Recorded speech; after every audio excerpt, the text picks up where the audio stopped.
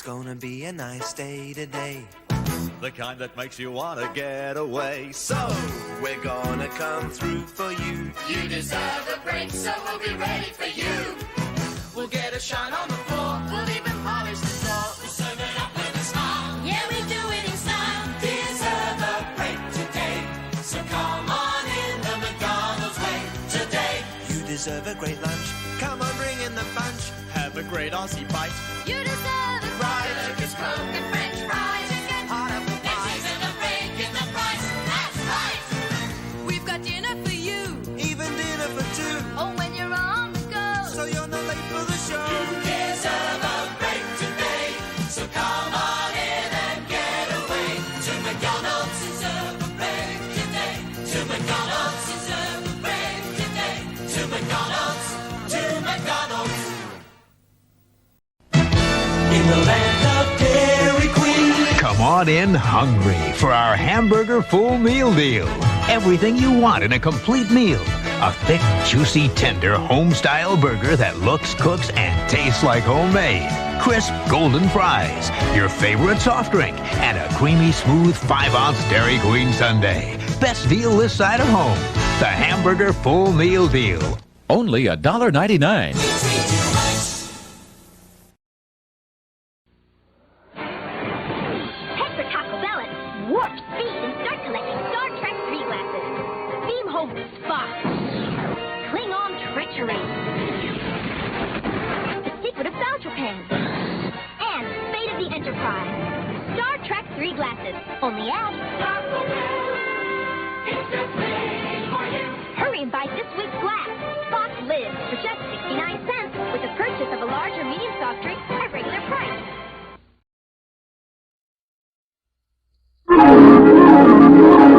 The following program is brought to you in living color on NBC.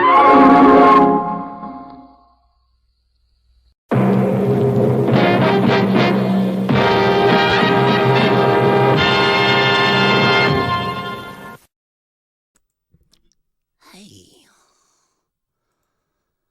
you making me hungry with all them junk food commercials. Are they paying you? You know, that junk food is loaded with salt and chemicals and hormones. Well, you know what they say, whatever doesn't kill you makes you stronger. And fatter. Hey. What time is it? It's Podblast time!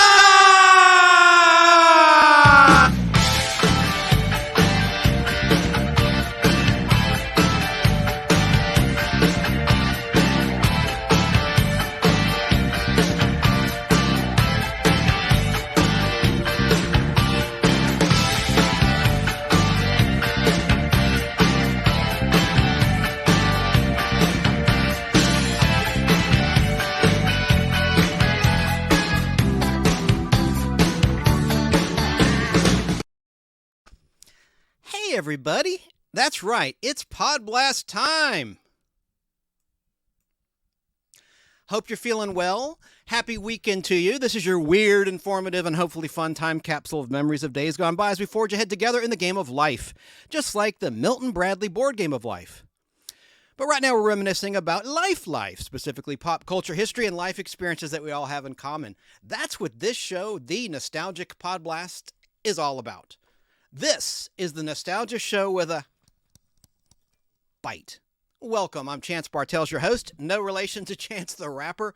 I like him a lot, Chance the Rapper. He was on Password on NBC recently playing the game with Kiki Palmer as host, playing against Jimmy Fallon. Great fun, great player. I was really impressed with his gameplay. Now, as Steve Harvey says at the beginning of Family Feud, We've got a good one for you today! and we do. If you want to be a part of the show and you want to call in old school and talk about anything nostalgic or on topic, the phone number is 770-438-1050. Those that are watching on YouTube Live or Twitch or Twitter or Facebook Live, I'll put the number on the screen, or Sarah will, my friendly assistant. in the chat, or you simply comment in the live chat area wherever you're watching with your thoughts, and I will share those with the other viewers and listeners on the screen, and I'll read them aloud for the people listening at Fistful of Radio or Apple Podcast or Podbean or TuneIn or Spotify, wherever you might be listening to this program. But if you want to see tonight's show, simply head to the Nostalgic Podblast YouTube channel, or the Facebook group, or the Twitter X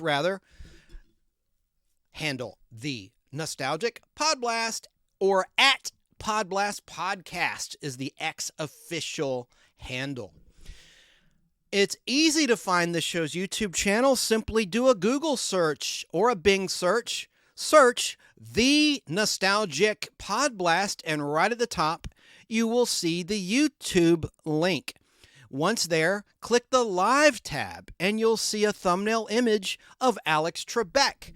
And then you'll know you're in the right place if any listeners want to see the clips that we're going to share tonight. And speaking of clips, gotta do my little disclaimer. In terms of the video and audio clips that I'll present to you tonight, I do not represent the owners of this material or any of its entities. This is a live, educational, interactive lecture for fellow nostalgia lovers, which I earn no proceeds in any way from this presentation. I do not own any of the movie clips, TV clips, or musical cues. No rights are given or are implied. I encourage all to purchase official releases of this material where applicable, as I have, or watch Buzzer, the great Buzzer channel on Pluto TV, or via your local affiliate, or the Game Show Network, GSN, on cable, your cable provider, or yeah, that's pretty much it. Oh, there's a Pluto TV about Jeopardy also by Sony. Sony owns the rights to Jeopardy, and we love the Sony Corporation. Now, all of these clips tonight were found from other YouTube channels that are fan channels, non-official channels. And we're not taking a rip from actual material like DVDs, Blu-rays, or 4K releases of any of this material. Now, let's get this nostalgic party started, and I will address the comments in the chat in just a moment. I can't see it right now. I've just got to get the show started. Now, for my wonderful fellow classic game show fans and game show people, we're going to start tonight continuing our ongoing series honoring the memory of great game show hosts who sadly are no longer with us. And we've covered several already. Let me put up my graphic, or my photograph. There they are. We've covered a whole lot of these thus far. We began this series remembering the great MCs of game shows with part 1, which focused on the golden age of game show television. And those hosts included Groucho Marx, Bud Collyer, Gary Moore, Bill Cullen, and Dennis James. They were all discussed in part 1. And you can find that in the live section of this channel, the Nostalgic Podblast, if you want to see part 1. And you'll see that image, which is on the screen right now, as a thumbnail. And there were plenty of rare audio and video clips and images in part 1. In part 2, we talked about Gene Rayburn, just by himself, because he was such a larger-than-life master of ceremonies in game show lore, and he went back to the golden age. That's where he began his prolific career as a game show host. In part 3, Richard Dawson was highlighted all by himself. And last week in part 4 of our ongoing series, we covered the memory of Bert Convy. Now in part 5, let's talk about Alex Trebek. And I have some clips I'm going to share with you in just a moment, so you don't have to just hear me rambling on and on and on. Alex Trebek, as we knew him, was born as George Alexander Trebek on Monday, July 22nd, 1940, in Sudbury, or Sudbury, depending on how you want to pronounce it, officially called the City of Greater Sudbury, which is the largest city in northern Ontario in Canada by population, with a population of 166,004, according to the 2021 Canadian census. Now, Alex Trebek was the son of George Edward Trebek, who was born in Ukraine. He was a chef who had emigrated from Ukraine as a child to Canada, and his mother was Lucille Marie. And she was a Franco-Ontarian. Alex Trebek had roots in Renfrew County, Ontario, where his maternal grandmother was born in Mount St. Patrick, near Renfrew. Alex Trebek grew up in a bilingual French-English household. He often would speak French, Alex Trebek would, when he hosted various programs. He was almost expelled from the boarding school that his parents sent him to. And shortly after, Alex Trebek attended a military college in Quebec, but dropped out when he was asked to cut his hair. Let me show you a picture of how Alex looked in his younger years. He had kind of a nice fro, if you will, and of course his trademark mustache. I liked Alex best with a mustache, which he lost in the last decade or so of his life on camera. Now, Alex Trebek's first job was at age 13 as a bellhop at the hotel where his father worked as a chef. Alex Trebek attended Sudbury High School, now called Sudbury Secondary School, and then he attended the University of Ottawa. He graduated from the University of Ottawa with a degree in philosophy in 1961. While Alex Trebek was a university student, Trebek was a member of the English Debating Society. At the time, he was interested in a broadcast news career. Before completing his degree, Trebek began his career in 1961 working for the Canadian Broadcasting Corporation, the CBC. According to Alex Trebek, quote, "I went to school in the mornings and worked at nights. I did everything. At one time replacing every announcer and every possible job," unquote. Alex would eventually read the CBC National Radio News and cover a wide range of special events for the CBC Radio and CBC television networks, including the sport of curling and horse racing. Alex Trebek's first hosting job was on a Canadian music program called Music Hop in 1963. In 1966, Alex Trebek hosted a high school quiz show called Reach for the Top. From 1967 to 1970, Alex Trebek was a host for the CBC, introducing classical music programs, including performances by Glenn Gould. For 1 or 2 seasons, he hosted a weekly skating program. Starting on April Fool's Day 1969, Alex Trebek also hosted Strategy, a weekday afternoon game show. From 1971 until the end of 1972, Alex Trebek hosted a show called I'm Here Till 9, the local morning drive radio show on CBC Toronto. In 1971, Alex Trebek was one of several to have been shortlisted to succeed Ward Cornell as the host of Hockey Night in Canada. Although Trebek was the preferred choice of executive producer Ralph Mellanby, based on his audition and other CBC roles, Mellanby, spelled M-M-E-L-L-A-N-B-Y, Mellanby, or Mellanby, stated in 2020 that he ultimately chose Dave Hodge instead of Alex Trebek because his boss did not want someone with a mustache to host Hockey Night. What a silly reason not to choose Alex Trebek as the host. In 1973, Alex Trebek moved to the United States and worked for NBC as host of a new game show called The Wizard of Odds. Not Wizard of Oz, The Wizard of Odds. O-D-D-S, like even and odds. The Wizard of Odds. A year later, Alex Trebek hosted the popular Merrill Bob Quigley game show called High Rollers, which had 2 incarnations on NBC from 1974 to 1976, then again from 1978 to 1980. And he also hosted an accompanying syndicated season from 1975 to 1976 of High Rollers.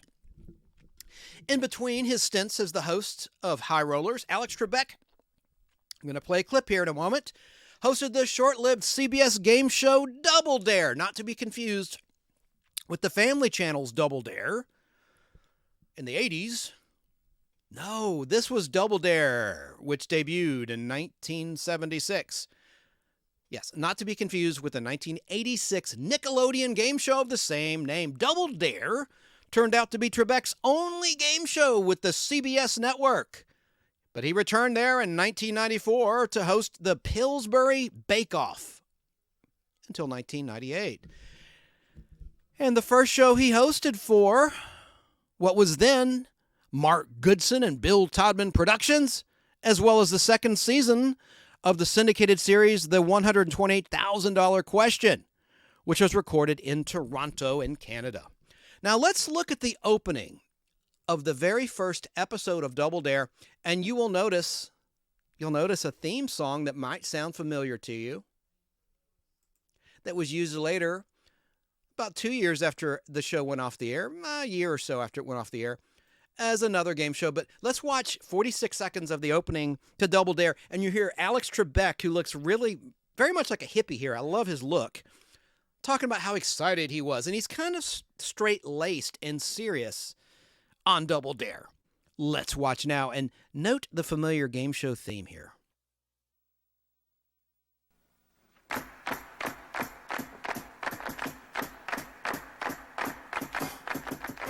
Take a risk. Take a chance. Take a dare. Play the game of Double Dare. With the host of Double Dare, Alex Trebek.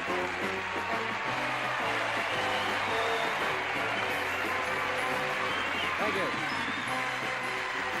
Oh, thank you very much. And welcome, ladies and gentlemen, to Double Dare. This is a brand new game that has us all very excited. We like it, and we hope you wind up liking it just as much.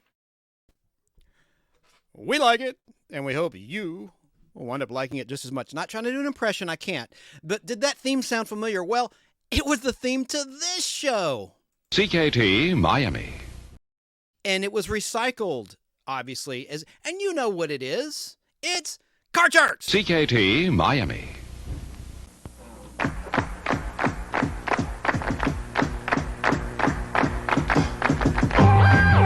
Kings and queens will rarely fight you unless an ace shows up to bite you on Card Sharks. And here's the host of Card Sharks, Jim Perry. Thank you, Dan. Thank you very much. Welcome to Card Sharks. Nice to have you here. We're going to talk about Jim Perry in the next week or two right here on the Nostalgic Podblast in our ongoing series about classic game shows. So we'll get back to Alex Trebek in just a second. I want to acknowledge some folks that are watching live. Hello to Lance Chafin. He says, higher, higher, lower, lower. Let's see. Hello, Brandon. I say that jokingly because he likes to bust my chops. He's a bit of a wiseacre. Hello to Kirst. Hello. CZ, I call him. Kirst Zero. Hello, sir. Hello, of course, to Sarah, my flock in Southern California. Lance was the first one here like an hour or two before I went live, so thank you, Lance. That's pretty cool. Hello back at you. And so was Sarah. She was here early. Let me just quickly go through these comments, and we'll get back to talking about the late, great Alex Trebek. So, hello to Danny State in South Carolina, taking a break from his Friday night wrestling to tune in. Appreciate that. Let's see. And hello to everyone who's watching after we're live in the replay. I appreciate that. And please leave a comment if you would be so kind. Let's see here. Let me just quickly go, and I'm sorry, fellow game show people. I'll get back to Alex Trebek in just a sec. I've got some really cool clips to share with you. Lance says Chance needs an 80s movie comedies topic. Done that before, but I think I should. Now that I have video capability, yes, sir, I think I should revisit that topic. Folks are saying hey to each other. Hello to Esmeralda in Oregon State. Always nice to see you. She psychoanalyzes me each and every week. I'm kidding. She probably does, though. She's probably taking notes. Oh, that was just me. I was a couple minutes late. Shocker. So coming right up, my pets. I mean my friends. My friends. You are my friends. I was totally kidding. That's it. Mind if I put my pants on? Just kidding. Show is ready. Okay, let's get back to the game show stuff. Hello to Jim's Camera at Dawn in North Carolina State. Hello, sir. He's a really nice person.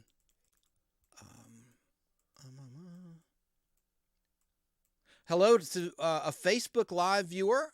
Is that Jerry? Let me see. Oh, let me refresh it really quickly. Oh, dang. Hang on now. Oh, there we go. That's Mary Smith. Mary Smith. Hello to you, Mary Smith. Wink, wink. Mary Smith says, love you, Chance. Love you back. Love you back. But I don't want to lose my wonderful game show people, so let me just quickly go through. Got to get back on track. Brandon was saying, hey, everyone, what's up? Sorry I'm late. Making a new custom background for my iPod Touch with my laptop. Cool, man. I love creative people. You're very creative. That's good. Good stuff there. You're creative at being a smart ass. Kidding. I'm kidding. But I'm sort of kidding, not kidding. If I missed anyone, I'm really sorry. I need to get back to talking about Alex Trebek and get back to the clips. Okay. I think we're ready to resume. So we were talking about Double Dare, and I just was mentioning how the Double Dare theme was recycled by Goodson Todman Productions as the theme to Card Sharks. And what's funny to me is that when Card Sharks returned in 2018, hosted by Joel McHale, they used the original Card Sharks theme. I've talked about this before, which really was the theme to Double Dare, instead of the 1986, really produced in 1985 by Score Productions. That version of Card Sharks, the theme, the version that was hosted by Bob Eubanks. I feel it's not my choice, not my decision, of course, but don't you think that would have been a more appropriate theme? But I guess, most people don't know the difference. They don't know that that's the Double Dare theme, right? They associate that with the Jim Perry Card Sharks as an original theme, which it was not. So, getting back to the history of Alex Trebek, whom we're talking about this week as we remember the great game show legends who are no longer on this earth, sadly.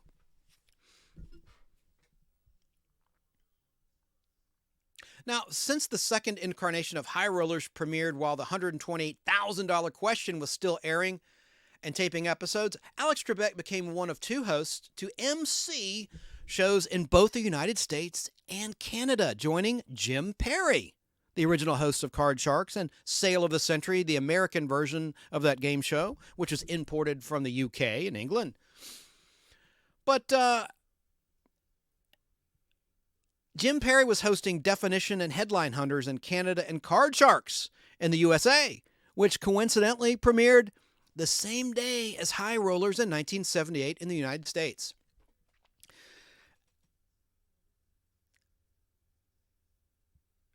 And Alex Trebek hosted a special bilingual edition of Reach for the Top and its Radio Canada equivalent titled Jeunesse en Arme. If Alan Sanders is listening, he speaks French. His mother's French. I know I screwed that up. Anyway, but it's spelled Genies, like genies.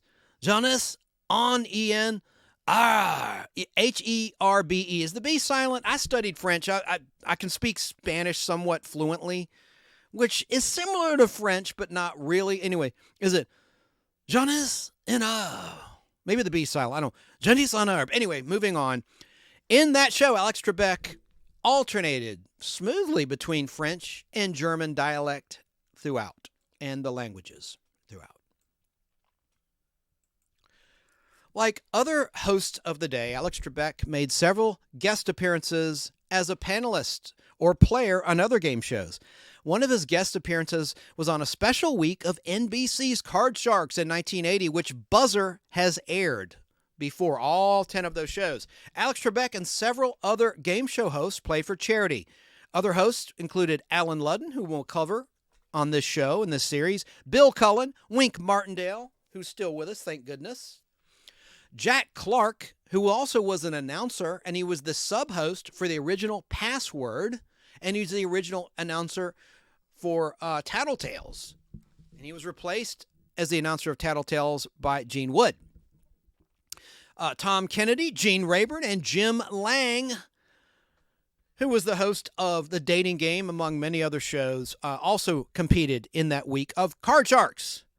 And it was a week-long round-robin tournament for charity. Now, Alex Trebek won that tournament, defeating Bill Cullen in the finals.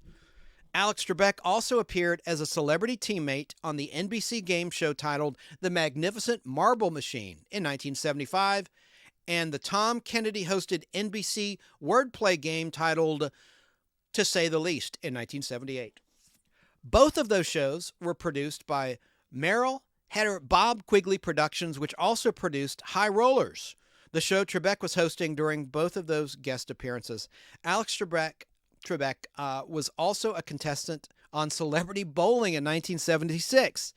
He teamed with Jim McCrell. The duo won their match against Dick Gautier, who was an actor and a good artist. He could do really good caricatures. He's best known to many as playing Herbie the Robot on Get Smart. And they also defeated Scatman Crothers, who passed away in 1986, a great actor, a black actor. He was bald. We're going to play Kick the Can from Twilight Zone, the movie, and many other appearances. Gosh, I loved Scatman Crothers. Of course, you know, one of the appearances that was really disturbing was in The Shining in 1980. I hated what happened to him in that movie. I know it's not real. You know, I watch a lot of horror movies and stuff. It's not real, but still, I don't like to see that nice man getting whacked by crazed, Jack Nicholson's character. After High Rollers was canceled in 1980, Alex Trebek moved on to host Battlestars. Not Battlestar Galactica, Battlestars for NBC. The series debuted in October 1981 and was canceled in April 1982, a few months later, just after only 6 months on the air. In September 1981, Alex Trebek took the helm of the syndicated show Pitfall, which was taped in Vancouver, in his homeland of Canada, and forced him to commute, as Trebek had done while hosting High Rollers and the $128,000 Question in 1978. Pitfall was canceled after its production company went bankrupt. As a result, Alex Trebek was never paid for that series. Can you believe it? After both of those shows ended, he hosted a revival of Battlestars called The New Battlestars that ended after just 13 weeks, then shot a series of pilots for other series for producer Merrill Header,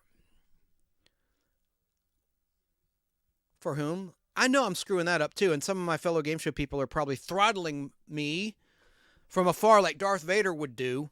Merrill Heater or Header, Heatter. Someone in chat, let me know. What's the correct way to pronounce that? Anyway, for whom he had worked hosting High Rollers and Battlestars. And Merv Griffin. The Header pilots were Malcolm. That's the title of the show, an NBC-ordered pilot featuring Alex Trebek with an animated character as his co-host, and a show called Lucky Numbers, an attempt at a revival of High Rollers that failed to sell to the network.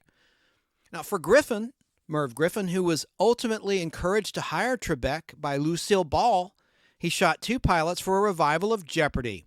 When the original host, Art Fleming of Jeopardy!, who was a friend of Alex Trebek's, declined to return to the role due to creative differences. But this revival sold, and Trebek began hosting it in 1984, and he remained the host until his death in 2020. Let's watch a clip of the opening of that very first Jeopardy! Pilot. This is pretty cool. Here's how it looked, and I hope I don't get thrown off of YouTube for playing this. Let's watch. Now entering the studio are today's contestants. First, a commercial property manager from Baton Rouge, Louisiana, Michael Malone. A law clerk from Toledo, Ohio, Cynthia Grove. And our returning champion with over $17,600 in cash winnings after 2 matches, a sales executive from Los Angeles, California, Jack Campion. These 3 contestants will compete today on Jeopardy! And now, here is the host of Jeopardy, Mr. Alex Trebek. Thank you very much, ladies and gentlemen, and welcome to America's most popular answer and question game. How about that? I think that's really, really cool. You usually see the first aired episode. You don't see much of the pilot. And when it comes to remembering Alex Trebek in other biographies of the late, great Alex Trebek. Hello to Stevie B. Mongolian Monster. She's the co-host. And they do a live show on YouTube every Tuesday and Thursday night from about 9 till 11-ish Eastern time. And I love their show, and I'm happy to see you there in the chat. And I will get back to the chat in just a minute. I just want to keep rolling on talking about the late, great Alex Trebek, and I have a few more clips I want to play. But, yeah, so what a great career Alex Trebek had just in Jeopardy alone. Wow.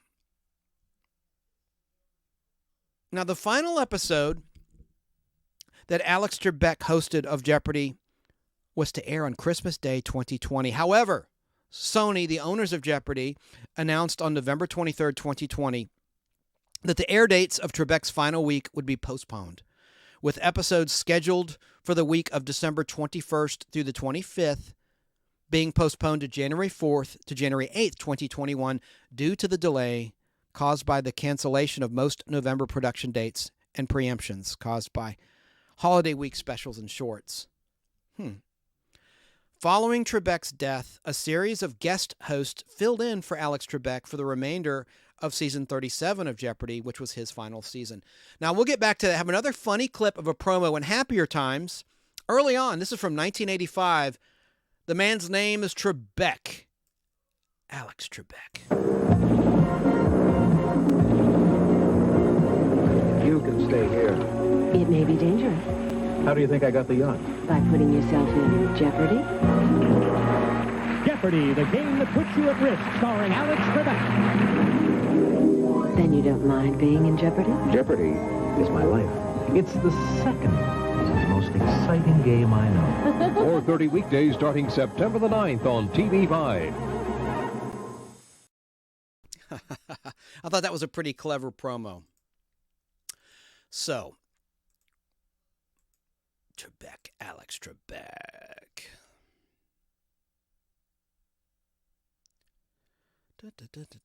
Now, on July 27th, 2022, it was announced that Mayim Bialik and Ken Jennings would succeed Alex Trebek as the permanent hosts of Jeopardy after alternating in multi-week stints for the remainder of the show's 38th season. After Mike Richards, the show's then executive producer, who briefly succeeded Trebek as a host of the program, was let go after taping a week's worth of episodes after various controversies came to light. Comments he made on a podcast from back in 2011. And he actually announced Michael Richards, not to be confused with Michael Richards in Seinfeld, who played Kramer, of course, but Mike Richards, as he's known, or Michael Richards, who was the executive producer of Jeopardy at the time. On screen, he announced and had very nice words about Alex Trebek after he passed in the first aired episodes of the syndicated Jeopardy. In 1987, while still hosting Jeopardy, Alex Trebek returned to daytime television as the host of NBC's Classic Concentration, his second show for Mark Goodson Productions. Trebek hosted both shows, Jeopardy and Classic Concentration, simultaneously until September 20th, 1991, when Classic Concentration aired its final first-run episode. Now I'm going to play some clips. Even Alex Trebek, who was a master MC, well, I guess that's what that means, master of ceremonies. That's a double entendre. No, that's a double negative. Even the talented Alex Trebek got confused. Now, look at this clip. He meant to say wild card, and look what he says. I have two brief clips to show you. This is only 20 seconds. Heart pendant. And Debo, you missed out on a Puerto Rican holiday in the first game. We've got a vacation in Tahiti in this one. It's going to be a little tougher for you guys, though. You'll have to work harder because we have but the one daily double. Okay. Daily double? Sorry. The one wild card. Wrong show. Wrong show. Right host, wrong show. Debo, make a selection. And he did it again several more times. Here's a 40-second clip. Thank you, Gene. Marjorie just went scurrying off into a little cubby hole there. We'll show Matt and Betty where they can find the scuba gear. It's dead center at number 13. There will just be the one daily double in this game, Betty. But we have some lovely prizes in terms of vacation. I said one daily double, didn't I? That's Next game. That's the next half hour. every once in a while the brain goes. I was going to let it go. It's One wild card. Thank you, Betty. You knew what I meant. I knew what you meant. Betty knew what I meant, so you folks back off. I was hoping they wouldn't. We've got a holiday in New Orleans, and we have $500 in the cash pot, and you get to pick. Nice mullet on that male contestant there. Did you see that guy's mullet? Wow. Yeah, I think that was from 1990. Wow. I like classic concentration. I always like the game of concentration myself, and I thought Jack Nars did a pretty good job as the host of NBC's Concentration. NBC owns Concentration. I wish they'd bring that back. There's been so many game show revivals in prime time that have fared pretty well in the ratings. Some didn't do so well, like the revival of Supermarket Sweep, which was canceled by ABC. But I wish they'd bring Concentration back, and I loved classic Concentration. I just loved the game. I had the board game by Milton Bradley, and it had little rollers, and you had the puzzle, and just I like the rebus puzzles. I like the artwork, and the fact you have to use your mind, and it does help keep your mind sharp when you play the game of Concentration. So I don't think I mentioned this yet. Mayim Bialik was let go, basically, as one of the hosts of Jeopardy! Now it's just Ken Jennings, who, of course, holds the record of earning the most money in game show history as a contestant. Because she made comments during the Writers Guild of America strike that were not kind to Jeopardy, saying, how I'm paraphrasing, how dare they go on producing shows of Jeopardy, and she was critical of her co-host or alternate host, Ken Jennings, the Jeopardy alternate host, for continuing on in the midst of a writer's strike. Well, Mayim Bialik is emboldened to the union because she's pretty much an actress, and I like her, and she's very talented and very intelligent. She holds so many degrees. She's a PhD, very bright lady, but it wasn't so bright to make those comments against your bosses, because game shows are not emboldened to the same union rules, and they have questions going back to 1984 just for the original Jeopardy alone, hosted by Alex Trebek, to draw from. So I don't know. I obviously did not set well with the powers that be at Sony and Jeopardy. Whomever made that call, I don't know who decided to cut her loose. Now it's just Ken Jennings hosting Jeopardy. Let's see. I thought that was funny how Alex got confused a little bit with the Daily Double and the Wild Card. So we watched those two clips. Let's see here. Now, NBC would air repeats of Classic Concentration on NBC Daytime until 1993, even though all new episodes ceased airing on September 20th, my dad's birthday, 1991. But check this out. In 1991, Alex Trebek made broadcast history by becoming the first person to host 3 American game shows at the same time, earning this distinction on February 4th, 1991, when Alex Trebek took over from Lynn Swan as the host of NBC's To Tell the Truth for Goodson Todman, which Trebek hosted until the end of the series run on May 31st, 1991. I love To Tell the Truth. Did you? I love that. And that goes back to Bud Collyer, the original host. And there's kinescopes of that are airing on Buzzer as we're live. I think at 4 a.m. I record them on my DVR. Kinescopes, of course, are recordings on 16mm film of monitors.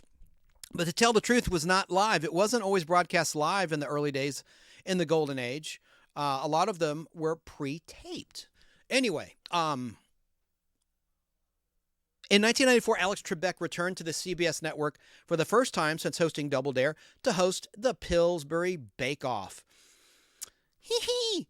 Which he hosted until 1998. Alex Trebek and Pat Sajak, the host of Wheel of Fortune. By the way, yesterday, they taped the very last Wheel of Fortune with Pat Sajak. It'll air in June 2024. But every episode of the final season of Pat Sajak is in the can, as they say. Yet to air. So it's a wrap on the great Alex Trebek, who retired. But I think he's going to stay on as an executive producer, and his daughter, Maggie, will be a part of the show with her Fan Friday spots and segments. every Friday on Wheel of Fortune, where they give away prizes to the viewers at home. But check this out. Alex Trebek and Pat Sajak, the host of Wheel of Fortune, traded places as hosts on April Fool's Day in 1997. Pat Sajak hosted Jeopardy, and Alex Trebek hosted Wheel of Fortune, with Sajak's wife, Leslie, as Trebek's co-host. Pat Sajak and Wheel of Fortune co-host Vanna White played contestants at the wheel, with winnings going towards charities. Trebek appeared on Celebrity Poker Showdown in 2005 and came in second place in his qualifying game, losing to Cheryl Hines. On June 24, 2018, Alex Trebek returned as a panelist on the ABC revival of To Tell the Truth. He hosted Jeopardy! Primetime special events titled The Greatest of All Time on ABC in January 2020, pitting the highest money winners in the show's history, Brad Rutter, Ken Jennings, and James All-In Holzhauer, against each other. Alex Trebek made multiple guest appearances on other television shows, ranging from Jimmy Kimmel Live in 2008 and 2011 to the Colbert Report series finale. In August 1995, during a return to his broadcast television roots, Alex Trebek filled in for Charles Gibson for a week on Good Morning America. Alex Trebek was also a guest star in Season 3 of The X-Files on Fox Network, playing one of two quote-unquote men in black, human agents charged with the supervision of extraterrestrial life forms on Earth, hiding their existence from other humans, opposite Jesse Ventura. In the episode titled Jose Chung's from Outer Space, which first aired on April 12, 1996. On June 13, 2014, the Guinness World Records presented Alex Trebek with the world record for the most episodes of a game show hosted, with 6,829 episodes at the time. He also appeared in multiple television commercials.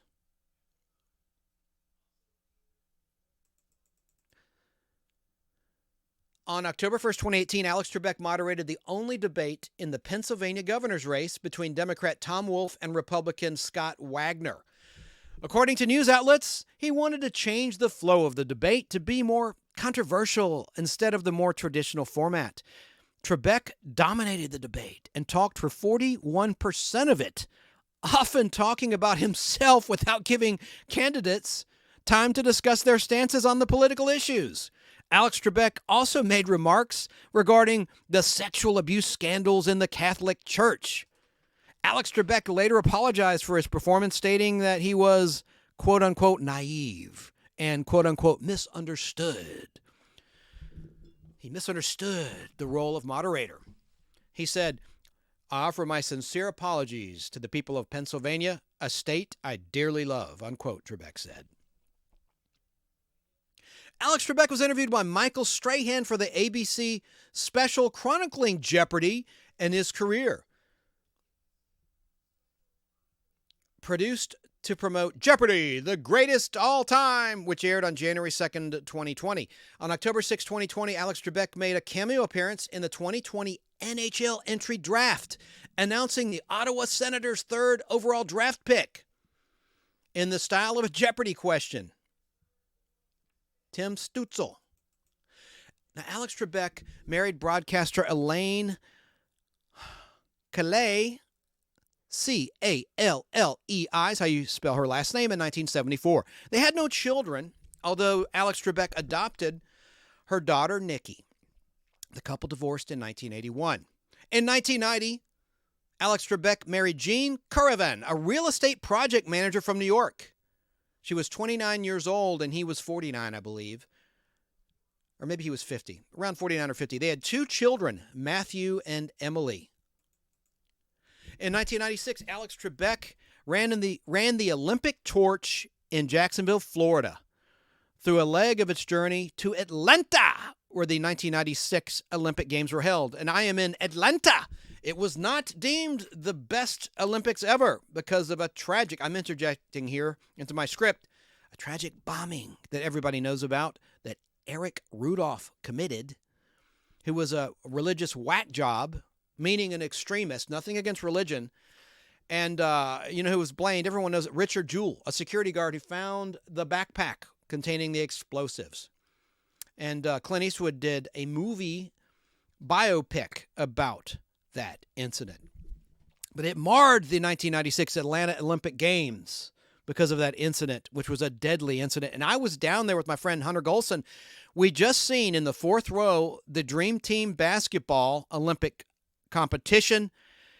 And my friend Hunter wanted to go to Bud World, meaning Budweiser World. I said, nah, let's just get out of here. I want to go home. Thank gosh we did, because that whole area was shut down during the investigation. We would have been in downtown Atlanta for hours. I have a great video I should share on YouTube that I shot with my camcorder of the 96 Olympics. Funny stuff, man on the street stuff. Not stuff where I'm tooting myself, patting myself in the back, tooting my own horn. Reminds me of a Jim Gossett joke about a Craftmatic adjustable bed. He got a Craftmatic adjustable bed so he could toot his own horn. I don't know what that means. Anyway, family show. I've got to put that video on the internet. I mean, we captured some incredible footage. I did, rather, during the 1996 Olympic Games, which has not been made public. Funny stuff. Anyway, and I did a 1988 Man on the Street March of 1988 video in Perimeter Mall in the Atlanta, Georgia area with my camcorder, and I got thrown out of the mall by a security guard on camera. He goes, "You know what you just did, you smart ass?" And he goes, "I tell you what you're going to do. Take the film out of that camera and expose it." And I go, "Oh, okay." And it's a camcorder. He thought it was Super 8 film that would be exposed and ruined, so I just bluffed it and said, "Okay." And I took the cassette out of the camcorder, which exposed nothing. Anyway, that's for my YouTube channel, probably my personal YouTube channel, Chance Acting Demo for that one. Getting back to Alex Trebek. Sorry, my wonderful fellow game show people. Did you know this? Alex Trebek became a naturalized citizen of the United States in 1998. So he was a dual citizen of Canada and the United States of America. On January 30th, 2004, Alex Trebek escaped major injury after falling asleep behind the wheel of his pickup truck while driving alone on a rural road in the central coast town of Templeton, California, returning from a family home at his lake house.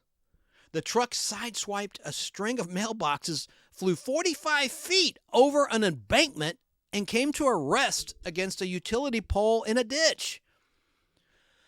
Trebek was not cited for the accident and returned to work taping Jeopardy just 4 days later. Let's watch a clip and take a break of me just rambling on, but this is important information about the late, great Alex Trebek. And we're going to talk about some other things. I have a great, I'm going to give away some prizes tonight, just some of the 1989 Batman cards and Grease cards later. I didn't mention this yet. We're going to play Taglines later in the show with video clips. This time, well, I don't want to give away the topic because there might be some preliminary Google cheating going on, but it's pertaining to food taglines. I'll leave it at that, and then I'll explain later which tagline we're going to actually cover. But here's Alex Trebek talking about the great theme song to Jeopardy. This is 1 minute and 30 seconds long. Let's talk a little bit about the music and the sound effects on Jeopardy. Do you think they help define the show? Well, our theme song, of course, the one that was created by Merv and the one which Merv has admitted has been an annuity for him. Shortly before he died, in an interview, Merv admitted that that little Jeopardy think music has earned him close to $80 million, over $3 million a year for 24 years, plus little extras here and there when it's used outside of our concept, our show. So, yeah, that's great. And people ask me, do you ever get tired of it? No, it's just part of Jeopardy, so it doesn't bother me. I'm familiar with it, and pardon me, I don't go around humming it or anything like that, and I enjoy it when it's played at a baseball game when a manager goes to the mound to make a pitching change and the organist starts dun dun dun, or when the referees at an NFL football game are conferring or going to the videotape replay to make a decision and you hear the organist play that thing. It's fine. Again, it's part of Americana. It means you've arrived. It means people recognize immediately. If somebody says, "Hey, you didn't phrase that in the form of a question," everybody in the room knows exactly what the reference is. Oh, you're thinking of Jeopardy. Exactly. Of American television for the use of that clip.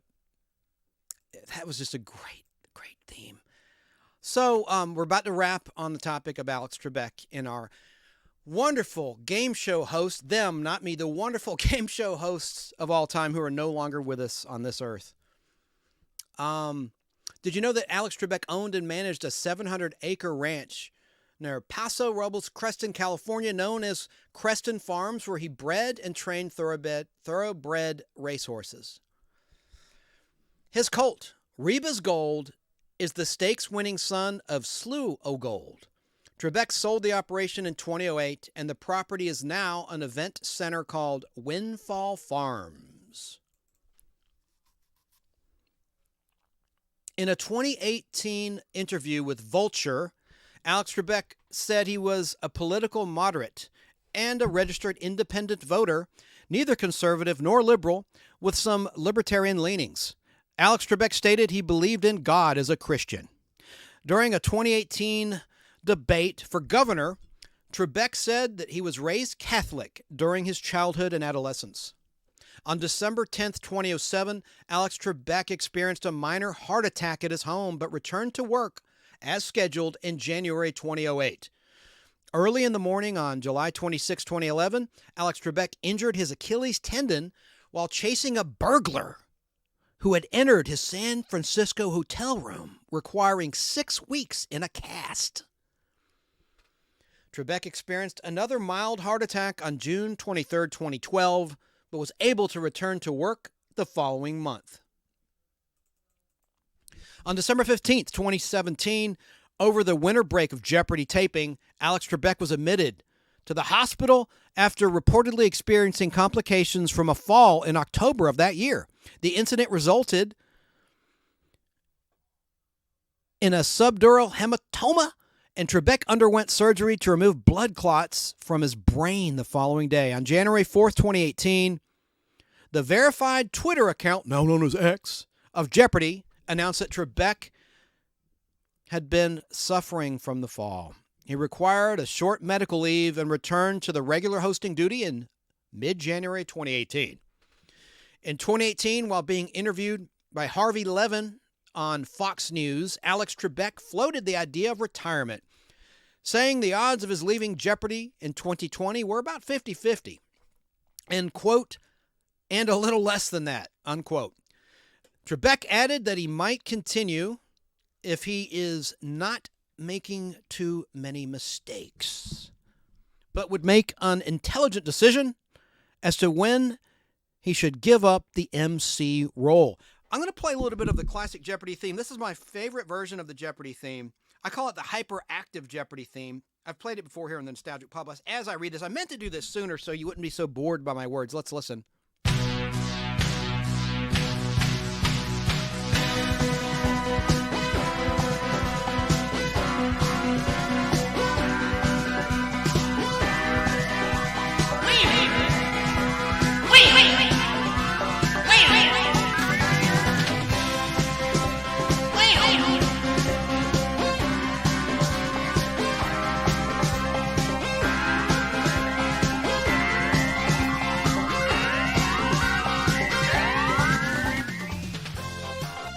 Serious here on March 6th, 2019. Alex Trebek announced that he had been diagnosed with stage 4 pancreatic cancer.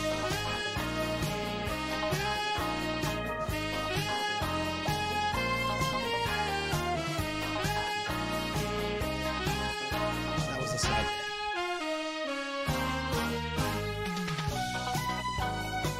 In October 2018, before that, Trebek signed a new contract to continue as host of Jeopardy through 2022, stating in January 2019 that although he was beginning to slow down due to his age, he was approaching the age of 80, the show's work schedule consisting of 46 taping sessions each year was still manageable. But then came March 6, 2019, and the terrible diagnosis. Alex Trebek had been experiencing a persistent stomach ache before the diagnosis, but did not recognize it as a symptom of the disease. In a prepared video announcement of the diagnosis, Alex Trebek noted that his prognosis was poor. but said that he would aggressively fight the cancer in the hopes of beating the odds and would continue hosting Jeopardy for as long as he was able to, joking that his contract obligated him to do so for 3 more years.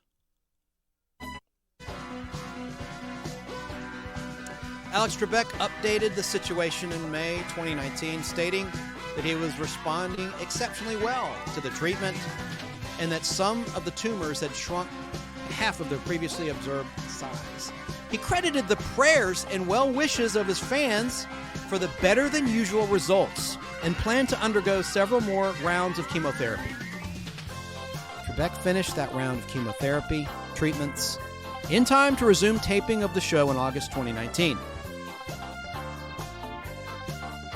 But it was ineffective, and Trebek resumed chemotherapy in September of 2019. On October 4th, 2019, in an interview with SCTV's chief anchor and senior editor, Lisa LaFlamme, spelled L-A, capital F-L-A-M-M-E, Trebek said, quote, "I'm not afraid of dying." And, quote, "I've lived a good life, a full life, and I'm nearing the end of that life. If it happens, why should I be afraid of that?" Unquote. Alex passed away at the age of 80 on Sunday, November 8th, 2020. That's a long time ago. I want to say thanks to Buzzer and Pluto TV, because thanks to them, he's still with us each and every day, several times a day. Buzzer airs Classic Concentration multiple times per day, and Pluto TV hosts Sony's Jeopardy channel 24/7. Alex Trebek episodes. Rest in peace, Alex Trebek. In terms of his personal life, as we wrap the topic of Alex Trebek, Alex Trebek was a longtime philanthropist and activist. He was active with multiple charities, including World Vision Canada, United Service Organizations, and the United Negro College Fund. For World Vision, Trebek traveled to many developing countries with World Vision projects, taping reports on the group's efforts on behalf of children around the world.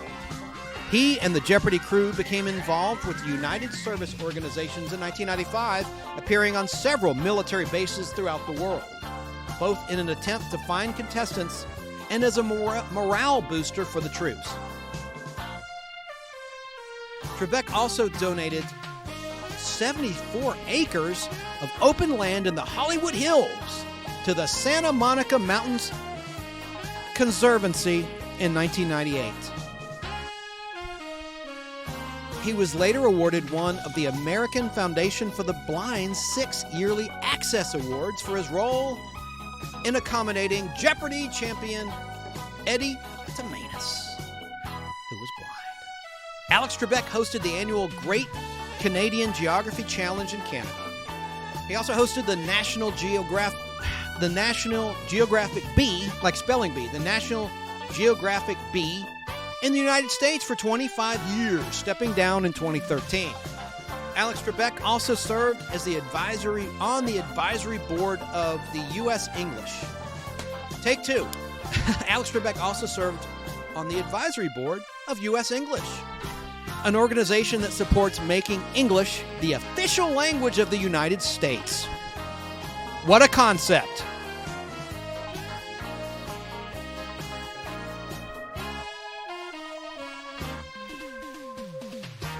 The nostalgic Podblast, who is this?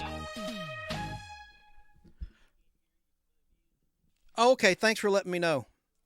TurboTax Live, full service. Take taxes. I was told a local tax I can't be heard because of the music, so I guess I'll turn the music off. We're almost done rapping with Alex Trebek. That's Jim's camera at Dawn on YouTube. Thank you, Jim, in North Carolina, for letting me know that I can't be heard. So, well, I better repeat. No, I'm not going to repeat. Let me just say, it is amazing what Alex Trebek did for charity, and just a wonderful philanthropist. I love that he served on the advisory board of U.S. English, an organization that supports making English the official language of the United States. That's pretty cool. Habla inglés! Habla inglés! I don't know what that means. In 2016, Alex Trebek donated $5 million to the University of Ottawa to fund the Alex Trebek Forum for Dialogue, the objective of which is to expose, quote, to expose students to a wide range of diverse views through speeches, public panels, events, and lectures by the University of Ottawa researchers, senior government officials, and guest speakers from around the world. His gifts to the university, which at the time totaled $7.5 million, also fund a distinguished speaker series, which has included a presentation by Nobel, oh, good Lord, I can't pronounce, Leymah, Leymah, Gbowee, introduced by Alex Trebek. Leymah Gbowee.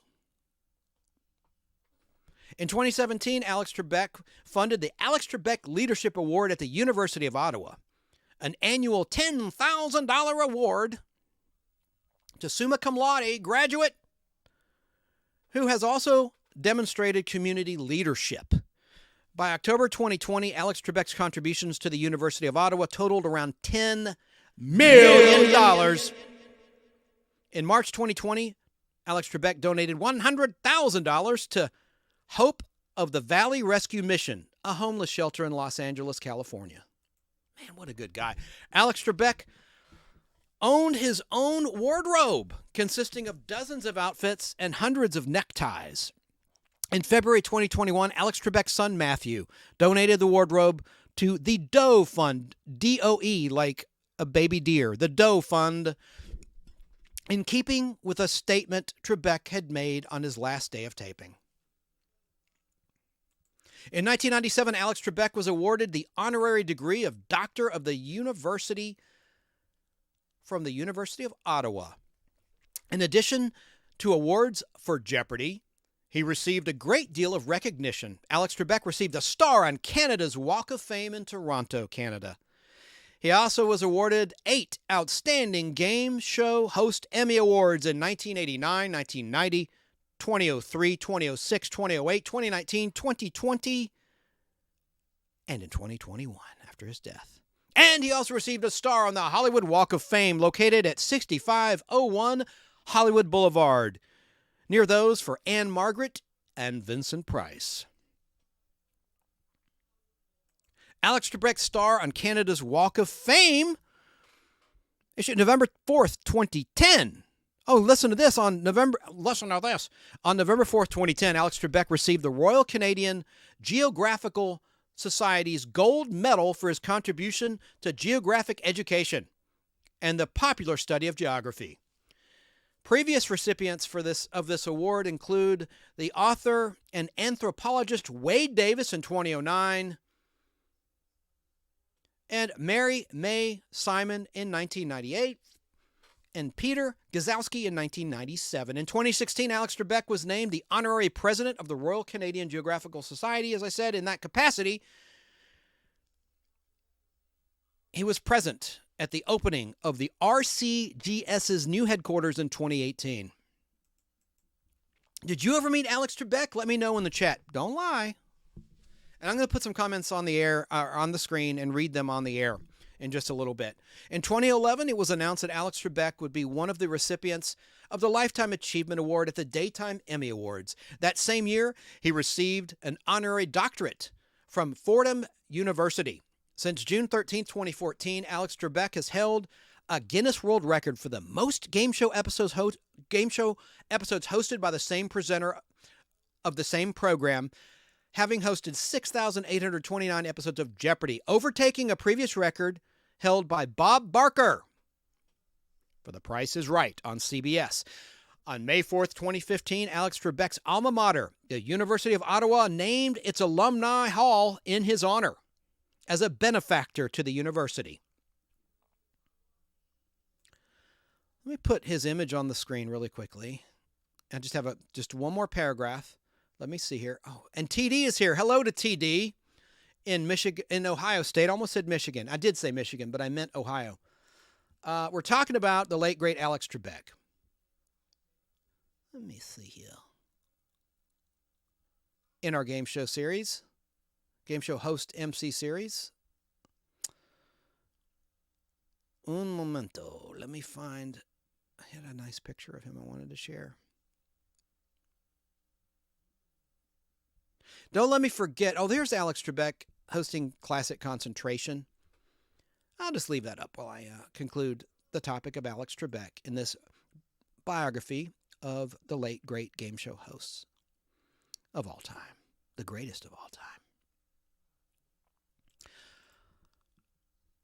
In May 2016, Alex Trebek was given the key to the city by the city of Ottawa. On June 30th, 2017, Alex Trebek was named an Officer of the Order of Canada by then Governor General David Johnston for, quote, his iconic achievements in television and for his promotion of learning, notably as a champion for the geographical literacy. Oh, a champion for geographical literacy, unquote. No thee. On June 28, 2019, Alex Trebek was awarded the 2019 Americanism Award by the Daughters of the American Revolution. On January 7th, 2020, Alex Trebek was awarded, along with his wife Jean, the Fordham Founders Award at Fordham University, or Fordham University, however you want to say it.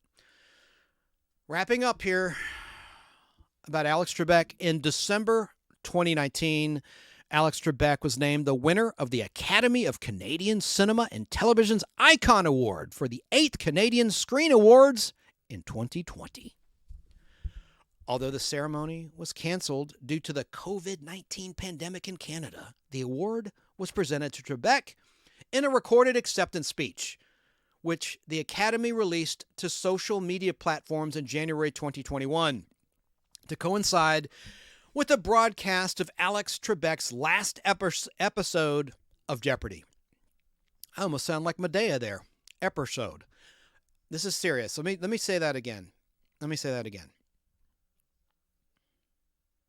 Although the ceremony was canceled due to the pandemic in Canada, the award was presented to Trebek in a recorded acceptance speech, which the Academy released to social media platforms in January 2021 to coincide with the broadcast of Trebek's last episode of Jeopardy!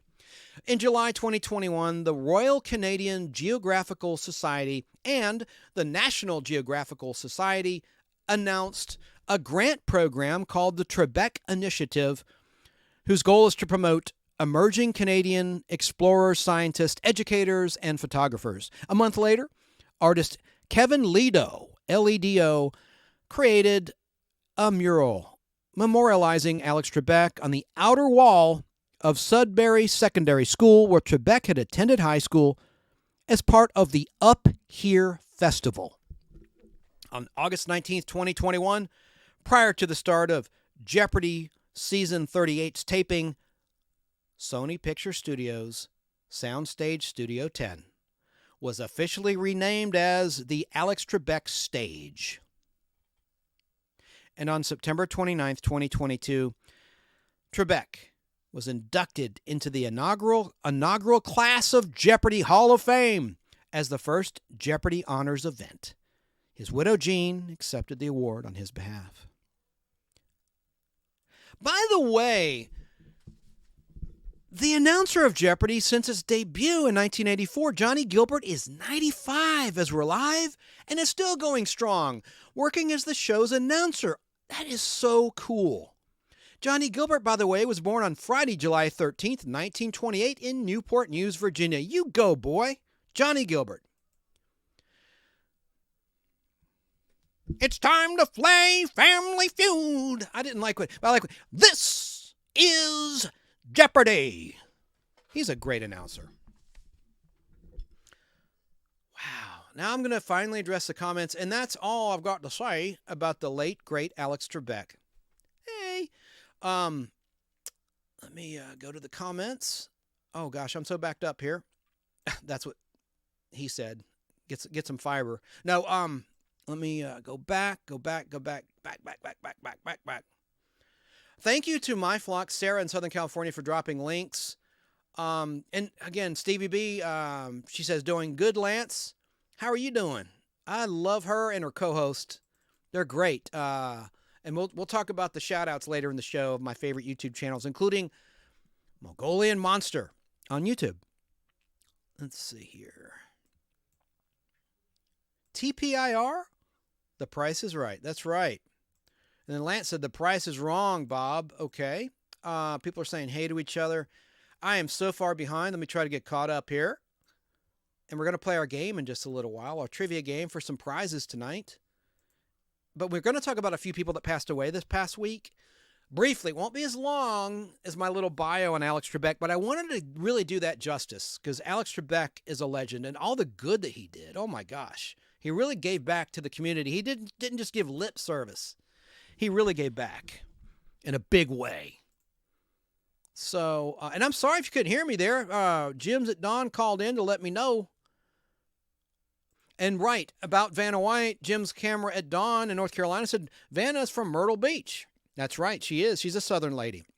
And she lived in Atlanta for a while before she began her long stint as the letter turner and letter toucher on Wheel of Fortune. And if you tuned in late, yesterday, in April 2024, they taped the very last episode of Wheel of Fortune, hosted by Pat Sajak. Who had taken over from who? Who do you think he took over for? Do you know? Chuck Woolery was the original host of Wheel of Fortune on NBC starting in 1975. 2 and 2. And TD says, I yell, good morning, Vietnam! All the time to my cat. Wait. I yell, good morning, Vietnam! All the time to my cat, says TD. She's got a great channel, TD, on YouTube. She does a lot of improvisation and impressions, really good stuff. And she's easy in the eyes, too. I like TD. In Ohio State. And that's a reference to the Robin Williams movie, of course, Good Morning Vietnam, for those that don't know. Let's see here. People are saying hey to each other.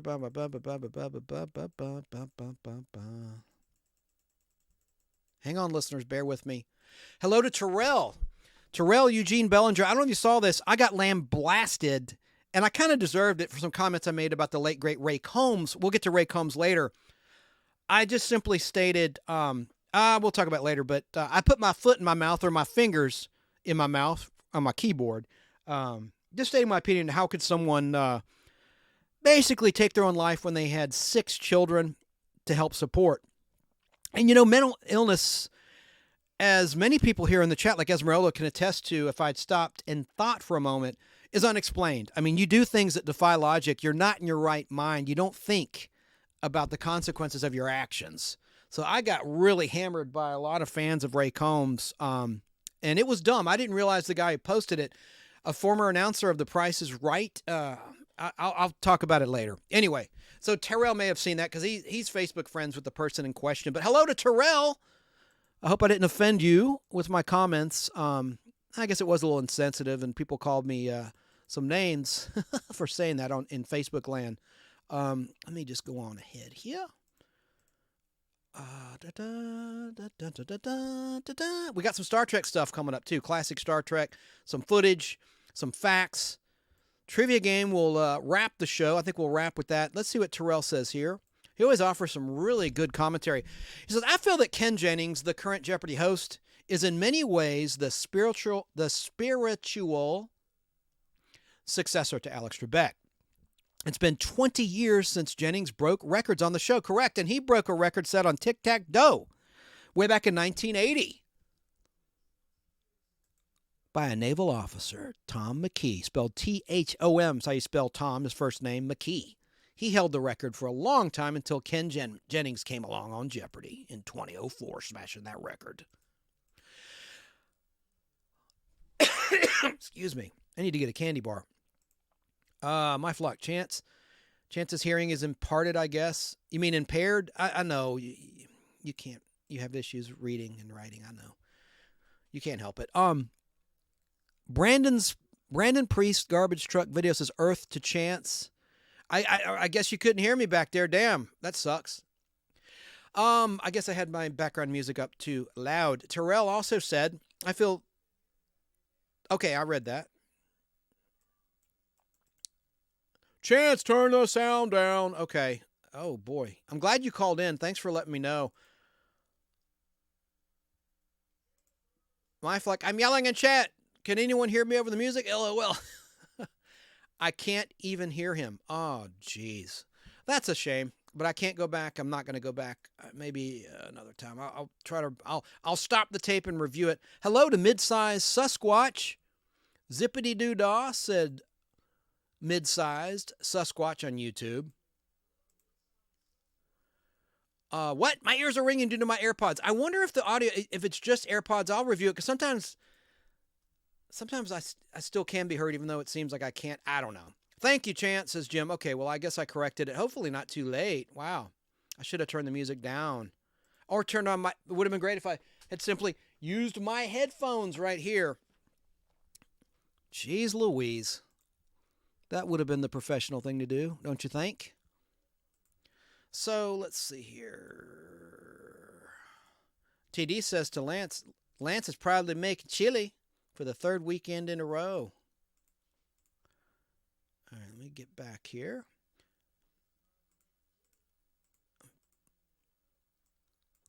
Thanks for being here, TD, Brandon, Sarah, loyal Sarah of My Flock YouTube channel. Hello, Snarky. She showed up. Hello, Snark and Sass. It was fun hanging with you on the My Flock channel, talking classic Star Trek Tuesday night on Sarah's channel. That was a lot of fun.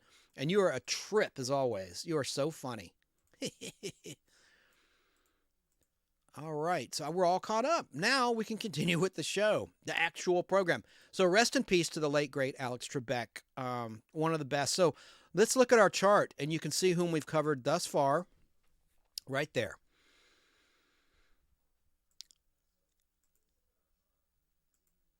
We've covered a lot of these fine folks. Let me go here and do this. Oh, I guess I was not so caught up. Yep. Okay. He seems so sweet. Rest in peace, Alex Trebek, says TD. Or said TD.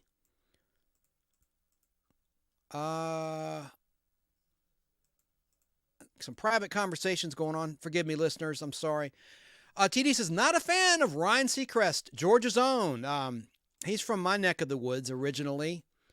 Yeah, you know, I guess you didn't like duck faces. No, I'm not going to trash him because I'm still auditioning to try to be a contestant on Wheel of Fortune, so it wouldn't be wise of me to knock the man. I mean, you can't deny his mega successful career.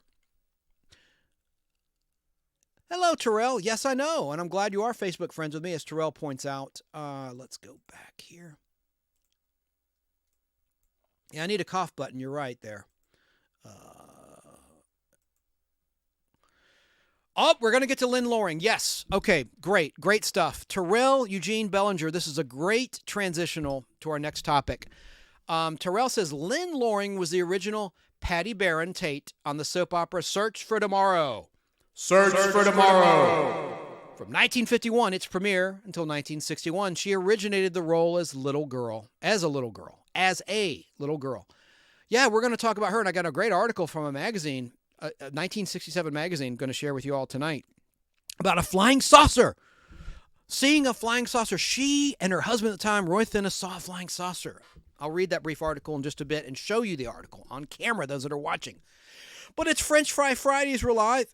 I always like to put up this little chart, and there's some that are not on this chart representing the best in drive-through French fries, and some that are not drive-through, because you can't really drive through a Sonic. You can drive up to a Sonic, but you can't drive through it. There you go. Who has the best French fries? That's all I got to say about that. Now, let me just get to my images. I know I've mentioned this before, but did you know anyone that likes Quinn Martin? Just a reminder that the FBI is on Tubi TV, all 9 seasons of that program.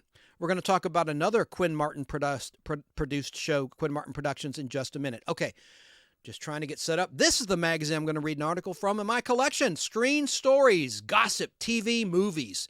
got a couple good articles to share with you from this book. There's Jane Fonda, who at the time was on Broadway, Barefoot in the Park. Before Barbarella, BB, before Barbarella. Right before. Shot in 67, released in 1968. An Italian production, and it was the movie that gave birth to the name Duran Duran, like the rock band, the 80s new wave band that I was a fan of and still am a fan of. But I digress. So let me get now back on topic. So, yes, Terrell. Now, we're going to start with this lady, Item. We lost a classic Star Trek actress, an actress and producer, Lynn Loring, and a comedic genius that Hollywood seemed to forget all about. But first, my fellow Trekkers and Trekkies, we're going to talk about this lady. Let me put her image up on the screen. And this will be very brief, I promise, but I think interesting and important, and I think you're going to love the video clip. So we have to remember this lady. Barbara Baldavin. She was in 3 original Star Trek episodes. Talked about this Tuesday night, but for those that don't watch that channel or listen to that channel, I'm going to go over this again. Here's from the Hollywood Reporter's Mike Barnes. Headline: Barbara Baldavin, actress on Star Trek and Medical Center, dies at age 85. Barbara Baldavin, who appeared on 3 episodes of the original Star Trek and recurred on Medical Center before working in the casting department on shows including Dynasty, or called Dynasty, and Trapper John M.D., has died. She was 85. Baldavin died Sunday of congestive heart failure at her home in Manhattan Beach. Her son, Mark, M-A-R-C, D'Augusta, told The Hollywood Reporter. I need to see if her son was related to Star Trek, the original Star Trek's D'Augusta. Probably so. That's not a common name. Let me look that up. Ezra Live. You know what? I'm going to play a clip of Barbara in her first Star Trek appearance. Here's a 1-minute clip. And wait, let me look that up. I'm going to look up a little bit of Mark. I want to know a little bit more about him. I always learn along with you guys and gals in the audience of the Nostalgic Podblast. But let's watch a clip. I don't even know if Barbara Baldavin is in this clip, but this was her first episode in production, or the 9th produced episode of Star Trek. Balance of Terror. That includes the 2 pilots. Hey. And let's look at it right now. Captain's log, stardate 1710.0. The Starship Enterprise is under heavy attack by an enemy vessel. Obviously, their weaponry is superior to ours, and they have a practical invisibility screen. Helm, hard over. Phasers, fire, point blank.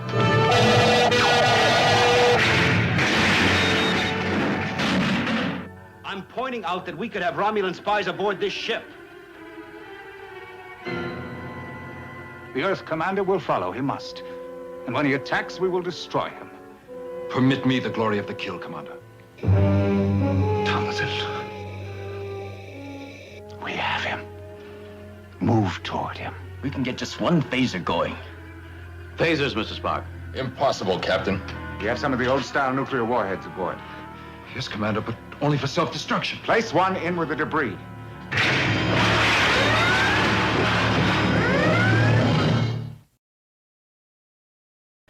Before I forget, a couple things I've not yet mentioned about that. Didn't mention it Tuesday night. You saw phasers being fired from the USS Enterprise when, in fact, there were photon torpedoes that were fired. Yes, there's a difference.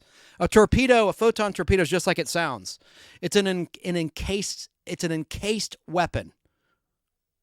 Spock was launched in a photon torpedo at the end of The Wrath of Khan! In the movie, the 1982 movie. But, and I did mention this. Should I grab my Enterprise?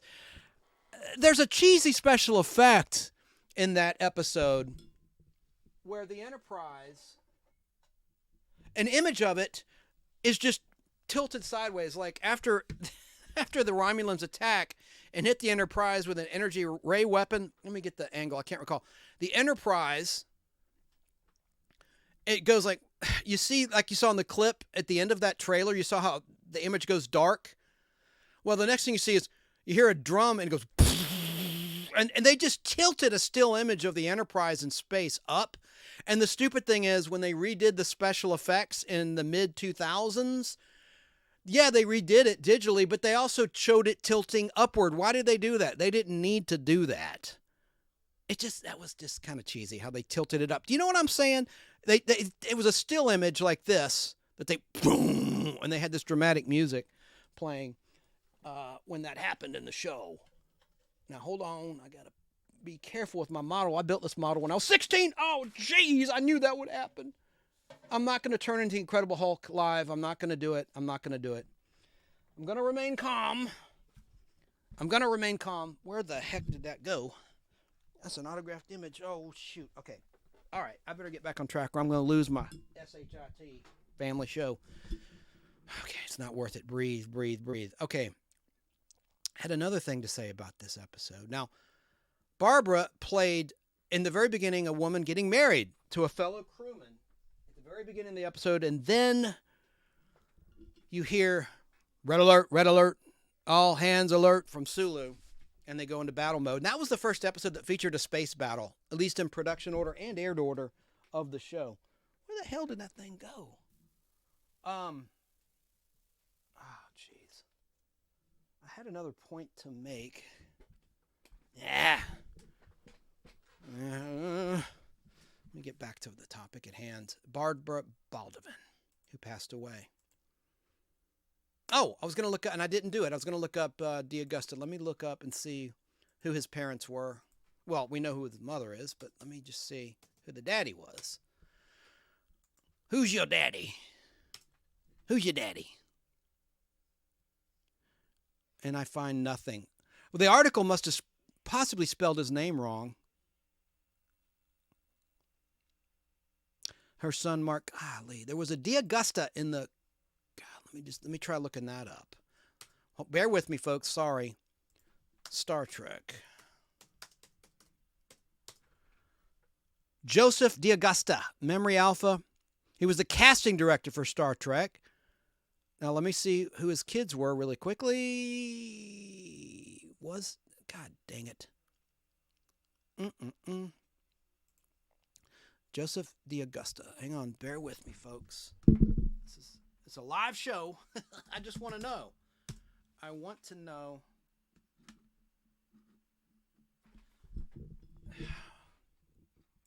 God dang it. Hang on. This is so bad. Dang it, ain't working. Oh, I busted it. No, I didn't. Hang on.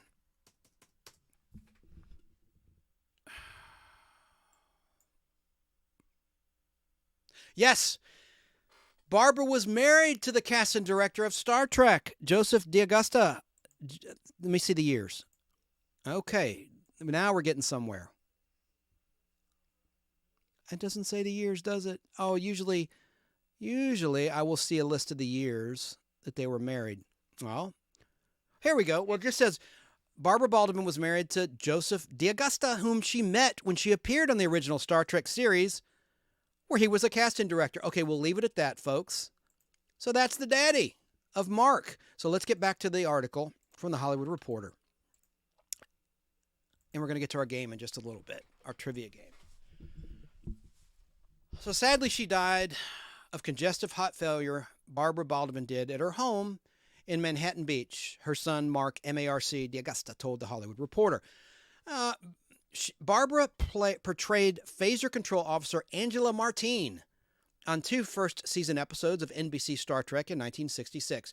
On the first one, her wedding to Starfleet Officer Robert Tomlinson, played by Stephen Mines, M-I-N-E-S, with William Shatner's Captain Kirk presiding the ceremony, was interrupted by a Romulan attack. She then returned as Lieutenant Lisa, a communications officer and court reporter, on the last produced and aired episode of the original Star Trek series titled Turnabout Intruder, which aired in June of 1969. Let's play some more clips. Let's play a clip of Shore Leave, her second appearance, but I have a photo from that. Well, let me do the photo first. So here's the photo. There, rest in peace to Barbara Baldwin. That's what we're talking about now. Let me just show you a little collage. There's the guy that her character married, but then, spoiler alert, he dies at the end of the episode. It's a tragic episode, tragic ending. He dies at the end of it. He looks like my friend Jeff Logan. Here's another collage of Barbara in her 3 Star Trek appearances. There's a nice shot of her there. But here's how she looked in Shore Leave. She had a little bit different appearance, a coiffed hairdo, and she had a new man, Rodriguez. So she had recovered from the loss of her husband, actually. Oh, no, you know what? They actually weren't. It was in the middle of the ceremony. Let me check that. They were engaged, but right when they were about to become husband and wife, the attack happened, and it postponed their marriage, which never happened because the groom, seen here, died. And it should have been a bigot on the bridge who died, whom Spock saved. That was another ironic part of that beautifully written and executed episode. Oh, here's another thing I was going to say about Balance of Terror. There was a line, in a different reality, I could have called you friend, the Romulan commander says to Captain Kirk. John Byrne copied that line wholesale and wrote it in Man of Steel. There's a DC comic book, Man of Steel, from 1986, after John Byrne left Marvel to go to DC in those days. In that year, 1986, he left the Fantastic Four to draw a miniseries, Man of Steel. Go back, I think it's issue 1. He took that line, hook, line, and sinker. And he also would borrow lines from the Outer Limits and classic Star Trek in the Fantastic Four in 1981 and 1982. He wrote and penciled the Fantastic Four, eventually penciling and inking the Fantastic Four, starting with issue 232. But he had drawn it previously, issue 220, among others, sporadically, going back to, I think, issue 210 of the Fantastic Four. And he left that book in issue 292. He drew 232 to 292 consecutively, John Byrne did. But he took that line, in a different reality, I could have called you friend. When I read that, I'm like, he got that from Balance of Terror, Star Trek. Which he did, John Byrne, who is a great artist and writer, in my opinion. Now for the clip. The clip of Shore Leave. Oh, man, where is it? Here it is. Here it is. Well, I got some glare on my end in the background there. Okay, here it is. Coming right up. And I have got to use the little boys' room.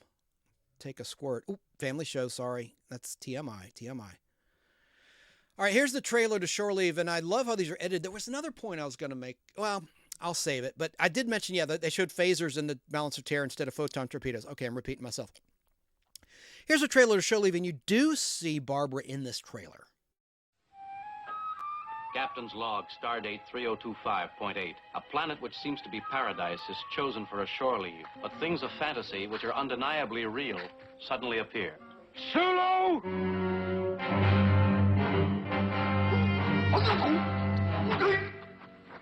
Enjoy yourself, Captain. It's an interesting planet. I believe you'll find it quite pleasant. You'll have no problems. I swear, I heard someone moving around. Don't talk like that.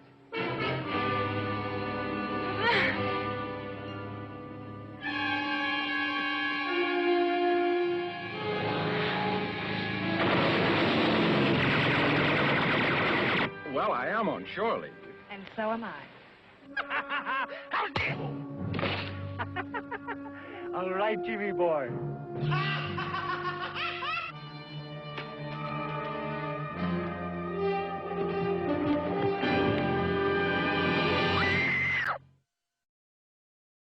Great episode, holds up to this day. I like that Dr. McCoy got some action with that Yeoman Barrows who was screaming at the end.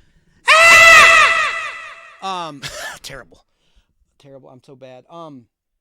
She was really attractive. Emily Banks played that yeoman, who liked Dr. McCoy. So let me play now the final trailer to the very last episode in aired order and production order of Star Trek, the 79th produced. I count the Menagerie as just one production, the 16th, because it was incorporating most of the footage of the first pilot, The Cage. They recycled a lot of that footage, the bulk of it. So it was like really 1 week's of production time. Anyway, I digress. Here's the preview, and check it out. This is like Freaky Friday. Shatner is playing a woman in this episode. He's hysterical in it in a good way, playing a woman, a crazy woman, jealous in ambition, and she's driven herself insane. Let's check it out and watch Shatner playing a woman here. What does your telepathic mind tell you now? I believe you.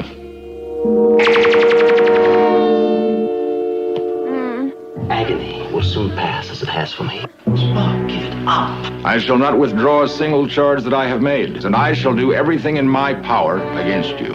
It is mutiny! Dr. McCoy, sorry, but I'm going to have to take you off the case. On this ship, my medical authority is final. I won't allow it. It's done. Security guard! Attention all personnel. First Officer Spock has been placed under arrest on the charge of mutiny. Then, Doctor, that's the time we move against him. We'll have to take over the ship. We're talking about mutiny, Scotty. That's enough. We know what was said. Enough to convict you of conspiracy with mutineers. And you're so charged. The sentence, death. Execution will be immediate. What do you think about that? Wow. You've got to see it. If you've not seen it, it's on Paramount Plus if you want to stream that episode.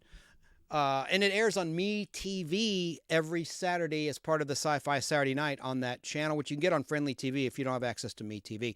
MeTV is not on Pluto. You can't find it anywhere except for through an affiliate over the air for free if you have a MeTV affiliate within range of a digital antenna or on a cable system. Excuse me. Xfinity here in Atlanta carries MeTV on channel 17 on Xfinity.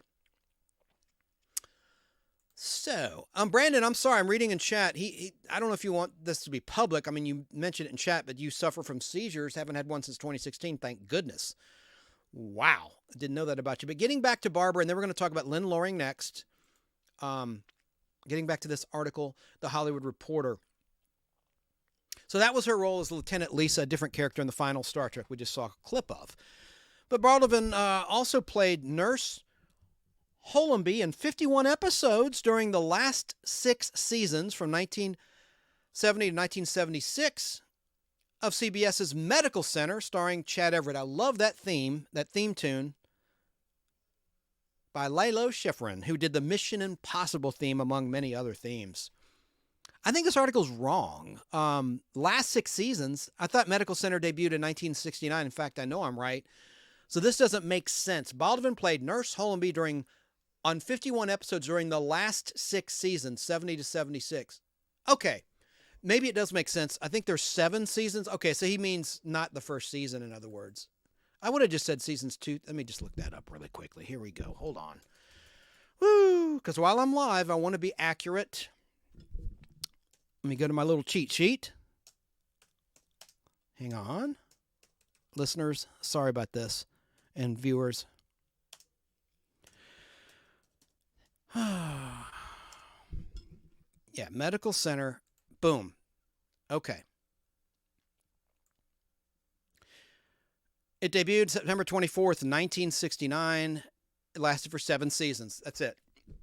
It ended on March 15th, 1976 in terms of the last all-new episode. Excuse me. And she played in seasons 2 through 7 Nurse Hollenby, Holmby, played by Baldavin, or Baldavin, however you can say it however you want.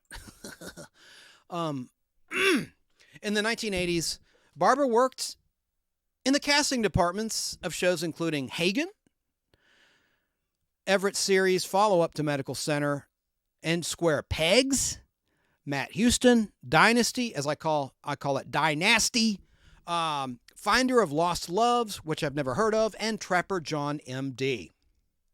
Barbara was a native of Quincy, Massachusetts. Hold it. Un momento. I should put her photo up on the screen. Yes. Oh my gosh.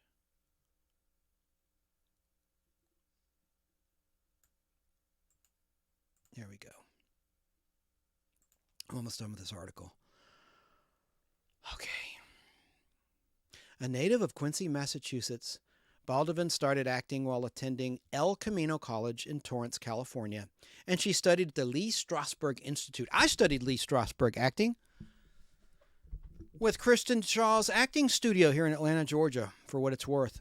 Now, Barbara also showed up on episodes of Rawhide, The Fugitive, Insight, Columbo, Mannix, Adam 12, Toma, The FBI, which I talked about, that's streaming on Pluto TV, Macmillan and Wife, Bronk, Beretta, Barnaby Jones, Charlie's Angels, Fantasy Island, Vegas, and more. That was a great show, Vegas, starring Robert Urich.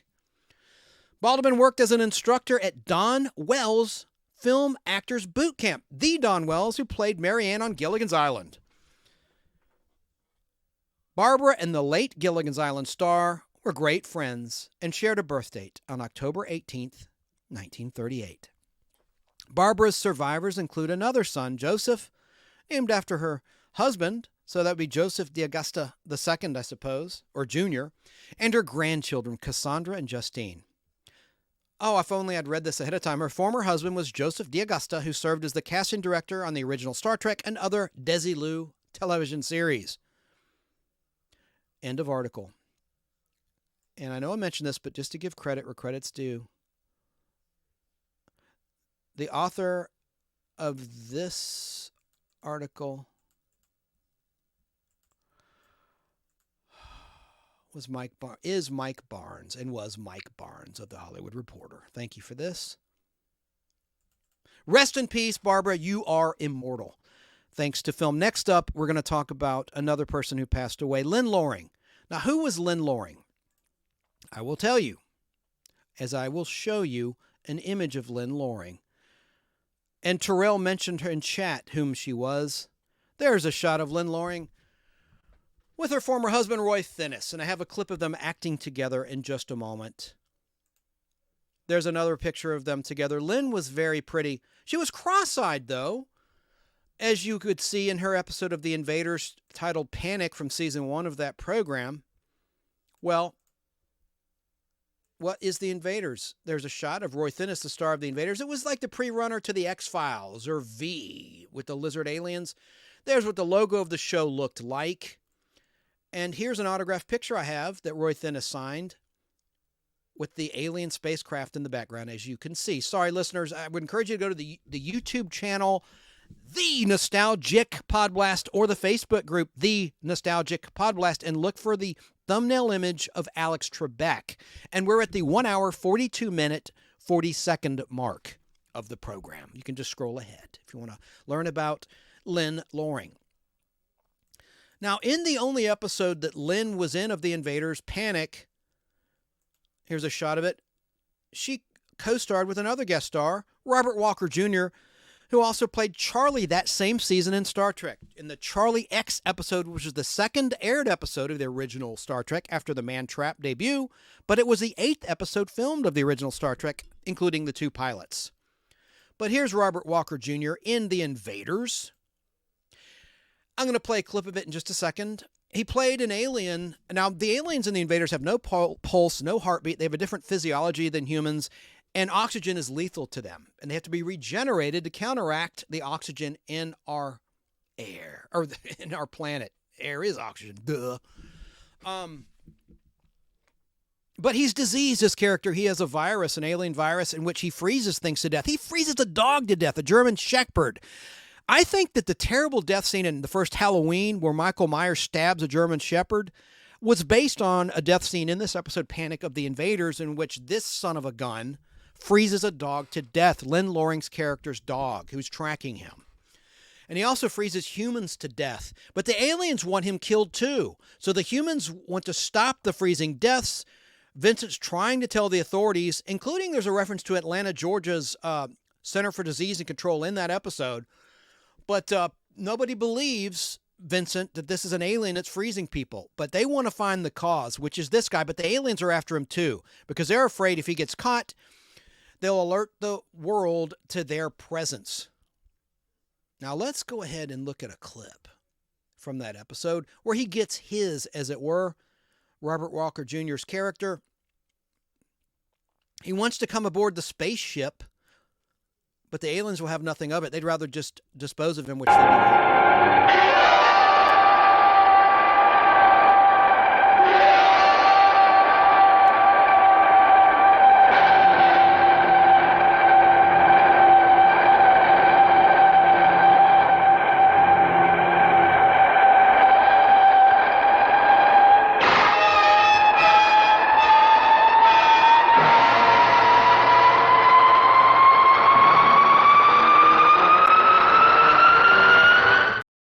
And there's Lynn Loring running into the shot. Good night, sucker.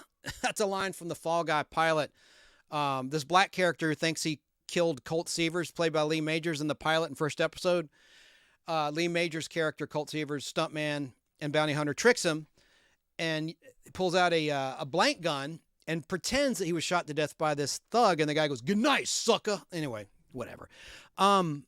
I want to show the opening to The Invaders opening credits just for the heck of it, because I know most of you have never heard of the show. Let's watch this.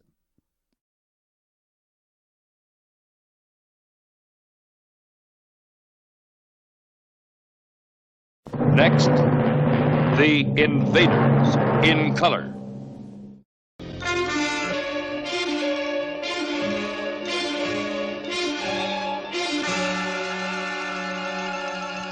The Invaders. A Quinn Martin production. Starring Roy Thinnis as architect David Vincent.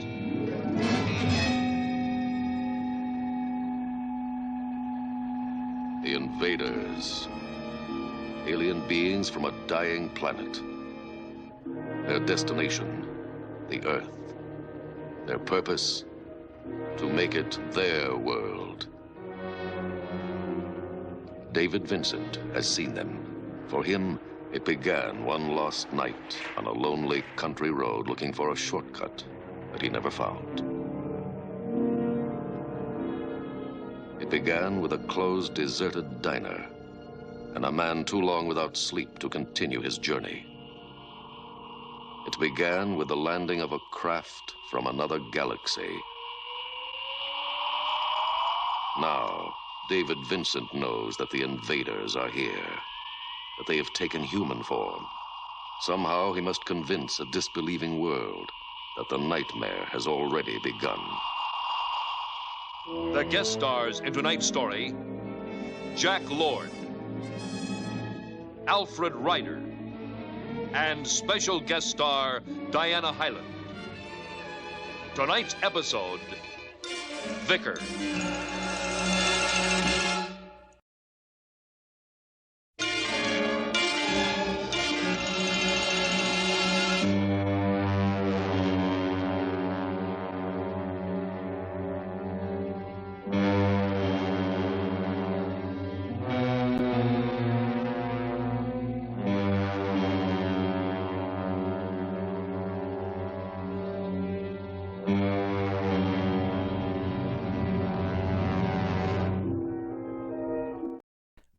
I just like that music by Dominique Frontier. That's why I kept that going. Diana Hyland, who you saw there, she was in The Boy in the Plastic Bubble, the original. She played John Travolta's character's mother. And she also was John Travolta's lover. They met on that set. And this is sad. She died in John Travolta's arms of cancer in 1977. And she'd already began playing the mother in 8 is Enough in season 1. They only had a handful of episodes for season 1 of 8 is Enough because it was a mid-season replacement show on ABC. It debuted the same night as Three's Company in 1977. I believe it was March 18th, 1977. But, and then, of course, Jack Lord, you know, this would have been filmed in late 1966, this episode. So this was a couple of years before he would star in Hawaii Five-0 from 1968 until 1980. Let me do something here. I want to make sure my memory is correct. I don't want to just talk half-assed and be wrong about my dates. But it is true. I know for a fact that 8 is Enough debuted the same night as Three's Company on ABC, same network, like right after. Three's Company come on right after the first episode of 8 is Enough, which starred Mark Hamill playing David Bradford in that first episode, or pilot, if you will, only. He quit the show because he knew Star Wars was going to be big, and he was right. So, let me see here. How about poor Adam Rich, the little kid who played Nicholas, died from fentanyl last year, and he tweeted me, for what it's worth. But he was a good little child star. Too bad, just he fell through the cracks like so many child stars do. Fell into the trap of drug abuse. Let's see here. I'll give you the right here. I got it right here. Bear with me. March 15th. 1970, off by 3 days. It was March 15th, 77 is the day that Days Enough debuted, and Three's Company right after. So that's a big piece of TV history that day. Both were hit shows. Okay, so about Lynn Loring, I'm going to read a brief article here about Lynn Loring. Let me put her image back up. And yes, she was cross-eyed, TD. You saw it in the Invaders episode. Watch the epilogue if you can find it. Panic is the episode name. I have it with the original commercial, 16mm film. I converted that one to DVD, blah, blah, blah. But several times, I mean, she had a wandering eye or something. But God rest her soul. That's not an insult. I'm just describing her. And she did a movie I'm going to play a trailer of with her husband, Roy Thinnis.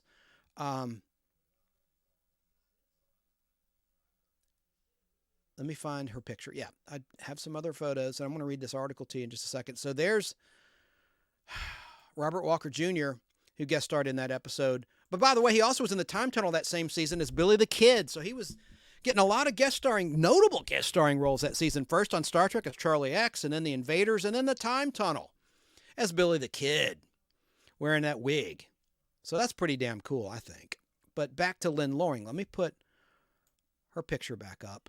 There we go. What a sweetie. I love that picture of the loving couple. Let me get back to this article, and this is from extratv.com. No author was given. Headline, Lynn Loring, early soap star turned producer, dead at 80.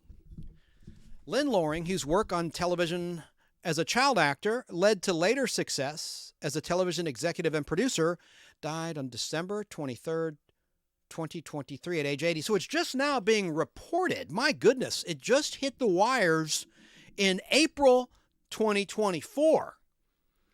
So as of this month, that's my nephew's birthday, by the way, December 23rd. I did not know she'd been gone that long. The Hollywood Reporter reports her family kept her death out of the news until now, in April 2024. Lynn Loring was born as Lynn Zimring, Zimring, in New York City on July 14th, 1943. Her first experiences acting on television came in 1951, the same year she was cast as Patty Barron on the first season of the iconic soap opera Search for Tomorrow, a role she played for a decade, as Terrell and Chat mentioned. During that time, Lynn Loring was a regular on the short-lived series The Jean Carroll Show from 1953 to 1954, and Lynn Loring appeared on several early dramatic anthology shows, including Starlight Theater in 1951, Robert Montgomery Presents in 1953. By the way, that's Elizabeth Montgomery's father, Robert Montgomery. Elizabeth Montgomery, Samantha Stevens on Bewitched. That was her most notable character, of course. And she was at odds with her father, Robert Montgomery, and Robert Montgomery became jealous of his daughter's success. She overshadowed him with the success of Bewitched, but he finally came around late in the production of Bewitched. But getting back to Lynn Loring, remembering her, she also starred in Omnibus, just like those reprints of comic books. Omnibus, that's the same word, in 1955, which were giant-sized hardcover reprints of Marvel comic books and other published works. After appearing in the movie classic Splendor in the Grass in 1961, Lynn Loring played a female beatnik on The Many Loves of Dobie Gillis in 1962 and was one of the stars of the Desilu sitcom titled Fair Exchange in 1962 to 1963 and The FBI 1965 to 1966. Other TV guest spots included Gunsmoke in 1963, Perry Mason in 1964, The Alfred Hitchcock Hour in 1964. Gotta pause and talk about that. Chance Bartels, your host of the Nostalgic Podblast, interjecting.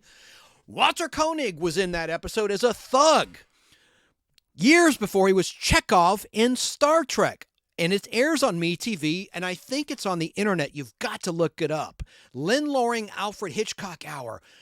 Oh, she has a terrible scene in that episode. I won't spoil it. So dramatic.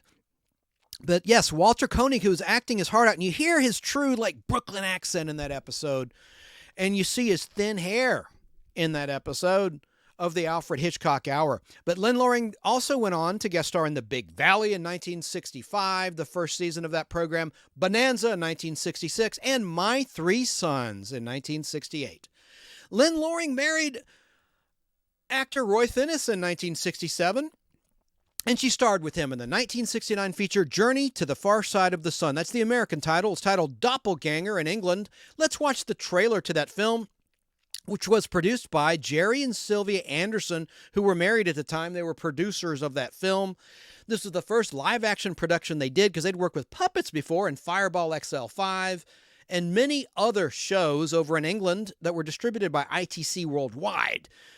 But Journey to the Far Side of the Sun, or Doppelganger, was their first live-action production, and then shortly thereafter they did a show called UFO, pronounced UFO in England, and on the show, and then they did Space 1999 after that. Anyway, I'm going to play this trailer, and you'll notice a very familiar actor in this trailer. Let me breathe. I need to take a breath. And as I play this, pay attention to it. It's pretty cool. Oh, good grief. Good golly, good golly. Hang on. I know where you are. Let me smile as I try to find it. It's right here. I played it on Sarah's show the other night. My Flock on YouTube.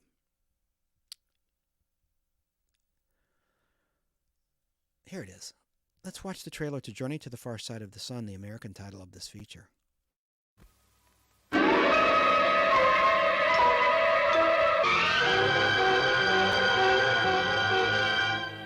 This is Eurosec launch control. Ignition sequence commences. 7, 6, 5, 4, 3, 2, 1. Ignition. This is a sight our screens have made familiar. Liftoff. But now, in this split second of time, you can share an adventure unlikely to be repeated in our lifetime. A journey to the far side of the sun. Over 100 million miles from Earth, hidden from the eyes of radio telescopes by the sun itself. A new planet in our solar system. So new, so different. You will see nothing on Earth like it.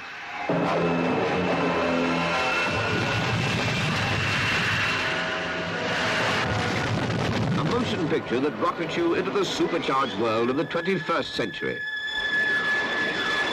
You are taken out of this world to bring you face to face with your inquisitors.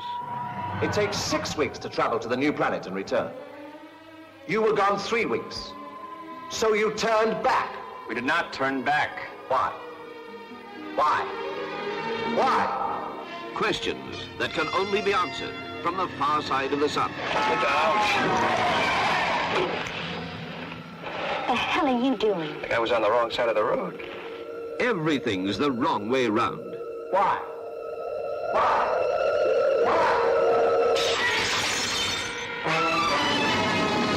Ian Hendry, project director. Roy Thinnes, the astronaut. Patrick Weimark, project controller. 700. Fire retros. Hold it. 750. Jason. 850. Retros. This is a private screening of what happens behind the scenes to those who reach beyond the good planet Earth.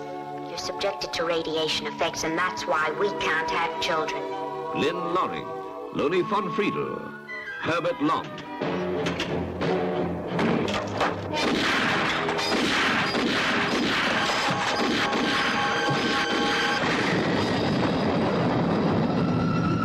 Share the unseen, unknown sights. The far side of the sun. Why? Why? Why? Why?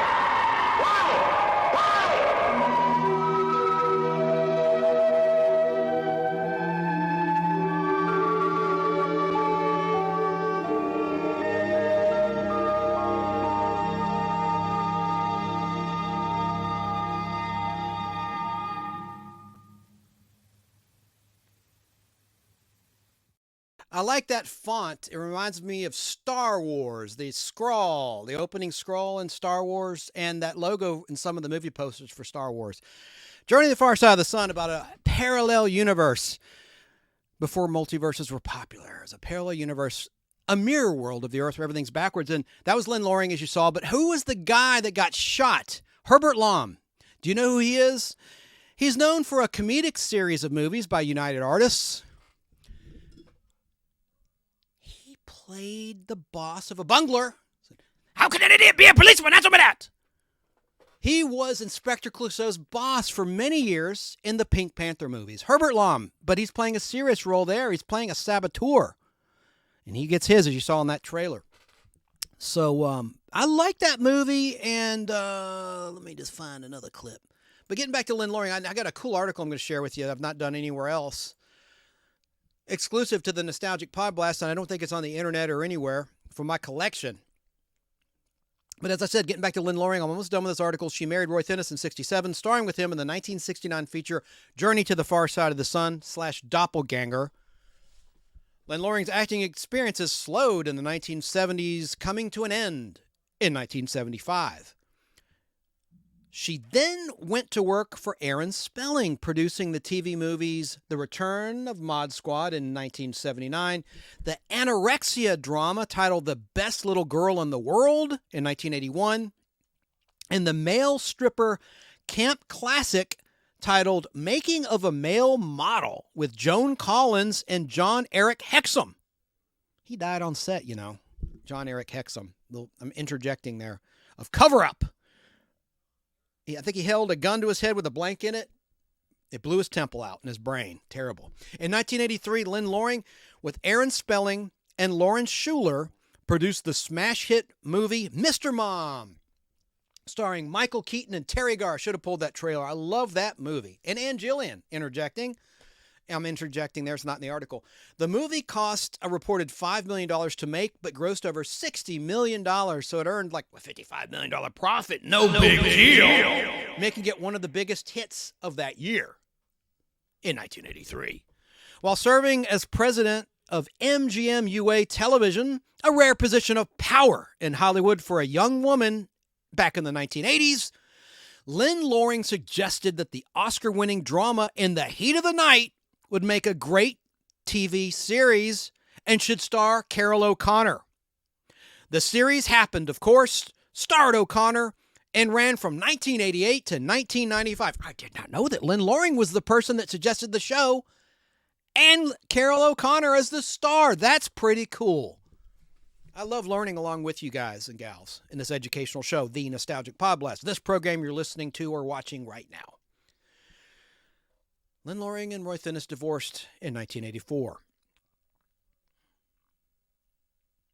She married second husband Michael Bergman and is survived by her 2 children. Now, let's move on to another loss we had. We remember Lynn Loring. Yeah, then we'll make sure I played all the clips. Yes, I did. Okay. And I have some more Star Trek stuff to show you as well later on. And we're also going to talk about the Jackie Gleason roast of 1975 for some comedic relief in this Podblast. It's gotten kind of heavy in here. Need to lighten it up. And then we're going to play our trivia game. So that's what's on tap for this remainder of the edition of the Nostalgic Podblast. We're now at the 2 hour, 3 minute, 45 second mark of tonight's program. The other loss that we had was a comedic one. Of the 3 major losses, in my opinion, of this week in April 2024. And here's an article from Variety.com. Headline, Joe Flaherty from SCTV and Freaks and Geeks dies at 82. And the author of this article is Jaden Thompson for Variety.com. Joe Flaherty, the actor, writer, and comedian known for his roles on the Canadian sketch comedy series Second City Television, or SCTV for short, and Freaks and Geeks, died on Monday. He was 82. Let's put his image up. I have a cover of a record album in my collection I want to share with you right now.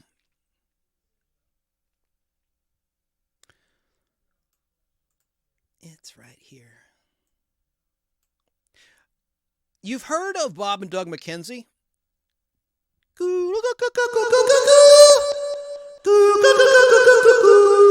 Strange Brew, a movie, was based on these guys. They had a couple hit songs, one with Geddy Lee of Rush. They had the 12 Days of Christmas, and of course, Take Off with Geddy Lee. That's from my collection. There's the front of that album cover. Sorry, listeners, there's the back. Funny stuff. Well, also, this gentleman cut a record based on his character on SCTV, Count Floyd! And I'm going to play a clip that our buddy Tom Williams sent in. Basil Chesterman and director at the Weather Channel, Emmy Award winner, primetime Emmy Award winner, him and his team, multi-Emmy Award winner, sent me a clip of Joe Flaherty as Count Floyd. Let me show you the back of the album cover with a couple Beatles. That's from my collection. I think it's in the background, too. Let me change my camera shot. Not that matters. Let me leave that up. Let me just read this brief article, and then we're going to get on to some other nostalgic topics tonight. But, yeah, he lived a good long life, 82, but this is your host, Chance Bartels, interjecting again. I think he was kind of forgotten by Hollywood, whereas his other co-stars in SCTV really went on to do bigger and better things. It's unfortunate, because Joe Flaherty was just as talented, just as great. And that's just not my opinion. That's a widely held opinion by comedic people and fans and fanboys and fangirls like you and I. Joe Flaherty's daughter, Gundren, confirmed the sad news to Variety in a statement through the Comedic Artists Alliance, which had previously raised funds for Flaherty to obtain a 24-hour care provider. God, that's sad, man. He must have fallen on hard times. Quote, after a brief illness, he left us yesterday.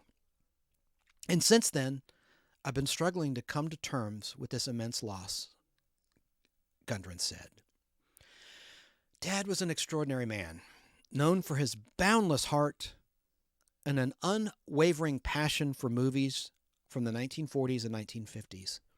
His insights into the golden age of cinema didn't just shape his professional life. They were also a source of endless fascination for me. In these last few months, as he faced his health challenges, we had the precious opportunity to watch many of those classic movies together. Moments I will forever hold dear, unquote.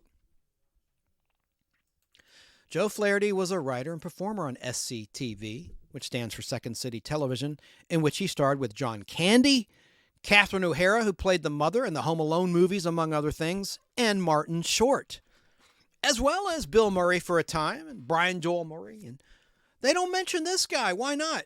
Oh, my God, he was my favorite. And he doesn't do the Ghostbusters movies. He's best known for Honey, I Shrunk the Kids. Talking about Rick Moranis. Rick Moranis was incredibly funny, as was Joe Flaherty in SCTV, but he's not mentioned in this article. The Canadian show SCTV, airing between 1976 and 1984, featured various sketches that were presented as programming on the TV station, the fictional TV station. I'm adding, it doesn't say fictional TV station, it should, writer. And network. Oh, it did say fictional. Let me back up. I got ahead of, put the basket ahead of the cart there. Okay, take two. The Canadian show SCTV, airing between 1976 and 1984, featured various sketches that were presented as programming on the TV station / network of the fictional town of Melonville. Yeah, fictional town and fictional network, of course.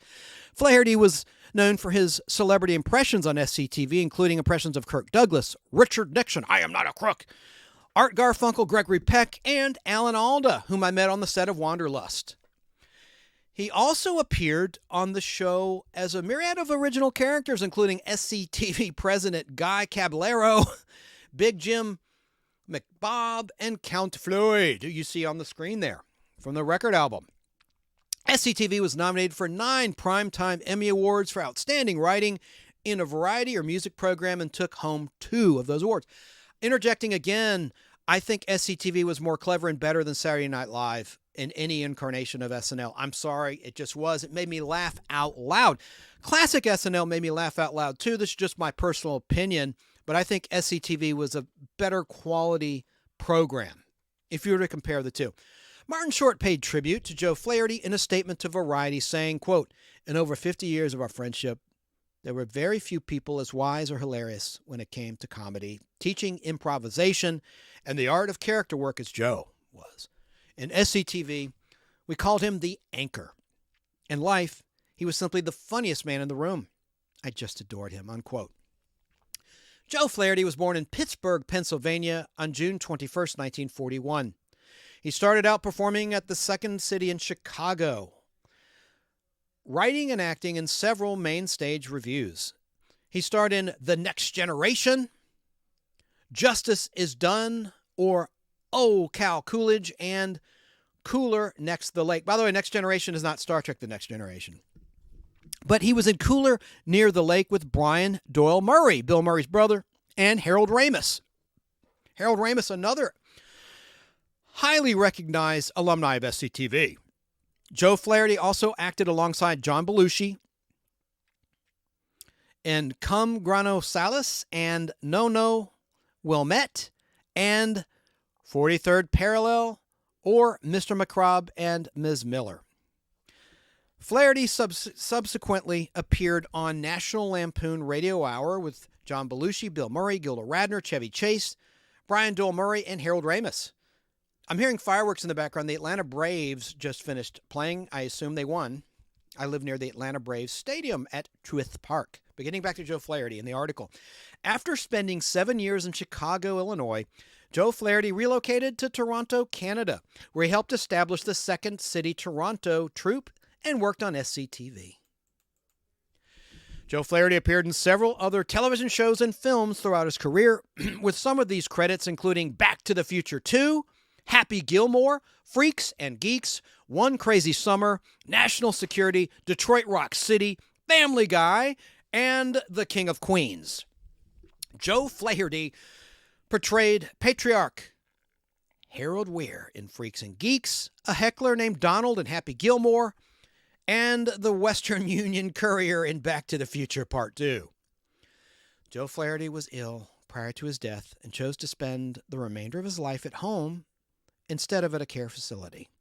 His SCTV collaborators took to social media to help raise funds for Flaherty through the Comedic Artists Alliance. Gudrun's statement continued, quote, "Cinema wasn't merely a hobby for him, it profoundly influenced his career, particularly in his unforgettable time with SCTV. He cherished every moment spent on the show. So proud of its success and so proud to be part of an amazing cast."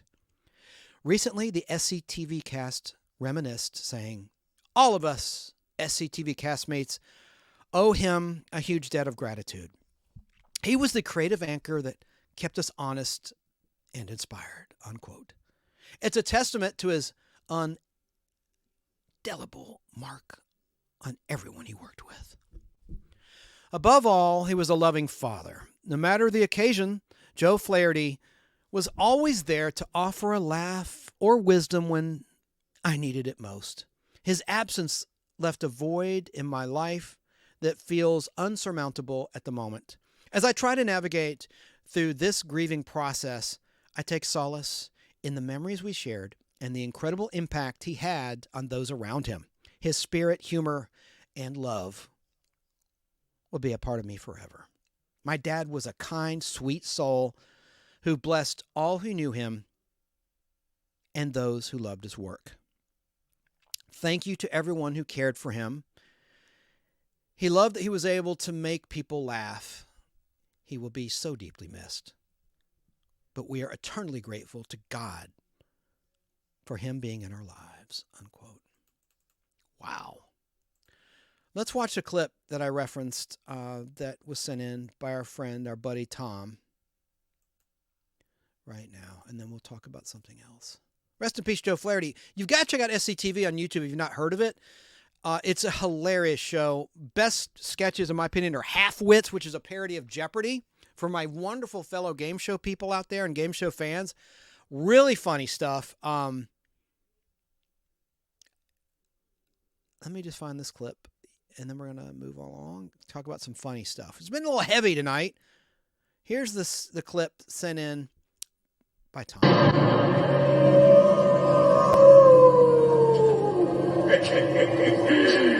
Hi, everyone. Count Floyd here, reminding you to watch this Saturday night at 11 o'clock for Monster Chiller Horror Theater. We got a scary one for you this week. It's that three-dimensional semi-classic Dr. Tongue's House of Cats.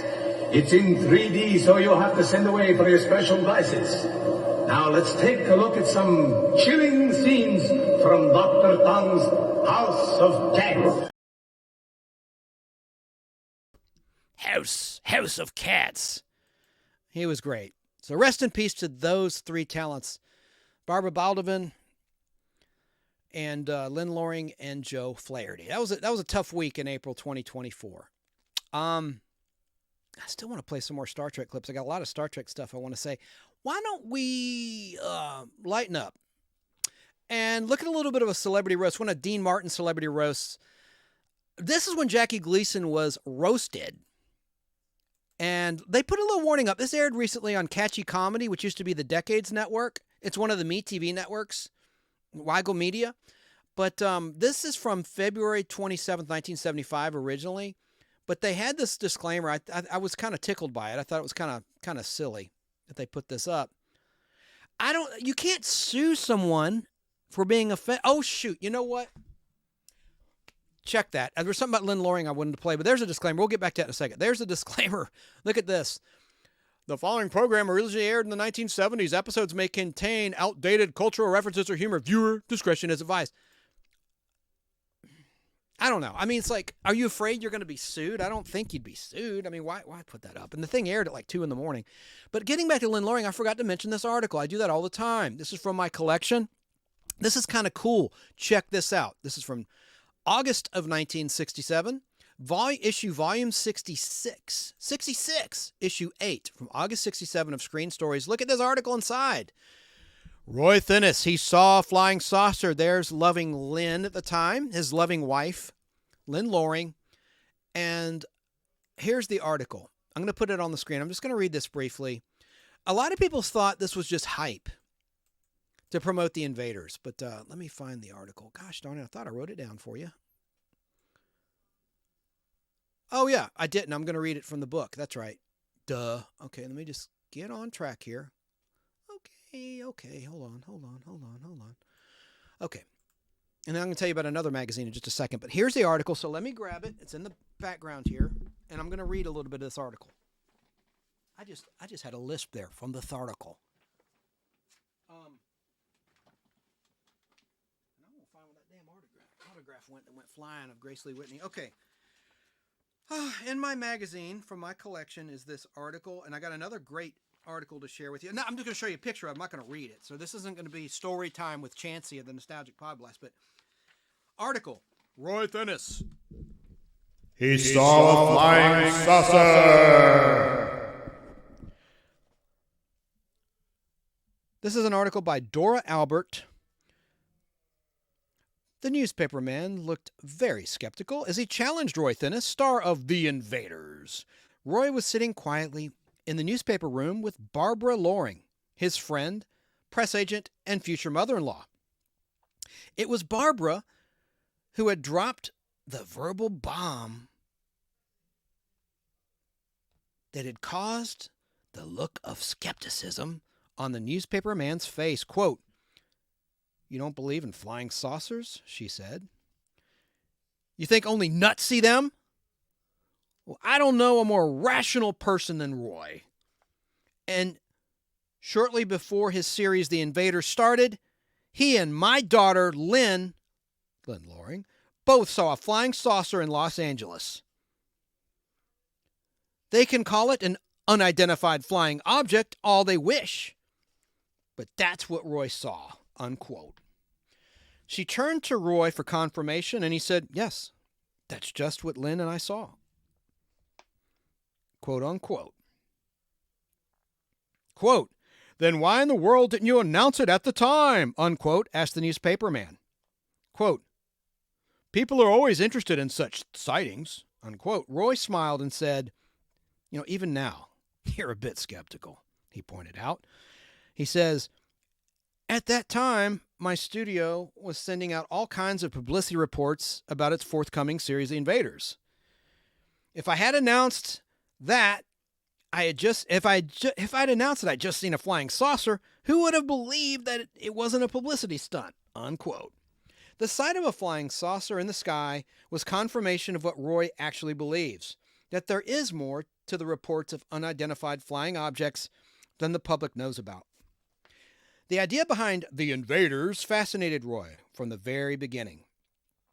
When The Long Hot Summer wasn't renewed, that's a show Roy acted in before The Invaders. It was a nighttime soap, by the way. Roy was deluged with offers from producers who realized that the thinnest personality, which had quickened feminine hearts in a relatively weak series, would be dynamite in a stronger one. Chance interjecting to the article, he also had just guest starred in The Fugitive Season 4 color episode where he played a terrible, terrible killer, son of a winemaker, a wealthy winemaker who mows down what he thinks are illegal aliens with a gun. Getting back to the article, the invaders, dealing with an architect who discovers that men from another planet are seeking to take over the Earth, offered just the kind of suspenseful series he was looking for. Roy agreed to play the role of David Vincent. Let me correct that. Architect David Vincent. As I say in the opening to The Invaders, as we saw earlier tonight and heard earlier tonight. Oh, it says the architect here. Okay, let me take two. Roy agreed to play the role of David Vincent, the architect, whose mission it is to save mankind from the invaders. The series started in mid-season, 66-67, was an instant hit. I asked Roy why, in his opinion, the TV show is such a success. We were sitting in the spacious Beverly Hills apartment of a mutual friend. Quote, "The Invaders has all of the ingredients for success," he said. "The show has high adventure and suspense in its favor. What's at stake is the future of all mankind. David has quite a load on his shoulders. He's trying to convince the authorities that something exists that isn't human, but that takes on human shapes. The frightening aspect of our show is that the invaders look just like us, except for some tiny tell signs," interjecting again like a mutated fourth finger, a crooked pinky. Quote, "There lies the difficulty in my performance. Since the aliens look like almost everyone else, we have to try to keep David from seeming like a member of the lunatic fringe." Great song. "He has an obsession, but he isn't mentally ill. However, there must be times when he questions his own sanity. He has to wonder whether he's right in giving up his practice as an architect and his private life, trying to prove to the world that something that the world finds it very hard to believe." Quote, unquote. Well, if somebody suddenly came to you and said that someone who seemed to be an ordinary human being was really a creature from outer space, wouldn't, continued on page 60, wouldn't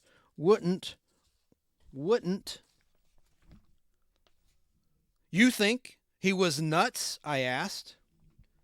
Roy smiled, his slow, tranquil smile, and said, "I wonder." He said, "Of course, there's a lunatic fringe that sees things in the sky and elsewhere that aren't there, but I do believe there is something very real about the UFO sightings.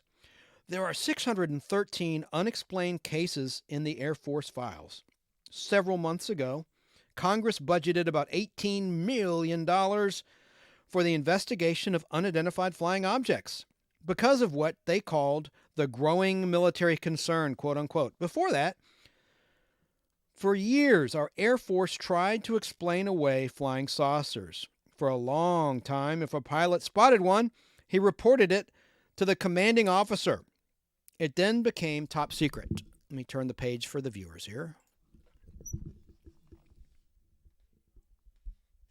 Quote, "I don't think the theme of our show is impossible. Have you thought of this? We know that the Earth is now suffering from a population explosion. Isn't it possible that a few hundred years from now, we might be looking hopefully at another planet with the idea that we'd like to colonize it? In fact, someday it might be imperative to look around for another planet to live on if the Earth's population continues to expand at this rate. Then we'd be in the position that the invaders are in now on our show, seeking to take over a planet alien to us, just as the invaders are seeking to take over the Earth, according to our script," unquote. Now, Roy Thinnis, that when a man speaks freely about sights out of this world, there is always the danger that he will be considered a crackpot. So he explained, quote, "Though Lynn and I saw a flying saucer, We didn't see any little green men or beings from Mars or any other planet. Just who was flying that flying saucer we saw is still a mystery to us, unquote. Though his ideas on flying saucers may seem strange and far out to some, is his personal life, no one could be more down to earth than Roy. Oh, in his personal life, no one could be more down to earth than Roy. Though he has been living in Hollywood for about 5 years, he has not been infected by the usual Hollywood mental aberrations of greed, love of promiscuous relationships, and self-worship. About 3 years ago, he met and fell in love with Lynn Loring. He has not dated anyone else in these 3 years, and by the time that you read this, they will be married. What is perhaps even more remarkable, the top-notch success he has achieved on television hasn't changed him into an egotistical person. Other actors who have suddenly climbed to the top after several years of struggle have turned into self-worshippers, but not Roy. His life centers around 2 women. Dark-haired Lynn, she's more like auburn-haired, but anyway, I'm reading the article. Dark-haired Lynn and Leslie, his daughter by his first marriage. Leslie is 4 years old now. He married while he was very young.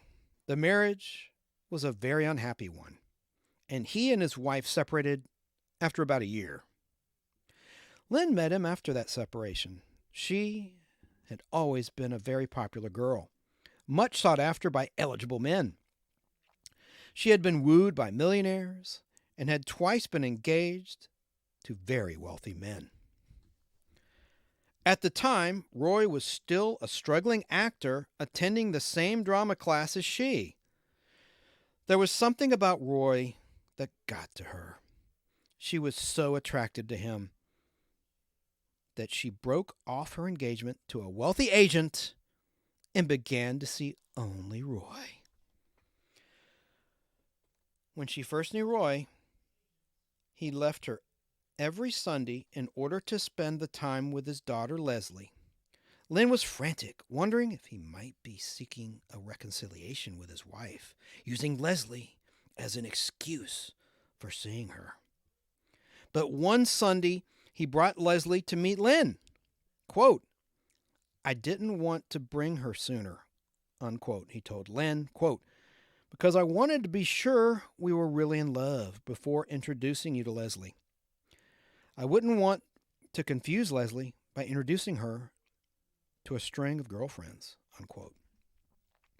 There was instant attraction between Leslie and Lynn. Lynn has been like an older sister to the charming 4-year-old, who holds long phone conversations with her future stepmother. She loves to play with Lynn's makeup, trying to paste on eyelashes that will look as glamorous on her as they do on Lynn. As for Roy, he never misses a weekend with his daughter if he can possibly help it. If he's tied up by work on Saturday, he sees her on Sunday. Quote, "I'm her father all the time, not just on weekends," unquote, he told me emphatically. Quote, "It's true. Her mother spends more time with Leslie than I can. But she knows that if she ever needs me, she can call me any time of the day or night. As you know, I hate long telephone calls, but when it's Leslie on the line, I don't care how long she wants to chatter on the phone." I think there can be no such thing as a part-time father. It's like trying to be a part-time human being. You're either a good father or not, just as you're a good human being or not. I try to be as good a father to Leslie as I can, unquote. When Roy has to go on location, he tells Leslie in advance so that she won't be disappointed when he doesn't show up that weekend. But the moment he can, he makes up for the lost time coming to see her the next evening that he has free. One week, he became ill with a virus that was so severe he had to be taken to the hospital. His first thought was, quote, Leslie will wonder why I didn't come to visit her, unquote. After 5 days in the hospital, he was sent home in order to rest. He told the doctor he would do it, but there was something he had to do first. Weak as he was, he drove over to see Leslie for an hour. During that hour, he gave what was almost an Academy Award performance. Although he was so weak, he could easily have collapsed if he didn't have such an iron will that he still smiled happily and chatted as though he were in great shape, so that Leslie would not feel any apprehensions about his future health. And, of course, as soon as he was better, he resumed his regular visits to see Leslie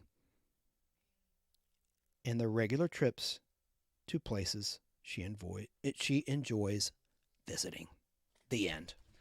So how about that article? I like that. And again, I'm going to put the cover of that magazine up for my collection. It's in pretty good shape, too. It's from Screen Stories, August 1967 edition. God bless America. It fell. I'm not going to lose my ever-loving SHIT. Okay. Woo! Okay, so I'm going to play now a Star Trek trailer because it pertains to another article in that magazine. I'm just going to show. I'm not going to read another long article, although I think that was a worthwhile article to hear, in my opinion. But here's another Star Trek trailer. This is in season 3, which gets a bad rap. Yes, there was a budget cut in the original Star Trek season 3, but they had advancements in special effects in that season, ironically enough, but they only went on location one time. They used to go on location a lot in the first couple seasons of the original Star Trek. In the Paradise Syndrome, they went on location. That's the one where Kirk loses his memory and marries I can't say American Indian because it's an alien parallel Earth. Let's just say an alien Indian. I am Kirok! That one. I don't have that trailer pulled up, but shortly thereafter, in season 3, this is the 7th aired episode, you had a guest star, Michael Ansara, who was a very handsome man who was married to someone very popular and is still alive to this day. It fell again. Michael Ansara also acted in Voyage to the Bottom of the Sea, the movie from 1961. Let me do something here, folks. And then I should play the article. Oh, God, there goes my nephew's Pokemon card. Oh, God, I'm going to do this while I'm playing the clip because I don't want to get mad. Let's watch this trailer to Day of the Dove, the original Star Trek episode.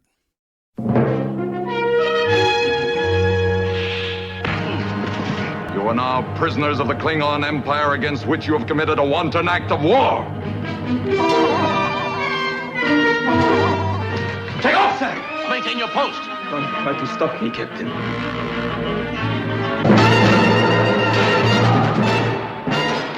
If the alien is creating these events, Captain, it is apparently capable of manipulating matter and mind. This one appears to be strengthened by violent intentions. It exists on the hate of others. You don't die yet. I now control this ship's power and life support systems. You will die of suffocation in the icy cold of space.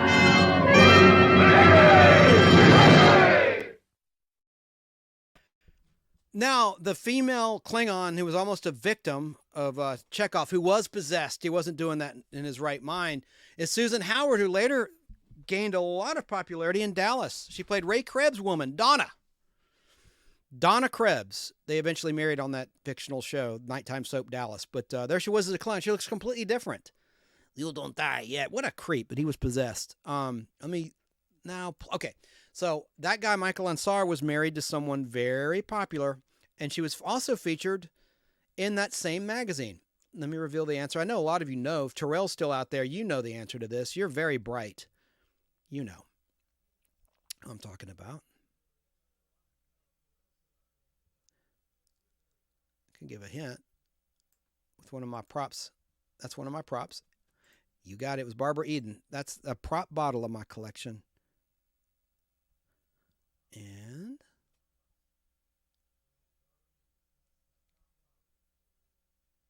let me show you from my magazine. Why can't I find? Okay, this same magazine. There's this article. Here it is. Barbara Eden and Michael Ansari. He's wearing a hairpiece there.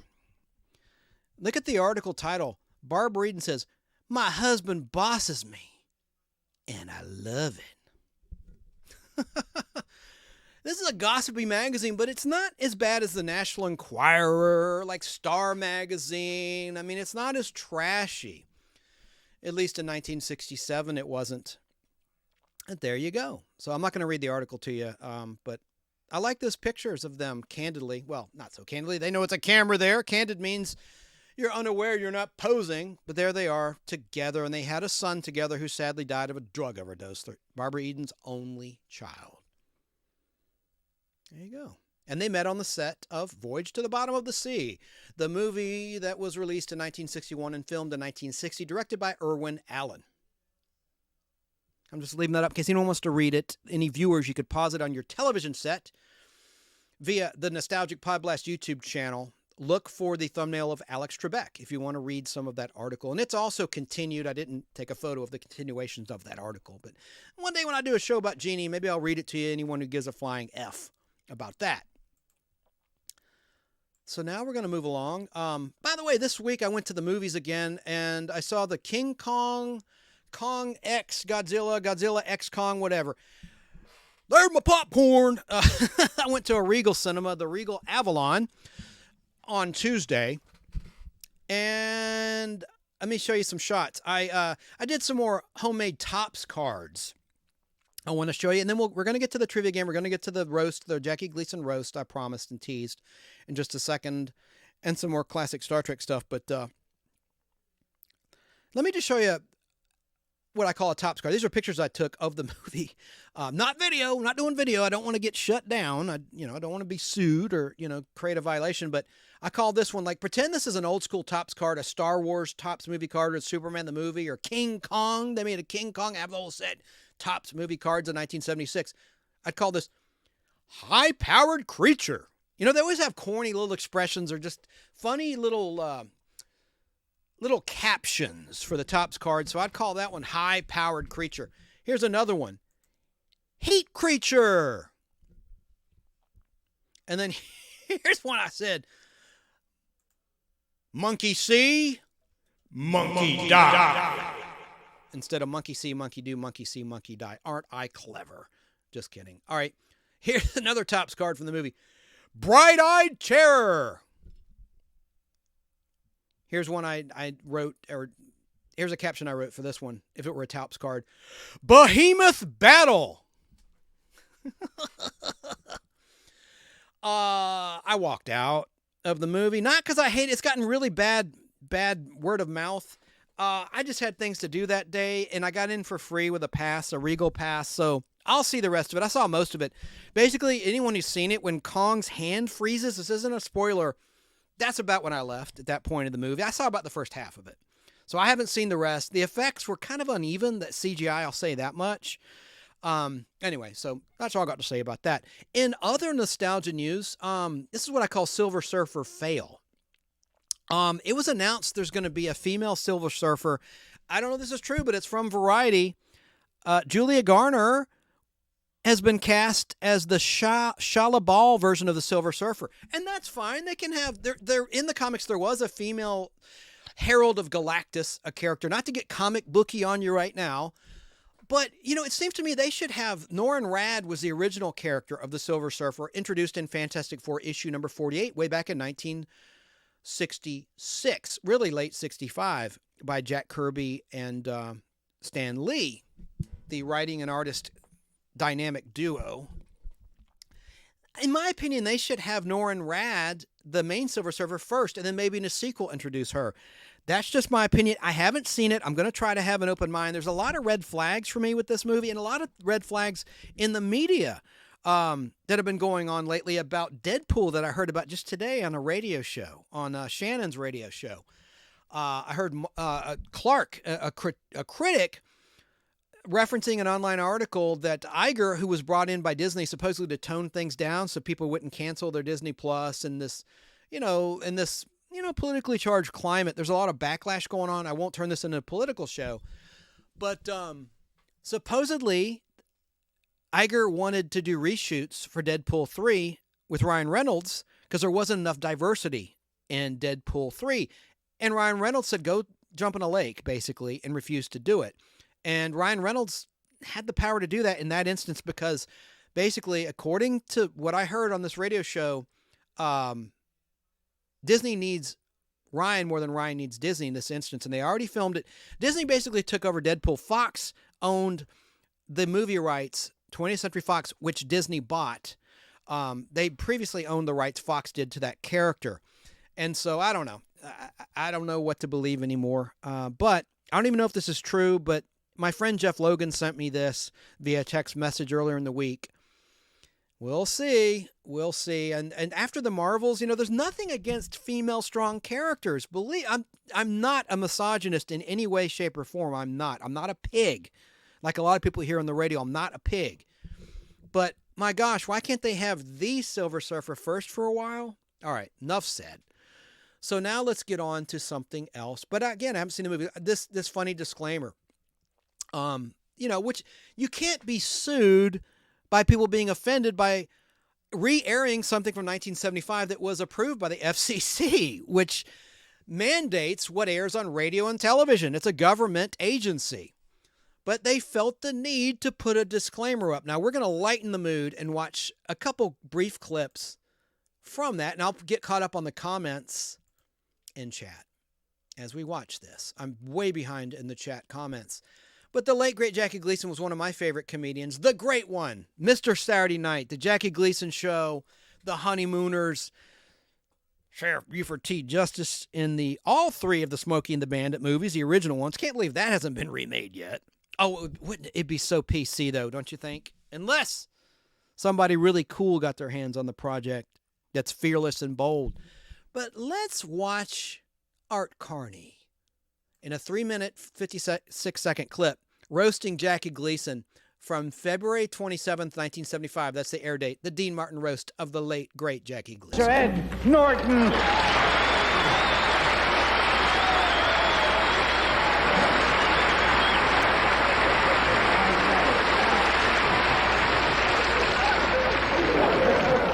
Doesn't the gym look nice tonight?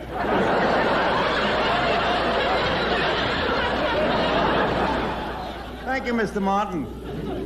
It's nice to find a person of your heritage sitting up.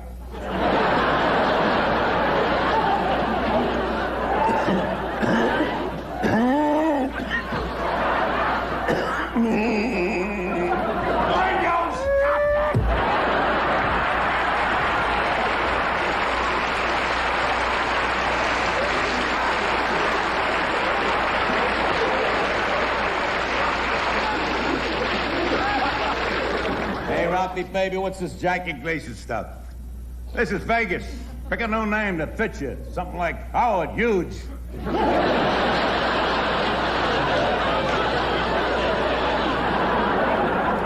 if I understand, they're supposed to roast you tonight. I don't know how they're ever going to fit you in the oven, frankly.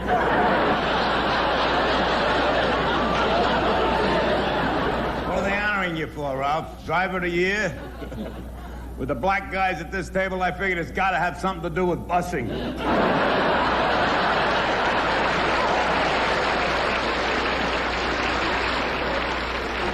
Did you arrange for Nipsey to sit near the end of the table? Why don't you move Russell next to the wino here? Then it'll be Nipsey and Tipsy.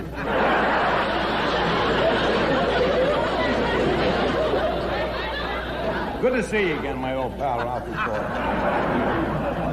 But why did you have to leave town without even saying goodbye?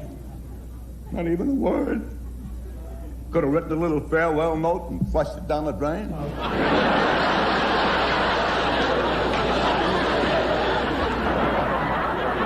It would have gotten to me. Now I'd like to proceed in my official capacity Ralph Crandon, I'm here to pay homage to you as legally elected representative of Royal Order of the Raccoons.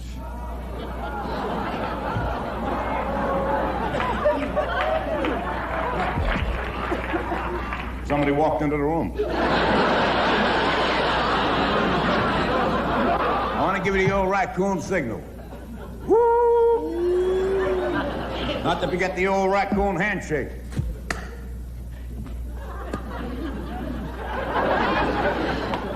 Your raccoon ain't what it used to be, Ralph. What'd you do, Emmett Spade?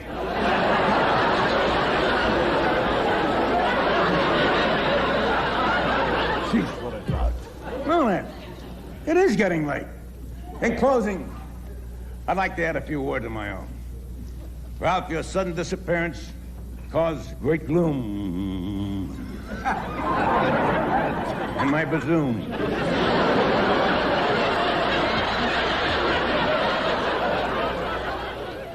But the tides of emotion are turning. Our reunion tonight and this glorious tribute can only help to up my morale. And knowing how you feel about me, up yours too.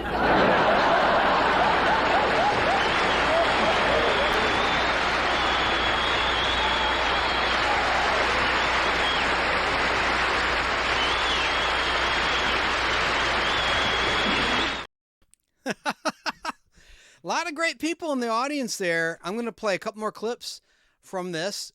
Next clip will be Frank Gorshin, the original Riddler in Adam West's Batman, roasting Jackie Gleason from that same Dean Martin roast of Jackie Gleason. And I saw some comments coming in about Silver Surfer. Jim's camera at Dawn said, and I put it on the screen, why not have two Silver Surfers team up like the Bionic Woman, like Bionic Man and Bionic Woman? I know, but not right at first. You know, look, I had the most confidence in the MCU until the last few movies, really until the fourth Thor movie, Thor, Love and Thunder. I thought it was a little uneven. There's just been so many miscues, I think. Now, I like the Marvels. I'm not going to, and I need to show the poster Al Hardy gave me, a big canvas for the Marvels. I didn't dislike the Marvels, but it got a bad rap. So there's that. Let me look at some other comments really quickly, and we'll watch another quick clip. So let's see. Yeah, we've got, and I'm sorry if I didn't put your comment on the screen. Sarah says, Star Trek night, all sweet. Yep. Now, let's see what we got here. Jim's camera at Dawn was laughing about Nipsey Russell. And Sweet Sarah's talking about Fistful of Radio. Streaming out of Atlanta, Georgia. Hello, boy from beyond. Hope you all have a good evening. Chance, I enjoyed it. Hope you have a good evening as well. You too, my friend. Thanks for checking in. Appreciate it very much. Meanwhile, back at the studio. Yeah, I know what you meant, man. It's cool. Thanks for popping in. I'm glad TD was here for a while. I don't know if she still is. And I like this comment from Terrell. He always offers the best comments. Terrell says, did you know that Roy Thinnis played the original district attorney in the original pilot for Law and Order? Yeah, and he was he wasn't the smoking man, but he appeared in the X-Files as well in the 1990s. Roy Thinnis did. So good stuff. Now, so I don't know what the deal is. I thought I'd be okay playing, because I wanted to take a break. Give me a break. Give me a break. Break me off a piece of this Kit Kat bar.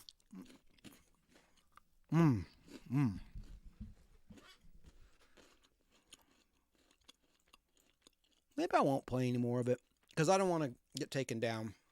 Let me see here what other comments have come in. TD's tweaking somewhere. Right. Well, let me, I think I have a clip of that. Yeah, I think I saved it. Let me play that.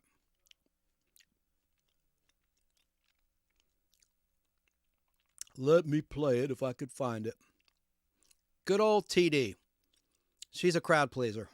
No doubt about it. But guys, she's got a boyfriend, so don't get any funny ideas. Lance.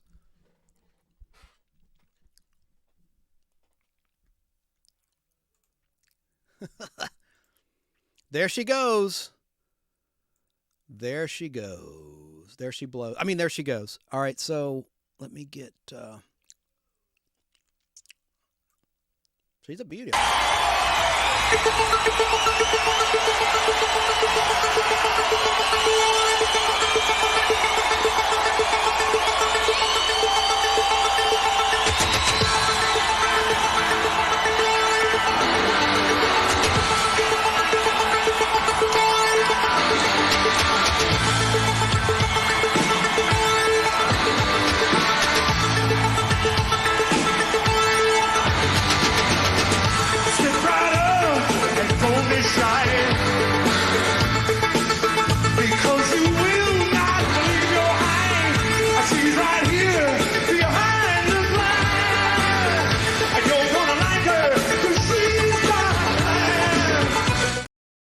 Let's just designate that as TD's theme in the Nostalgic Podblast from here on out. I hereby designate She's a Beauty as TD's theme song. There you go. All right, so now getting back to business here. I just don't know why. I can't play any more of that roast. I wanted to play Jackie himself. Well, look it up on YouTube. I'm going to belay that and just refer you to YouTube if you want to watch the Jackie Gleason roast from February 1975. It's a hell of a lot of fun. So let's see where we're going to go next. I guess we should do this. Let me get this out of the way. I need to talk about our friends at Remind Magazine and an incredible offer they have. And by the way, this Sunday night is the season premiere of Collector's Call on MeTV. I love that show. Even though the only thing I always have to be real. I don't like how they value everything at the max. You know, they always grant, well, you could get this for it. And when they do the totals of the collection, they go ahead and total it as if you could get the most for what the appraiser says is the value of the item. You know, that's not really realistic, but whatever. But we got to talk about these fine folks at Remind Magazine really quickly. And remember, I want to remind you about Remind's special deal. If you're here listening to or watching the Nostalgic Podblast, chances are you like nostalgia. Well, there is a great introductory offer for the first year. You can give this magazine, which is all about the 1950s to the 1990s, for just $12 out the door, including tax, including postage, and the newsstand price is $4.99 plus tax for Remind Magazine. And your gift recipient for their birthday or graduation, whatever the occasion might be, will think of you all year long. Just go to remindmagazine.com. They accept every major credit card through their secure order portal at remindmagazine.com. Or you can call them toll free, 855-773-6463, and mention the Nostalgic Podblast when you order. It's just like the old days. If you're a Gen Xer like me, when you had Dynamite Magazine and Pizzazz Magazine, which didn't last long. It was a Marvel magazine. I love that. Hot Dog Magazine, National Geographic's World Magazine, Boys Life, Sports Illustrated, Mad Magazine. You get the point. But Remind is written not for kids. It's written for adults while gently tapping your inner child. So please go to remindmagazine.com.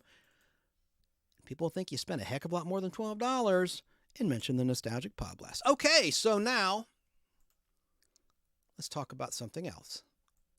And I saw a few more comments come in.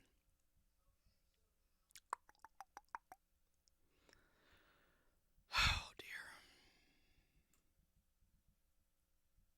Remember this? I'll make this a nostalgic toy of the week. Mr. Bubble makes getting clean almost as fun as getting dirty. I thought that was a pretty clever slogan. I'll post that later in the nostalgia.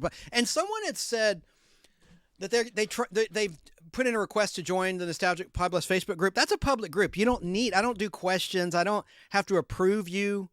Now on my other site, fans of Heather Thomas Unite on Facebook, you do have to be approved there. But the Nostalgic Podblast is community, baby. Everyone's welcome. And everyone's welcome to the Heather Thomas page, but that tends to attract creeps, and spammers and people posting things that you don't want to see or shouldn't see. So that's why I have a filter on that group that I run. But the Nostalgic Podblast is open for all. But I do have post approval on just because of that reason, because of spam, and these spammers in other countries are posting horrible things that are getting groups in trouble. It got Tom's group in trouble. Basil's original nostalgic page got taken down temporarily, or he got suspended or something because they posted hardcore stuff. It's disgusting. All right. So, let me get back on track. We'll get to our game in just a sec, I promise. Because, my gosh, I've gone almost 3 hours, and I don't want to go too long tonight. Here's a cool start. Let's get back to Star Trek. Now, last time, I went live on a rare Monday night on April Fool's Day 2024 to talk about the birthday of Grace Lee Whitney, who played Yeoman Rand. It was a pretty good show, I thought, because of the content, not because of me. And then I found in my research this rare shot of William Shatner in the captain's chair in his first stint as Captain James T. Kirk in Where No Man's Gone Before, the second pilot for Star Trek, which was re-edited as a regular first season episode. I thought that was an extremely cool picture I had never seen before. Thought that was really cool. Sarah and chat, I know you're probably still there, hopefully. Did I play this piece, a video piece about Grace Lee Whitney? I know I didn't on your show. I want to know if I did on Monday, because I don't want to be repetitive and play it again and go backwards with this. But I kind of want to play it because I think I did forget to play it. And then we'll get to the game after this. I'm going to talk about classic Star Trek here for a little bit. I know my game show people probably checked out long before this, but I want to play this and then get on Facebook and do some things I have neglected to do Facebook-wise tonight with the show. This show, the Nostalgic Podblast. But hang on. Here it is. Did I show this? Sarah, if I did, will you comment and then I'll stop playing it? Okay, let's go. Sorry.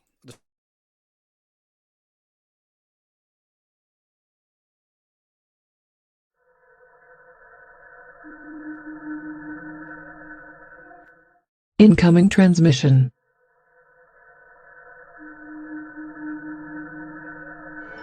Captain's log, stardate 2817.6. Starship Enterprise diverted from scheduled course. Purpose? To confirm discovery by Dr. Thomas Slayton of an extraordinary new synthetic food which would totally end the threat of famine on Cygnia Minor, a nearby Earth colony. Since the days of the first wooden vessels, all shipmasters have had one happy privilege. That of uniting two people in the bonds of matrimony. In our many beliefs. So that you may pledge your... Alert! Alert! All decks!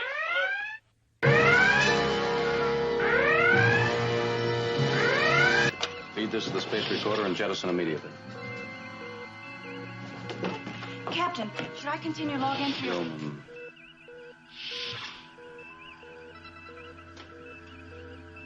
Affirmative. Continue log entry. Yes, sir. 10 seconds to impact. Make challenge. Warn that ship off. I'm trying to, sir. They don't acknowledge.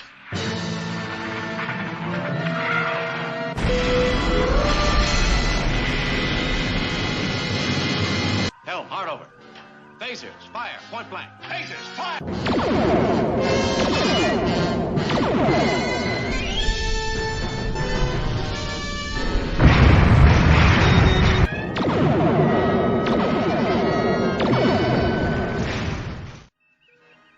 Dissipating, sir.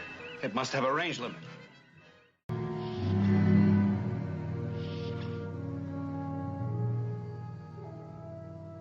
Can I get you something from the galley, sir?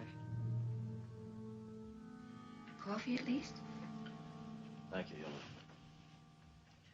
Bring it to the bridge. I'll be there in a moment. Yes, sir.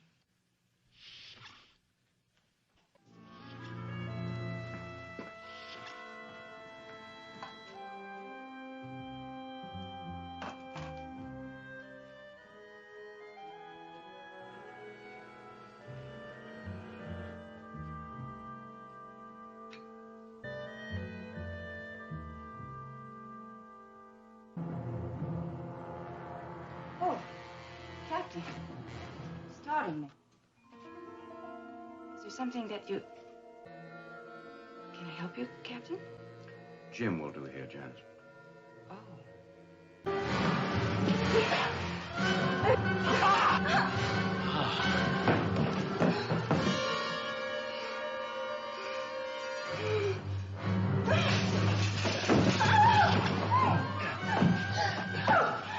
Just back! Go!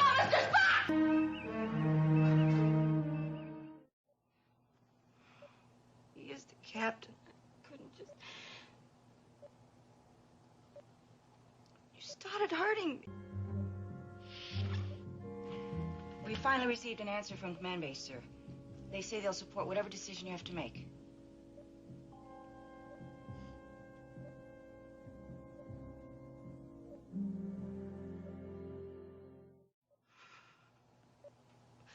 I didn't know what to do.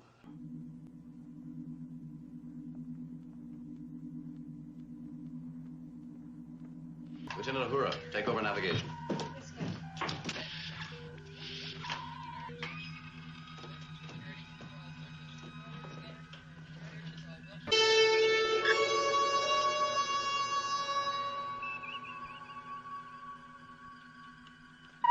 Enter the neutral zone in 1 minute, Captain. Picking up communication, sir. Fire. Lasers, fire.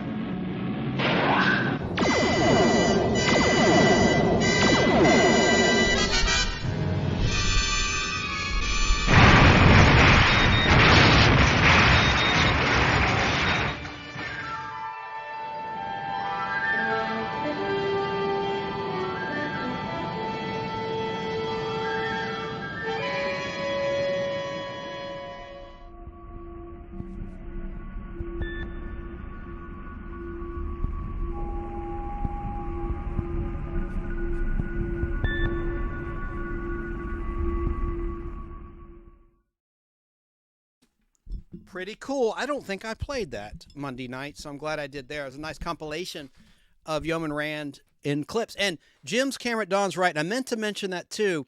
They got it right in the preview trailer. No, they didn't. They showed photon torpedoes instead of phasers in the episode. In the episode itself, Balance of Terror. Anyway, I guess we should get to our game in just a second. At the very end, I'm going to try to play more of that Jackie Gleason roast. Just because, look, I'm just going to give it a shot. I'll probably regret it. So, yeah, that was a very well-edited piece by that radio robot. That was cool, and I like your little graphic, too. I don't think they fixed that. They didn't fix that, and this is another thing they could have fixed when they redid the special effects of classic Star Trek. They could have shown... Did they fix that where they showed phasers instead of photon torpedoes? I don't know. I need to go back and look. I can't recall. Oh, and we have a lot of great comments from Jerry Dobson of Nostalgia World on Facebook. It's a great Facebook group, Nostalgia World. Anyone that's still on Facebook or is on Facebook, he posts a lot of neat stuff. Let me look at the comments really quickly on Facebook. I don't know what the deal is with my software. Now, not only does it just say Facebook user when it once showed the identity, now it doesn't even show all the comments, for goodness sakes. Jerry had said, if you ever pay attention to Ed Norton of the Honeymooners, Barney Rubble of the Flintstones, and Yogi Bear, they all sound the same. Always thought that was unique. Agreed, my friend Jerry Dobson, Jerry with a G. And I was thinking of the old Eddie Murphy bit, the Honeymooners bit, from I think it was Eddie Murphy Delirious, where he's like, when I bend over, start effing. Family show. I can't get any more graphic than that. It's a funny, funny bit. Mary Smith says, love you, Chance, on Facebook. Love you back. Thank you, doll. And Jerry had said an hour ago, I'm late, but I'm here. Jerry Dobson. Yep. Thank you, Jerry. Okay. So let me see what else I have prepared for you all. Oh, the character actor spotlight of the week. I'll save it for next week. I have a good one for you. It's a female, and I'll save it for next week. I need to get to our trivia game and start to wind this show down. I say that every time, and I go for like another couple of hours. Let me just see here. And I'm going to bounce back to Star Trek in a little bit. Okay. So now, let's just go ahead and... Shall we play a game? We're going to play a game. Yes, we shall. Shall we play a game? It's called Taglines, where I mention an advertising tagline and you think of the product. So let's start the game, and we'll make this game for some prizes. Everything's been mailed out. Anyone that's won in previous shows, all of the cards have been mailed out. So you should receive them very soon. So let me now get started. And I have some really funny commercials. That's why I didn't reveal yet what we're going to be talking about. It's going to be fast food taglines. So now I mentioned the tagline, you think of the product. Let's go. The first one is very easy. It's way too easy, so it's not going to be for a prize. Think outside the bun. What fast food joint is that? Duh, what do you think? I'm just going to play. I'm not going to let chat catch up because it's so easy. I'm going to start with an interesting 1976 commercial for this franchise. You're amazing, Chance Bartel's teamwork, says Mary Smith on Facebook. Thank you, dear. Think outside the bun. You can play along, Sarah, if you want. What franchise is that? It's a fast food joint. I'll just reveal it. Look at the actor in this 1976 commercial. Yes, sir. Give me a taco and I'll make that 2 tacos. 2 tacos? Okay. What's that? That's a burrito supreme. Sour cream, fresh lettuce and tomatoes. Ooh, I'll have one of those instead. Burrito supreme. What's that? Oh, that's a tostada. I have one of those too. Okay. Wait a minute. What's that? Oh, that is an enchilito. Now that's got pinto beans, cheese on the top. On second thought, what was I ordered first? Yeah, the Taco Bell. That was the future man from Atlantis and Bobby Ewing in a Taco Bell commercial. Patrick Duffy. I'm going to play another great commercial. I already played one at the top featuring the Star Trek III, The Search for Spock collector glasses. But look at this ad from 1985, a year later. I love this, and you'll recognize the spokeswoman in this commercial. Anyone that watched The Facts of Life seasons 1 and 2. When America's looking for something exciting to eat, America heads for Taco Bell. All the things you love so much, leave before your eyes with that Taco Bell touch. With no sauce, hot sauce, or mild sauce too. The Taco Bell just made for you. Taco Bell, it's just made for you. Win classic Corvettes, VCRs, and free meals in the Wheels, Reels, and Meals sweepstakes. Enter now at participating restaurants. That was Julie Polanski, who was in season 1 of the Facts of Life spinoff of Different Strokes. How about that? And she was the spokeswoman or spokesperson for Taco Bell. That's when Taco Bell had real meat in it. And it wasn't Soylent Green. I'm kidding, Taco Bell. Don't sue me. But the ingredients were much better. Now, yes, even then and now, of course, the photographers, directors make the food look better than it is or was. But Taco Bell used to be a better quality product in the 80s. That's for darn sure. Let's watch another Taco Bell ad with another famous person who's still around acting today, who got in a bit of a scandal with his wife a few years ago. Watch this Taco Bell ad. Taco Bell is adding something to our scrumptious Burrito Supreme. Right now, along with that soft tortilla stuffed with 9 savory sensations, you can also enjoy a tasty, crunchy, regular taco for just 39 cents more. A 39-cent taco when you buy a Burrito Supreme and a medium soft drink at the regular price. Now that's an offer we just can't keep quiet about.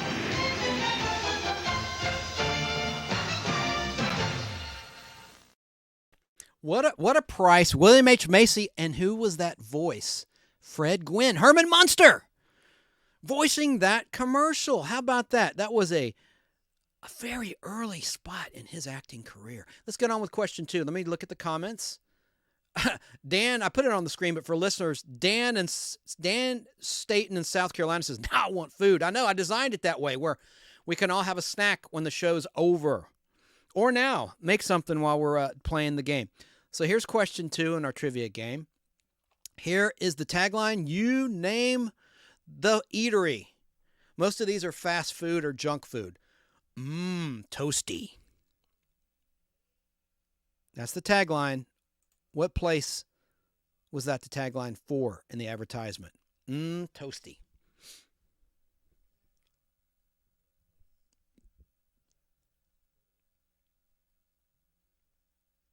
I'm just going to do the reveal. There's subs made the Quiznos way, and there's wrong way. Hello. Quiznos toast their subs, and wrong way. Try our new peppercorn Parmesan turkey with bacon sub for $3.49, only at Quiznos. Toasty. Yep. Quiznos. I miss Quiznos. I loved Quiznos. Let's watch another Quiznos ad, a 30-second commercial. Scott, I want you to do something. Not doing that again. I burned. We both enjoyed that. Now I want you to introduce my greatest creation, the new Toasty Torpedo. The new Toasty Torpedo? Yes, Scott. You make one. Me? Put it in me, Scott. It's over a foot of Quiznos flavor on slim, sleek ciabatta for only $4. Say it, Scott. Only $4? Say it sexy. Only $4? Sexier. Only $4. Quiznos. Toasty. There you go. So Quiznos, that was their tagline. Next tagline, somewhat easy. We treat you right. We treat you right. This won't be for a prize. It's too easy. But what franchises had the slogan, we treat you right? MyFlock says, they're not out of business. They are around here. Quiznos is gone. All the Quiznos around here are gone. Out of business. Let me see if they're gone entirely. All right, let's see if anyone's guessing that. Ooh. We treat you right. That is a slogan for what franchise?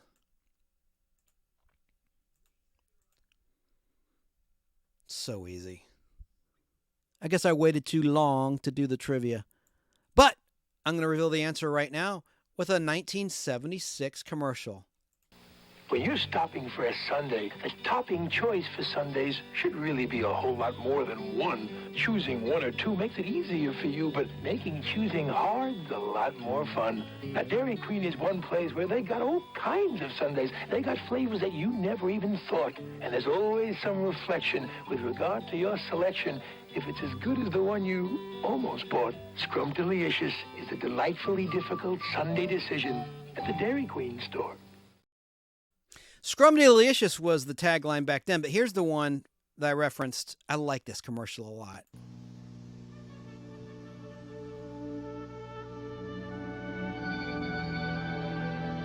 You'll discover a mountain of taste when you try the cool and crunchy Dairy Queen Peanut Buster Parfait.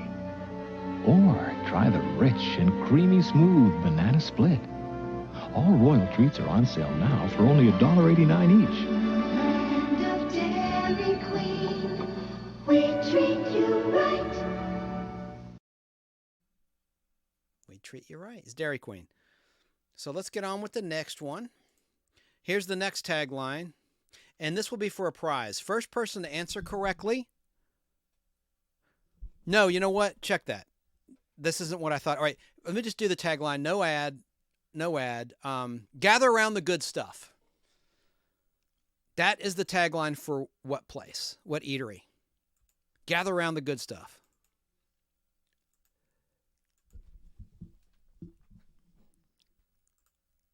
In the interest of time, I'll just go ahead and let you know it's Pizza Hut. Gather around the good stuff. No commercial for that. I forgot to pull the commercial. So here is one for a prize. First person to answer the correct, to give the correct answer and say claim, C-L-A-I-M. Sarah, you're not eligible this week, or your cousin, sorry. It's got to be for new people. And plus, you've got stuff coming in the mail from last time for your cuz. But here's the tagline. Best eaten in town. Best eating in town or best eaten in town. What franchise, food eatery, fast food place is that the slogan of, or was that the slogan of? It's not anymore, but it used to be. Best eaten in town. First person to answer correctly and say claim gets a prize.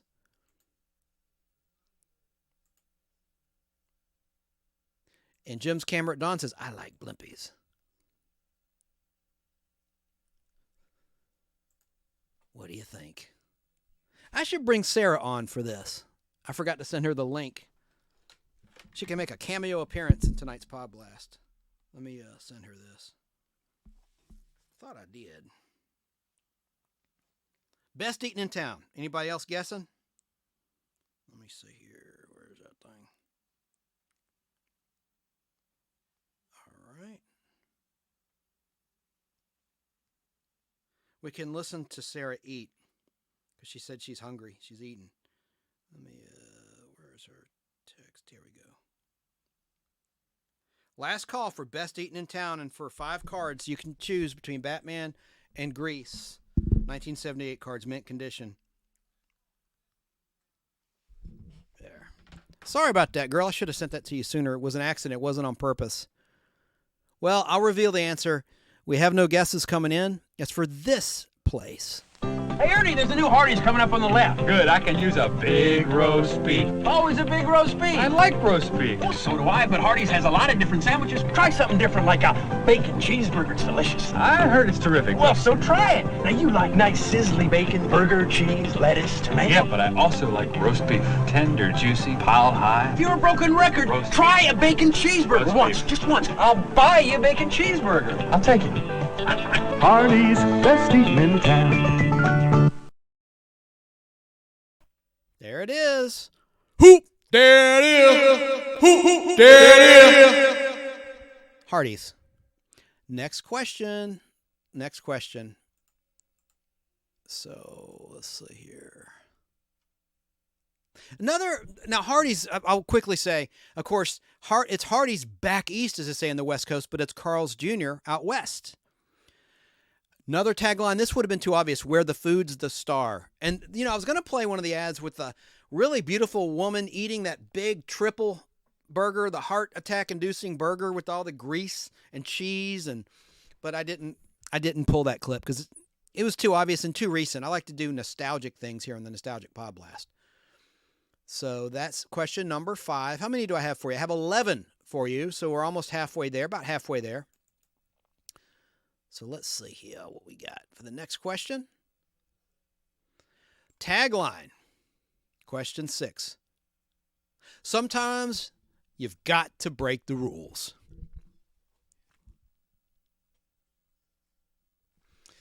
Sometimes you've got to break the rules. And I have a really cool commercial to show you, a retro commercial for them. Who do you think that is the slogan for?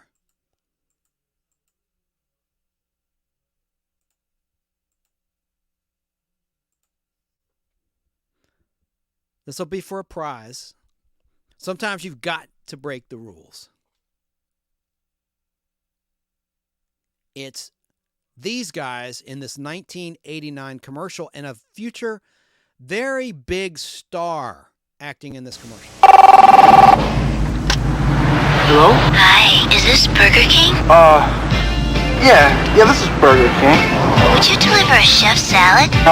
For you? Absolutely. In a young girl's heart, how the music can free her. When hunger calls, there's only one way to have it your way. Jeff? Dad? Because at Burger King, when you want to give people what they want, sometimes, be right home, you've got to break the rules.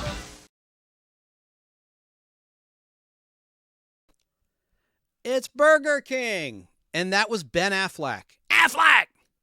Ben Affleck! How about that? Old link, she's saying. No, that's not right. That was the right link. Hang on a second. Let me try it again. I'm stopping the show again. That's why I hate fooling with this crap. Hang on a second. Let me resend it to Sarah. Let me just do the next question while I do that. Next question in our tagline game. And another, of course, this would have been a more obvious one for Burger King. Have it your way. I thought, don't do that. That one's too obvious. So, Question 7. One call does it all. And it's not an ambulance chaser lawyer if you're in the Atlanta, Georgia area. No, this is an eatery. One call does it all. Let me check one thing here. I'm going to try to send our friend Sarah the link again.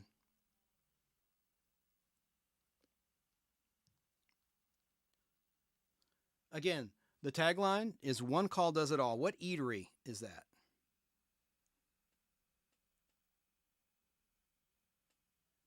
This should be it.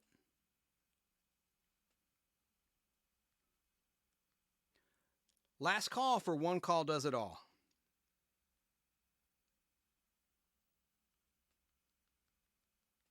Well, I'm going to reveal right now with this ad. And this is another vintage ad.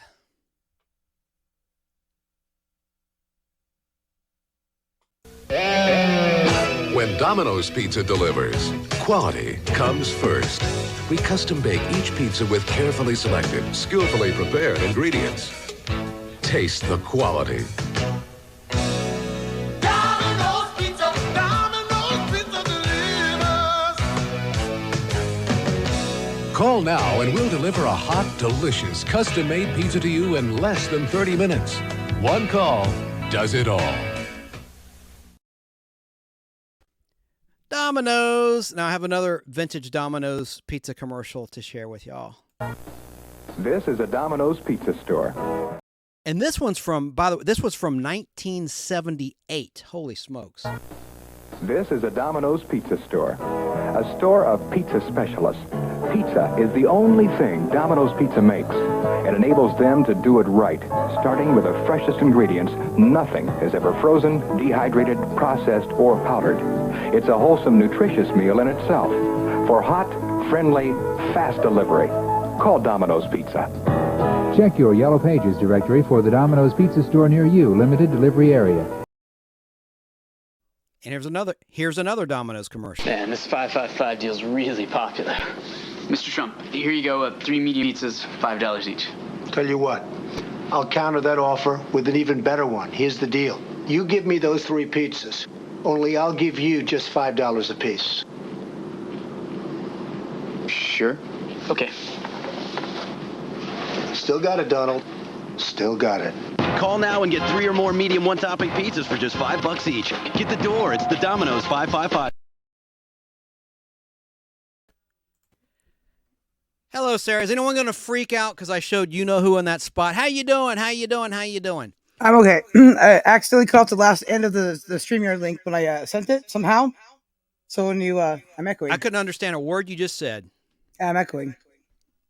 Oh, I know, because I turned off the echo cancellation because I fucking hate it. Oh, family show. Family show. It's going to be an echo. I'm sorry. It messes up my audio, I think. I don't know. No, it doesn't. Well, the echo messes up your audio for sure. The other thing does not.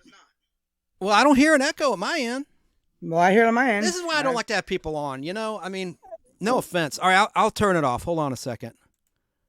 I like to do my show my way. I don't give a damn for a fucking echo. Okay, I turned it on. Okay, there you go. I think it's in stereo when I turn this shit on. I have a comment better? on Facebook. Here's something for you. The older woman, Clara Peller of the Wendy's commercial, in order for her to say her lines, they had to have tape her behind the legs in order for her to say her lines. Let me see who wrote that. It's probably Jerry. I didn't understand that comment. Hang on a second. I'd ask you to read it, Sarah, but I know you have trouble reading while I try to find this. Let me just see who did this. Hang on a second. Who the hell said that? It's probably Jerry. Yeah, it was Jerry. Jerry Dobson, Nostalgia World. He says, here's something for you. The older woman, Clara Peller of the Wendy's commercials, in order for her to say her lines, they had to have tap her behind the legs in order for her to say her lines. Okay, you mean tape? I don't know. All right. What do you think he meant? I don't know. I have no context of it, so. Oh, man. Yeah, it does. I don't know if I have Tourette syndrome or not, but I get fucking pissed off. I did it again. Oh, I do. I'm sorry. I'm trying not to swear. I'm not trying not to do that. But I get irritated sometimes doing this, and that's not a good thing. You're supposed to have fun, right? Supposed to have fun. Now let me get back to the game and let me see here. Speaking of that, for our friend Jerry with a G, Jerry Dobson. Yes. I have that very commercial that he referenced. I've played it before. Right here. It certainly is a big bun. It's a very big bun. Big fluffy bun. It's a very big fluffy bun. Where's the beef? Some hamburger places give you a lot less beef on a lot of bun. Where's the beef? At Wendy's, we serve a hamburger we modestly call a single. And Wendy's single has more beef than the Whopper or Big Mac. At Wendy's, you get more beef and less bun. Hey, where's the beef? I don't think there's anybody back there. You want something better. You're Wendy's kind of people. That's a classic. Where's the beef? Yep, and which I had referenced in Where's this. the beef? There's no beef in this. This is like a $15 dish, $15.95 at China Moon and Vinings. They must be under new management, new owners. They've gone cheap. Show Al's chicken. There's hardly any chicken in his. What'd you get, Kung Pao chicken? Yes. What is this dish, Tom? Done as beef Szechuan. Where's the beef? There's no beef in it. It's all carrots. Look at that. Yep. This All is crap. carrots. You know how much this food we got was almost $70, China Moon. Okay? Okay. Okay. Let me see how many views it's had so far. It's unbelievable on Instagram anyway. I've not put it on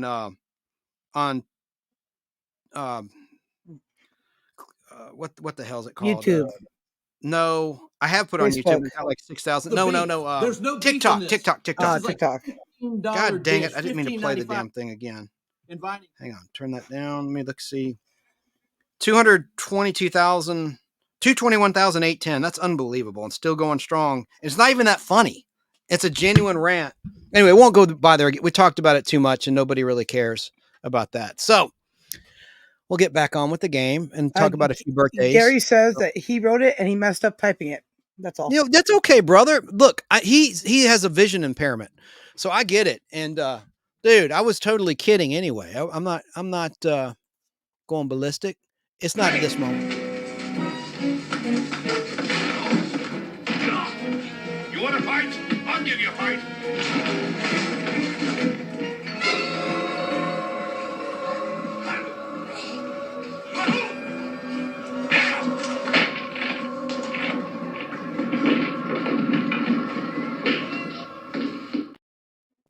I'm not mad.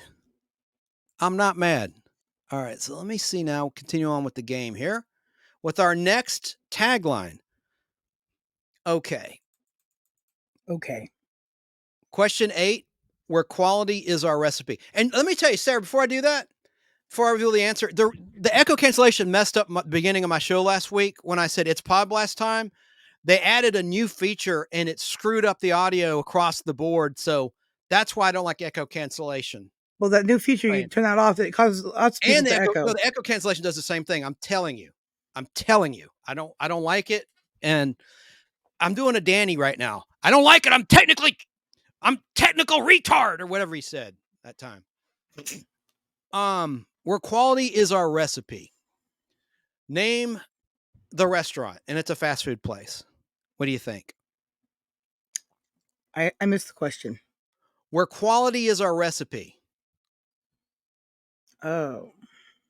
There's other taglines that are more obvious for this particular place. I'm not familiar with that one. You're good. Jerry, again, you're good as gold, my brother. You're the best.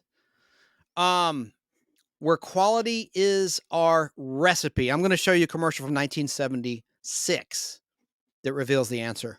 And this is for a prize. First person that answers correctly that wants 5 Batman or Grease vintage Topps cards will get that prize. You tell me which set you want of 5 and be the first person to answer correctly and say claim. Sarah, you take the week off from a prize this week, okay, dear? Well, I haven't won in a while, so don't worry about it. I'm good. I mean, you're your cousin. All right, so let's see. That's not him. He types. I can't. Yeah, you can. No, Yes, I was on talking to you when he was typing, so. Okay. All right, last call for this tagline. Name the restaurant. Where quality is our recipe. Well, I'm going to roll a clip. This place was founded in 1969, but here's a commercial from 1976.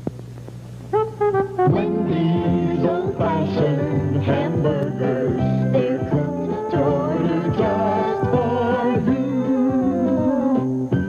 Your choice. We'll fix your hamburgers however you say. Your choice. 256 different ways. Choose a single, a quarter pound, a double, a half pound, a triple, 3/4 pounds of meat. Your choice. Down at Wendy's, where quality is our recipe.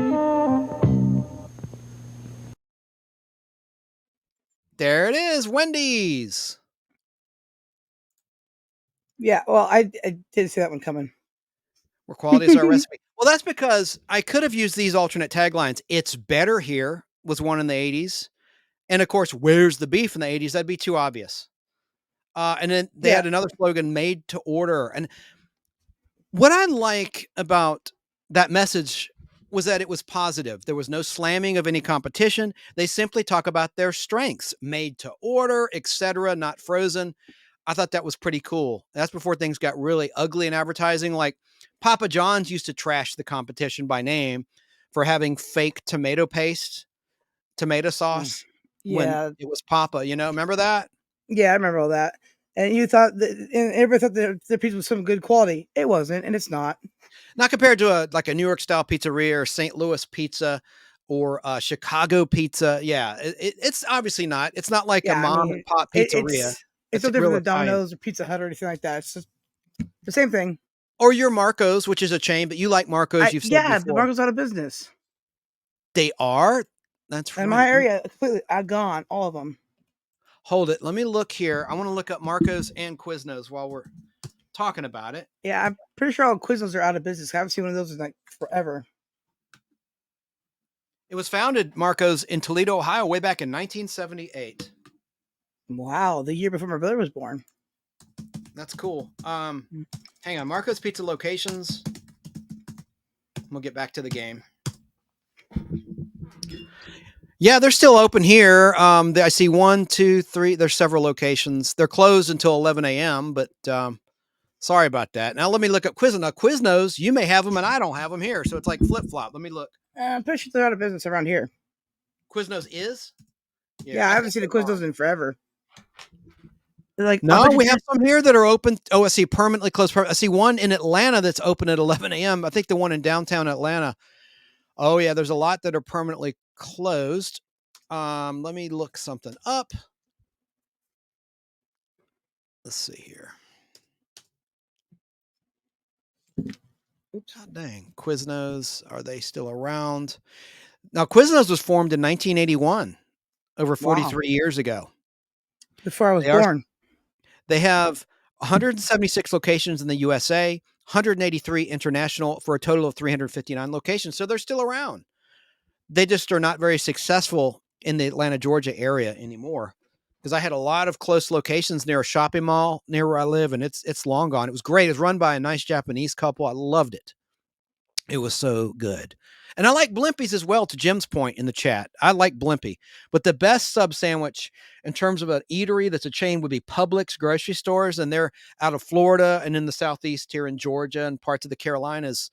They have a great Italian sub made with real French bread or whatever bread you want, sourdough. It's so good. Anyway, for the same money of a Blimpie, if not less, it might be a little bit less. And I always get it with the boar's head stuff. Anyway. So question 9 of 11. This is so super easy. I won't assign a prize to this tagline. You deserve a break today. Oh. And you can play, even though I'm not going to do a prize for this, Sarah. You can blurt out the answer if you want. Yeah, you deserve it sounds familiar, but I can't remember it off the top of my head. You're not playing? You're serious? No, I said I can't remember it off the top of my head. I'm thinking right now. Okay. Yeah, I don't know. I don't know. I don't know. Anybody else? Though. Jim? Anyone that's still out there? You deserve a break today. I thought this one would be super easy. It just sounds like Kit Kat, but I know it's not candy. No, it's this. Grab a bucket and mop. Scrub the bottom and top. There is nothing so clean. That's my burger machine. With a broom and a brush. Clean it up for the rush. Before you open the door. Or to shine on the floor. When we finish one then. Start all over again. Tell me, what does it mean? At McDonald's it's clean. You deserve a break today. So get up and get away to McDonald's, McDonald's, McDonald's.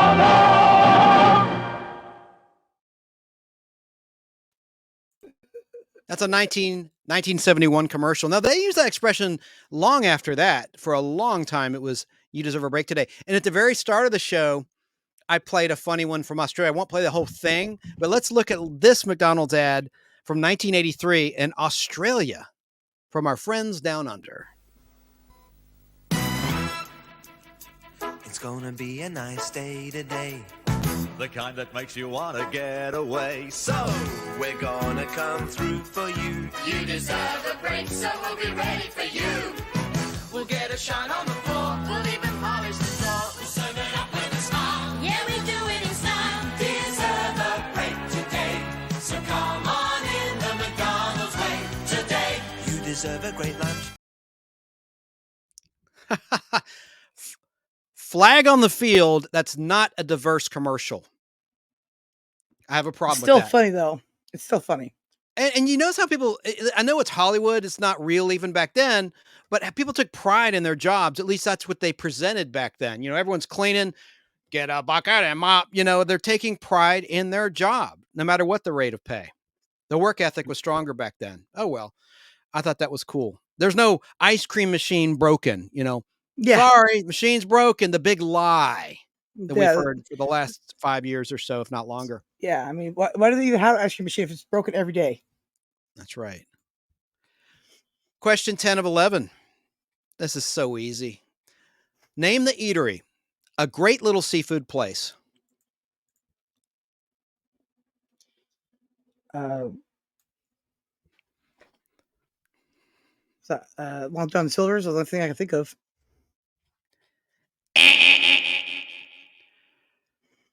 I never even ate there.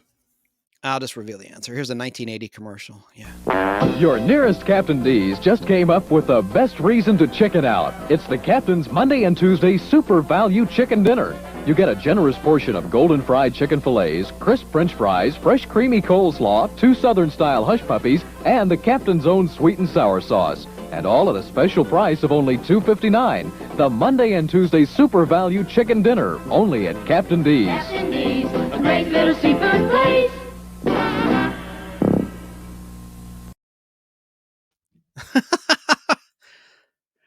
There you go, Sarah. You've never heard of Captain D's? No, I have not.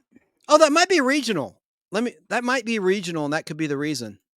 Well, then, you know, no, that's okay. You're not way off. I see your comment there, Sarah. If you've never heard of it, you've never heard of it. I mean, Well, yeah, I know, but I just guessed Not gonna be Long John hard on Silver's, you but I for that. never even ate there before. So let me look up Captain D's. Are they regional? Oh, I almost hit the wrong button again. Let me see here. Captain D's.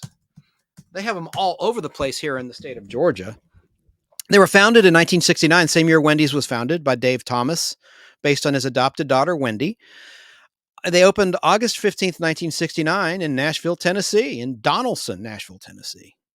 Interesting. Let me just see what states they're in. There might be a list I could find really quickly. They might not be out west. They operate where? 32. They expanded to 32 locations. In 1976, Captain D's was held by the rebranded Shoney's Inc. Okay. that sounds like a tattoo place. Captain D's has Shoney's more, Captain D's has more than 500 locations in the USA. Not anywhere near me. Cool. They might not be. Let me see. I want to look that up. Captain D's regions. Let's see if that pulls up a list. All right, let me see. Are Captain D's out west? We have A&W's. Yeah, we used to have those here, and they closed. There was one in Rome, Georgia. I loved it. And it's gone. Let me see here. I think the nearest one to us is in Riverside, so. And it's good, too. Let's see. I like Long John's a lot. It's not very healthy, but I can't find information on that. So I'm going to assume that there's not any in the West Coast. So you can't be held accountable for that. All right, let's move on with the game. I've gone almost 4 hours, and let's see. Let me see what comments we have coming in. Well, it's been a great show, you know. Thank you. You really think so? Oh, yeah. I mean, your chat was going off the hook. You got 2 new subs. You got like 22 thumbs up. Yeah, great show. Well, thanks. I felt like I was a little off, and I lost my temper a couple of times, which I hate to do. That's not a Yeah, but good it makes look. you human and relatable. So, what are you gonna do? Yeah, but I don't like to use that kind of language. Well, there's Okay. that. Here's the final tagline of an eatery. Here's the tagline. Name the place. Sounds good to me. Sounds good to me. Mm-hmm. Isn't that a weird Well- tagline? But that's the tagline I'm looking for. The No, answer. that's what I usually say when we go. Let's go to In-N-Out, but I don't think it's In-N-Out. It's not. Dude, I got a video coming out tomorrow about In-N-Out. Gonna be good. Oh yeah. In-N-Out Burger, cool. Mhm. Sounds good to me. Now, Jim has been answering. There must be a delay because it's like he's answering when I'm playing the clip. I bet there's a delay because of the time the stream went down when I played the Jackie Gleason roast clip. I don't know. Yeah, most likely. Let me just allow another moment or two for him to Google it. I'm kidding. Sounds good to me. Well, let's reveal the answer. And you were just talking about this, Sarah. Guys, how's some takeout from Long John sound? Sounds good to me. Sounds good to me. Long John Silver sounds good to me. All the good eating you love at Long John's you can take out, from shrimp to chicken to our famous fish. Sounds good to me. Sounds good to me. Long John Silver. Take our taste to your place. Sounds good to me. The Little Seafood Shop. I've never eaten there. There was one out here in Hemet one time, and it went out of business. And then a insurance company went into there. I was like, that's odd. Jim Yeah. says there is a delay. Hung up off the phone and watched you finish the call. Oh well. I know there is a delay about 30 seconds because when I start to a minute, I play a little commercial typically when I'm starting in my pre-roll. Fox Video, fanfare. I like that when you do that. Well, thank They're you, really hon. nice. Thank some you. of them I remember, some of them I've seen, and I'm like, oh, makes me all happy inside. Ooh, thank you. That's cute. That's good. So the other slogan for Long John Silver's was "We speak fish." I'm a bad listener. I thought you were talking about how you liked Long John Silver's, and now you're saying you've never eaten there. Yes, I said the whole time I've never eaten there. Oh, And I said the forgive one me. that I was out here. I was probably thinking 10 minutes ahead. No, I'm on a delay. I'm in California. No, you're not. You're fine. It's all me. I was bad. But anyway, so that concludes this week's edition of Taglines. I didn't have to give anything away this week. I wanted to, but it's too late. It's already past midnight, and a lot of people checked out that probably wanted to play. So now I want to do some quick shout outs to these places. Classic television shows on Facebook, which is a huge Facebook group about, hence the name, classic television shows. They're great. Also, our friend Jerry Dobson's Nostalgia World on Facebook. He kindly shares my show. I appreciate that. This show you're listening to or watching, the Nostalgic Podblast. There's another good one with kind of a confusing name, The Fun World of Classic Television, 1946 to 47 to 81 to 82. And Steve Russo runs that group out of Massachusetts State near Boston. And he posts a lot of great facts. Randy West was the guy. I really messed up with him because he was friends with Ray Combs and he posted something about Ray Combs' birthday. And like a dummy, I'm admitting all fault. I didn't read what he said. And he said it. I just was scrolling and I saw the picture. And so I commented like a knee-jerk reaction, stating my opinion of, how could you do that when you have little kids? How could you kill yourself? And I had forgotten, he'd just been through a divorce. He loved his wife very much. And depression can make you do things where you're completely irrational. So he shouldn't be held accountable for his actions. So I still think it's tragic that he left 6 kids in the lurch, not to have a daddy. But, that's why in the eyes of the law, you're innocent. They have reasons of insanity as a form of innocence, which I don't know if I subscribe to that theory, but it is a matter of law. So anyway. Yeah.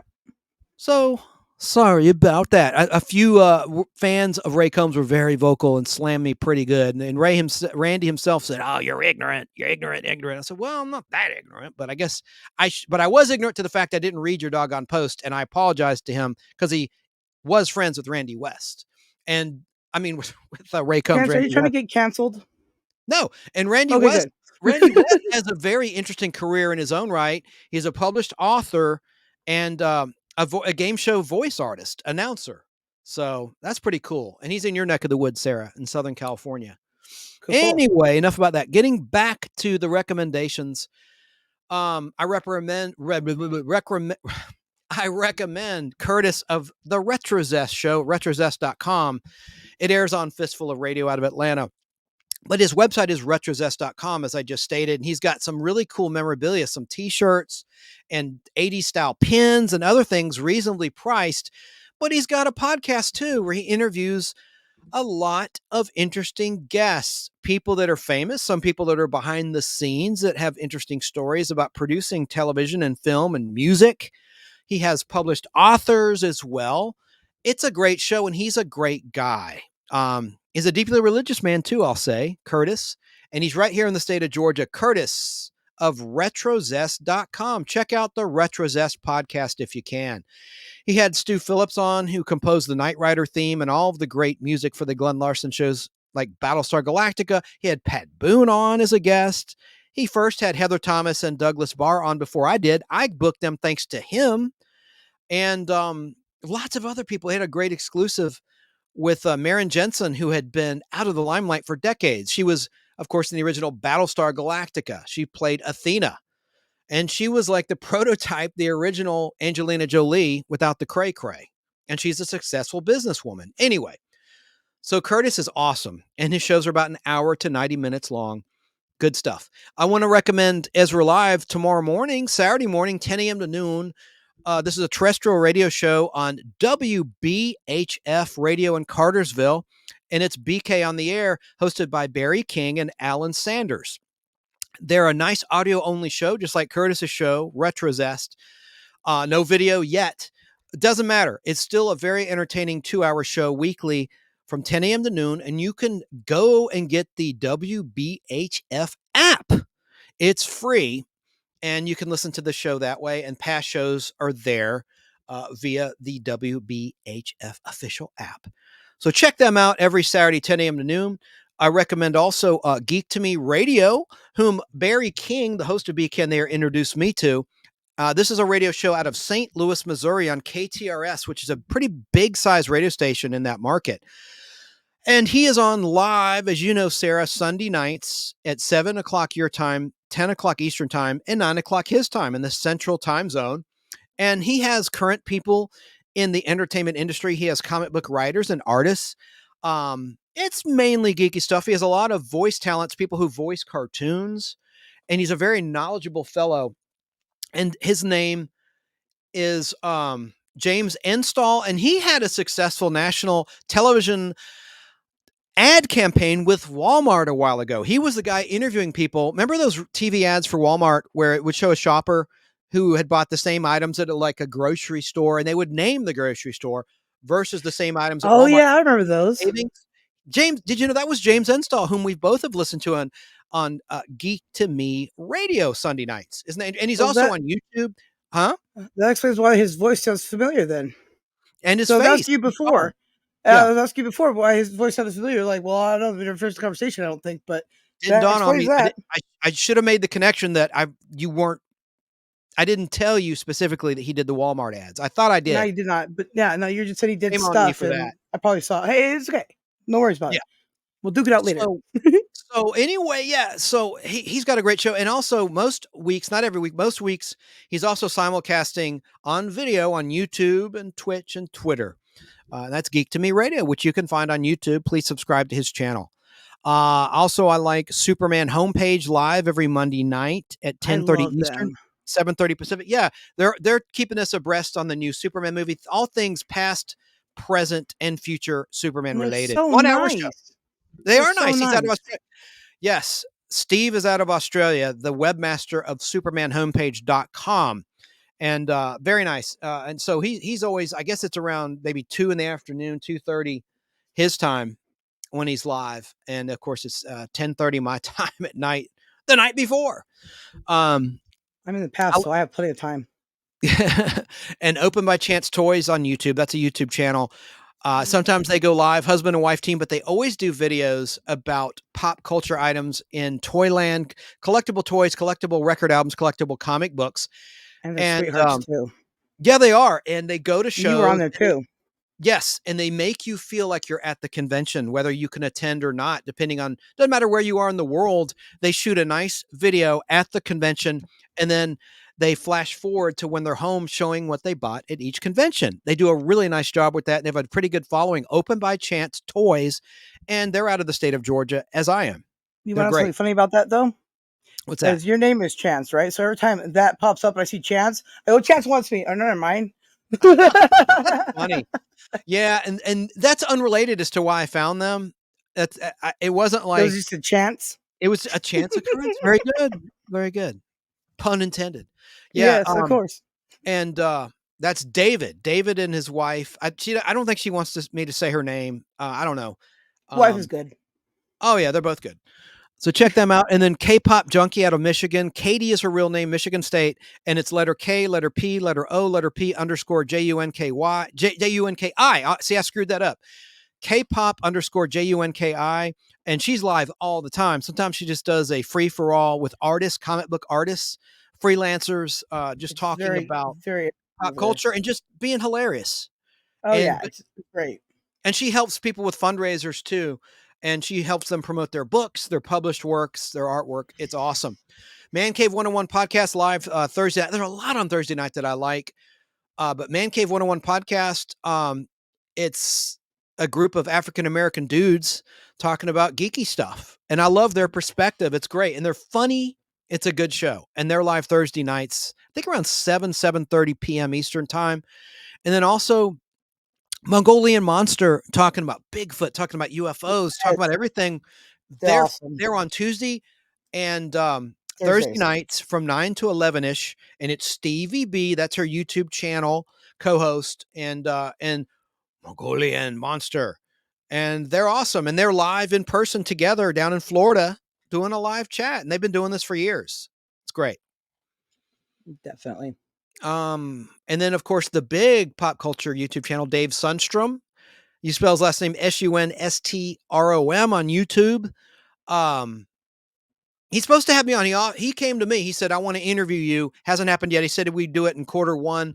Didn't happen for whatever reason, but I haven't seen him doing much live content. He's had a lot of pre-recorded content, but he has exclusive content for his members. So he may be focused on that. I wouldn't see a notification because I'm not a member yet, but you can be a member of Dave Sundstrom's huge YouTube channel about pop culture. And I really liked one of my favorite, the good stuff's what he brands it as. And I like his video. It's a part of the good stuff. Yeah, I liked the video piece he did about vintage tops and Flair TV and movie cards a while back. And then Golden Rage of TV, Pat McCormack on YouTube. He's a guitarist and he's won a Daytime Emmy Award. He and his fellow actors who played a fictional rock band on General Hospital, I think back in 2003, over 20 years ago. Very cool. But he's interviewed Loretta Swit and other actors past and present in the business. Excellent content. And he's so professional and it's perfect audio every time. That's Golden Rage of TV, Pat McCormack. Another person, Barry King of BK on the Air, introduced me to, but I've never met him in person. I don't think he's never met Barry King in person yet. Cause he's in California State as you are. He's a big San Francisco 49ers fan too. And I think San Francisco Giants as well. He's a big San Francisco professional sports fan also. Is he in San Francisco? I think he's near it. I don't know specifically. He gave me, I need to wear his t-shirt like, oh, we didn't talk about Thrash Pondo Pons, our buddy, Sunday nights at 7:30 for about an hour doing TV trivia and sometimes music trivia. What a nice guy. He's in the state of Massachusetts and Cape Cod and his first name is Bob. But his YouTube channel is Thrash Pondo Pons. And he wears Pat McCormack's TV shirt for Golden Rage of TV every week. And Pat sent me one. I need to wear it. I wore it once, but I need to wear it to help promote him and his show. So there you go. Those are my shout outs for the week. And I hope I didn't forget anybody. I guess do stuff. Snarky does stuff. Whatever. Snarky, of course. Snarky. Say her YouTube channel, Snarky. Snarky. I dropped it in chat. So it's in the YouTube chat. Adult language, I'm just saying, but it's funny stuff. It's funny stuff. And then your channel, My Flock, again, adult, but you give a warning, the hilarious parental guidance, parental advisory, like Oh it's yeah, like a a CD. compact disc from the 1990s Mhm. or something. Oh yeah. You know. I'm cool. Okay, and I appreciate you keeping it family friendly around with me, but here I go break my own rules, shouting off F-bombs when I got frustrated tonight, technically. That's I need to okay. slap myself. It's your show. It's my show, but I broke my own rule. So anyway, Yeah, well, tech makes people break their own rules a lot. Anyway, I've an Al. I guess I'll mention Al's nostalgic rewind page. I think it is and we do a show every other week. We didn't last week because of Easter, and this Sunday, Al's busy with his friend who has a birthday. They're going to the movies. His friend, who's a big Elvis fan, nice guy, antisocial guy though. One time he wanted to do with Al a show about Elvis, and he wouldn't let Tom and I be on our own show. Oh wow, that's weird. Very weird. Very. I do got one more shout out though for a channel. Go ahead. Jim's camera and Don. Jeez, I almost said that backwards. Good dude. He let you know that we couldn't hear, even though we're typing in chat, but no, just paying attention. You But really he couldn't calls hear you. it when I played the music. Music was It drowning was- me out it- that badly. Yeah, it was damn. pretty hard to hear you, man. But could you hear it all? I guess I'll find out if I play it back. I hate to listen. Well, to I it. had it on my TV, so it might have been better sound than people's phones and stuff, but Yeah. it was still painful on the TV. So Okay. Now next week, we're going to talk about some more people that were recast in TV and film, because that's a topic that'll just keep on going. There's so many more I thought of after the fact. And I guess we'll cover Ray Combs in a nice way. I'm not going to be unkind to Ray Combs. He was so good, so talented, so funny, so quick. And it's not fair that his life had some unfortunate turns with some bad business deals. He made some unfortunate investments in comedy clubs in Ohio State that went sour. His wife left him, so I'm going to be fair to Ray Combs and not, it'll be, any Ray Combs fans will not be unhappy with my coverage of Ray Combs. It'll be honest and nice. So there you go. good on you, Chance. Next Friday night, this coming Friday night. Right. Now, It's gonna be a party. party. Let me Party see at Chance's. Woo! Sorry. anything else I wanted to cover. God, I hope I didn't forget a shout out. I always seem to forget somebody by accident. Big Box. Hello, Big Box. What's happening, my man? Did we talk about Dan's channel in South Carolina?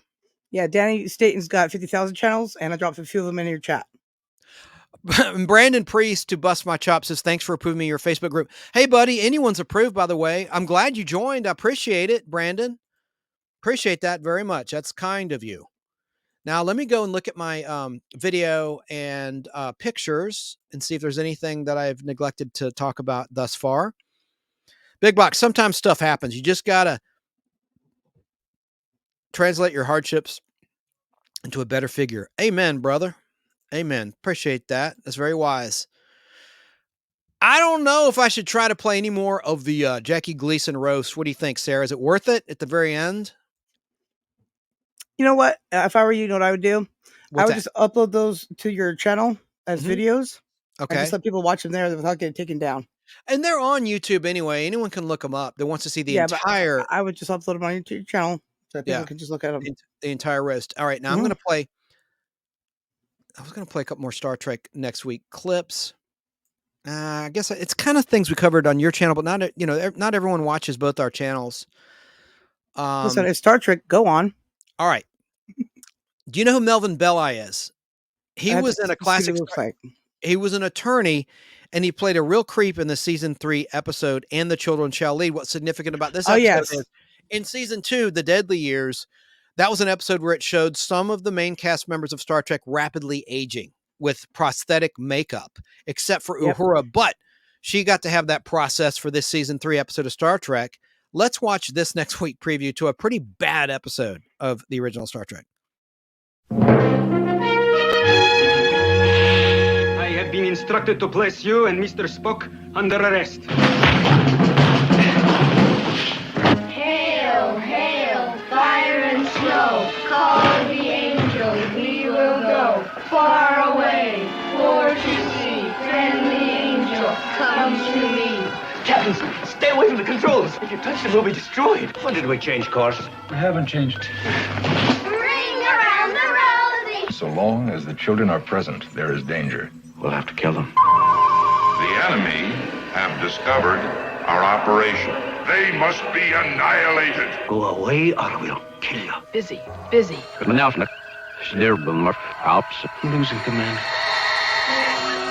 Losing the Enterprise. Death to you all. Captain, what's the Enterprise? Death to you all.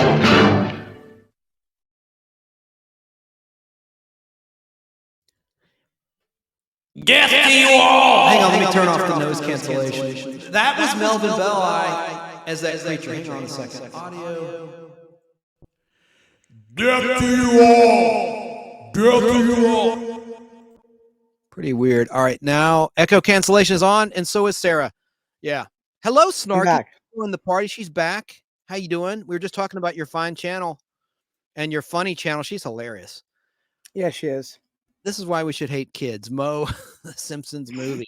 And Jim's Cameron Don saying, hey to Snarky, who had said, wowzer, creepy children's. Indeed, ma'am. I played this on your show. I hate to be so repetitive, but I like this episode, This Side of Paradise, where Spock falls in love with a former love, Layla Kalomi. And that's the one with the spores. And these were prop plants used in the Outer Limits episode, Specimen Unknown, from season 1 of that show. Black and white episode of the Outer Limits. And a lot of the same crew of Outer Limits went on to work on Star Trek. Robert H. Justman, for one. But this was a kind of an anti-pot episode where they were saying that, you know, people just have no worries. You know, they're all stoned on the spores on this planet, Omicron Ceti 3.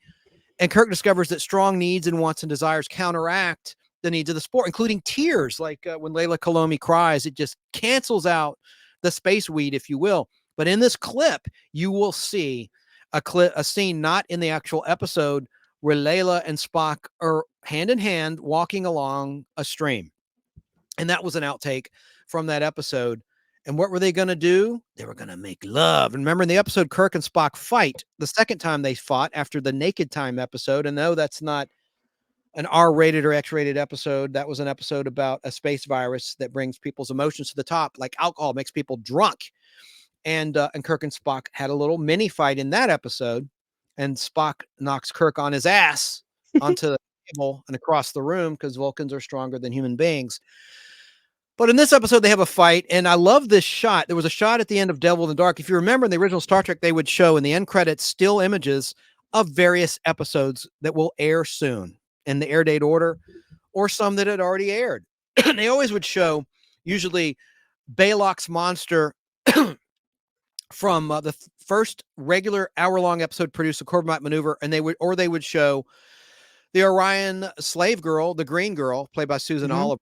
But they would show various ones, and they showed a shot at the end of Devil in the Dark, written by DC Fontana. And by the way, that was produced when Kirk learned his father had passed away. And there's a shot where he leans down, ostensibly at the body, the smoldering body of a crewman, a red-shirted crewman, and he looks very despondent. And that was real acting because his father had passed away during the production of that episode, which was produced after the one about the spores. But at the end, okay, I'm being so long-winded here. You see a shot, a great still shot of a different camera angle not used in the episode, where Spock is punching Kirk in the face, and it's not the stunt doubles, it's the actors, and it looks like they're connecting. It's a cool shot, and Shatner's like this. But let's watch now the 1-minute trailer to the anti-weed episode, if you will, of Star Trek Season 1, This Side of Paradise. Captain's log, stardate 3417.3, Omicron Ceti 3. We had expected to find no survivors. These people shouldn't be alive. Is it possible that they're not? This is Layla Kalomi, our botanist.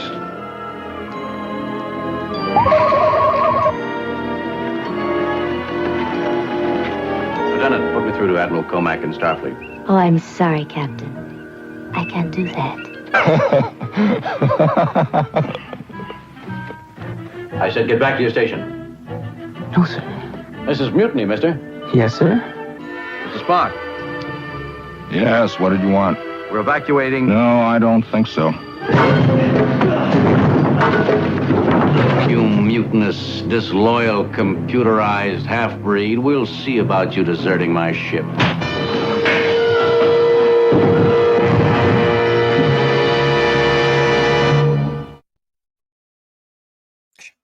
obvious stunt people there at the end there, but I love his little speech. He learns that if you can piss someone off, it'll counteract the effects of the spores, or if you make them emotional where they're crying.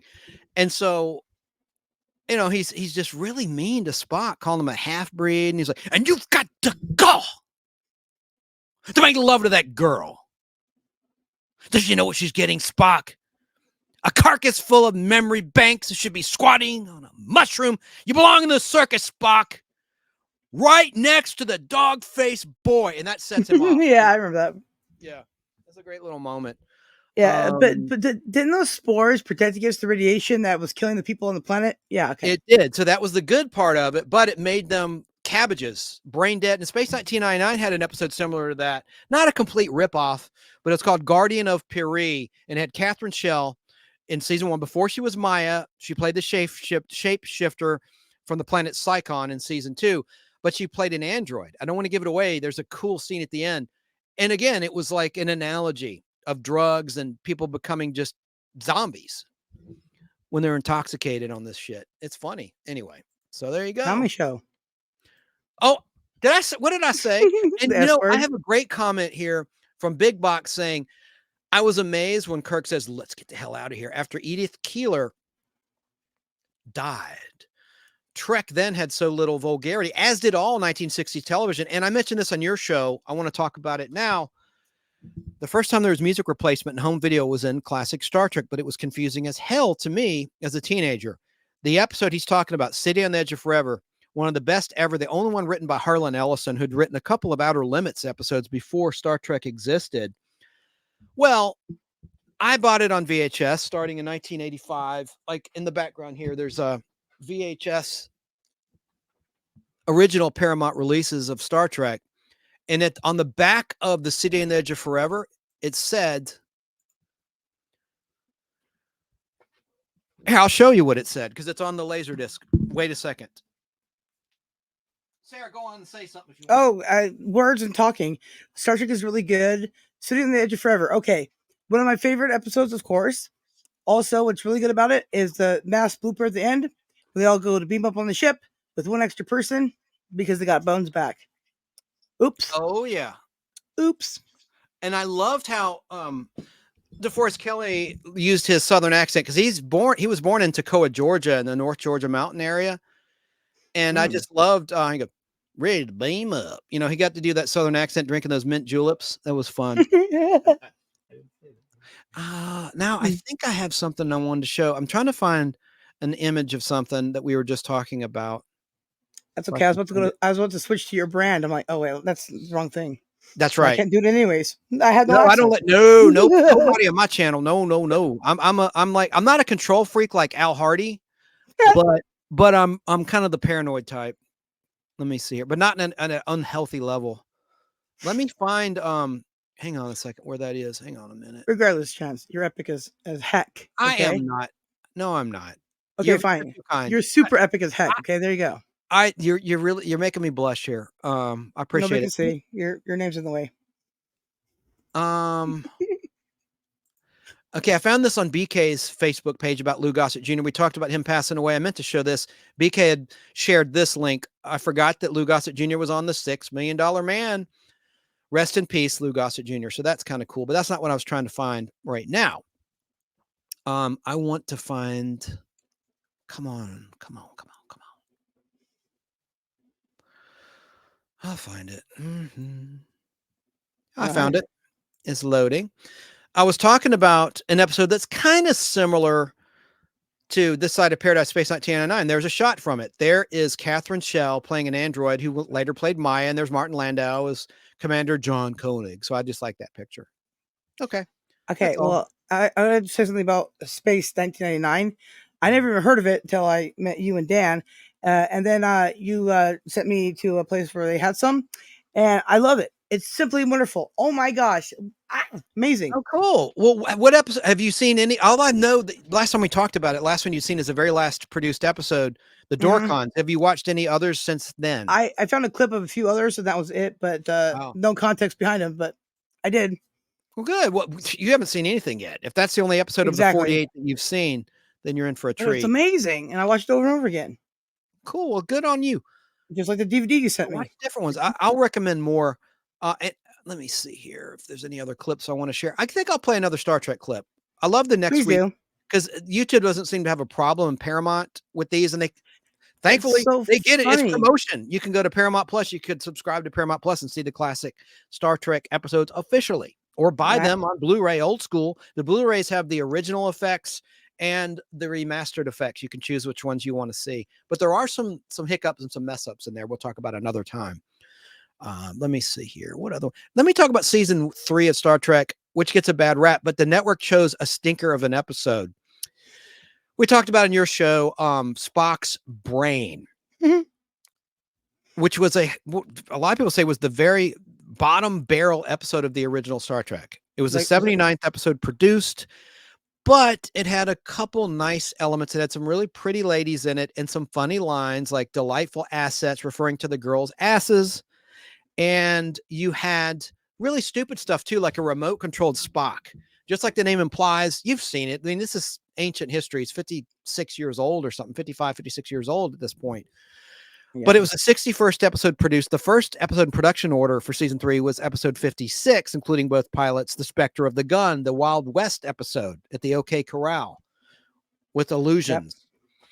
Yep. And then you had Alon of Troyes produced after that, which was really the first appearance of the Klingon ship because they'd used a cheap animated effect thus far in episodes like Friday's Child in season 2 of some classic Star Trek thing. But in production order, it was Alon of Troyes that introduced the Klingon vessel. But in air date, it was the second episode that aired, which I'll play a clip of, the Enterprise incident where Spock is surgically altered to look like a Romulan. But I'm getting ahead of myself. Kirk is, yes, I said Spock. I did it on your show. I made that error there. When Kirk is surgically altered to look like a Romulan, which looks Klingon-ish with pointed ears and upswept eyebrows. But here is the clip of the first aired episode, Spock's Brain, the worst episode of the lot. A good thing about that episode before I rolled the clip was that it showed advancements in the special effects, meaning it shows Kirk walking in front of the view screen with moving stars. Before, they couldn't do that. They'd show him in his chair, but they had perfected some blue screen techniques at that point in the summer of 1968. So that was a good thing about this terrible episode. And they showed cool graphics of the planet's solar system on that view screen as well. But they redid the costumes to a bad effect. They were too tight, and it made William Shatner look a little plump, I think. I don't know. I didn't like the way the costumes were redone for season 3 of Star Trek. Let's watch the 1 minute next week preview. Got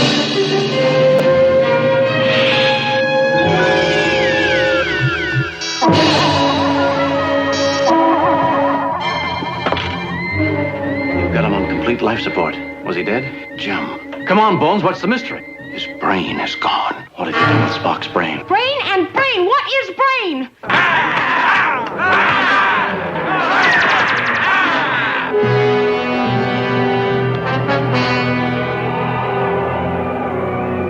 This fellow is keeping us from our property. Go away. You must not take the controller away. We will all die.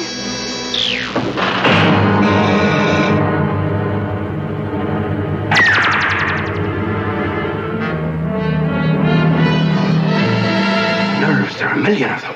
What am I supposed to do? I can't remember. He's dying and I can't stop it. Please. Well, I like the music. It had an original musical score, which was pretty good for that episode, I think. He's dying and I can't stop it.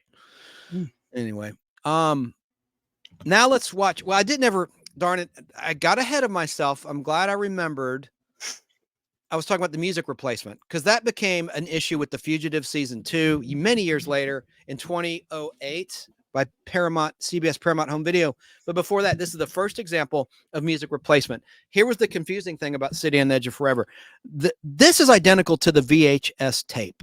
They had 2 episodes, one on each side of the disc. One side of the disc had an episode.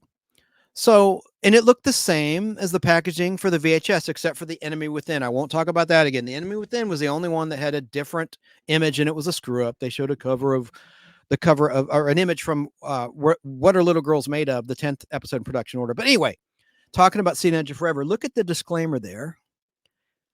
It said on the VHS tape, look at the bottom below the red episode 28. It says some music has been changed for the home video version of this title. I don't know why, but on the VHS release, no music was changed. So I was like, what are they talking about? And then years later, I got this laser disc and it all became clear. And I'm going to reveal here on this show, the Nostalgic Podblast, I'm going to play that music because I don't think anyone has put that on the internet to my knowledge. I don't think many people had the laser disc that are out there. And it's terrible. And it's right when Edith Keeler is run over by the car. Instead of those strings, those heart-wrenching strings, you know, it was great, the music they used. Now, obviously, the reasoning was they could not identify where that music came from. There was a lot of recycled music in shows like The Fugitive. They recycled music from Twilight Zone and Westerns. And so even back then, I guess it was an issue back in 1985 when they released City and the Edge of Forever on home video for the first time. But isn't that strange that the VHS was original, but the Laserdisc was not? It doesn't make sense because it's still home video is home video. It doesn't matter if it's VHS or Laserdisc. So to me, that's bizarre. Someone out there that worked for Paramount Home Video knows the reason why, but for the life of me, I cannot make sense of it. It doesn't make sense. And that music was so bad that they put in there. Oh my gosh, Sarah, I've got to play that. It'll be a nice little exclusive. Yeah, I'd like to hear it because I don't think I have. Yeah, I mean, and no one's really talked about it to my knowledge. So that'll be cool when we get to that. So Sarah, Snarky singing to you the Jefferson Starship song that you love. That is my favorite song ever. Yes, for sure. I need to put that back in the fistful rotation. I think people are getting tired of it. I need to put it back in for your benefit because you're such a supporter of Fistful of Radio out of Atlanta. Well, Storms are brewing in your eyes. She's serenading you as a friend. Isn't that cute? Yes. So I think I played all the Star Trek previews I'd queued up so we can move on and try to wrap the show. Wait a minute. You're out of Star Trek for tonight? Oh my gosh. For tonight. I don't know how I feel about that. I just can't tear myself away.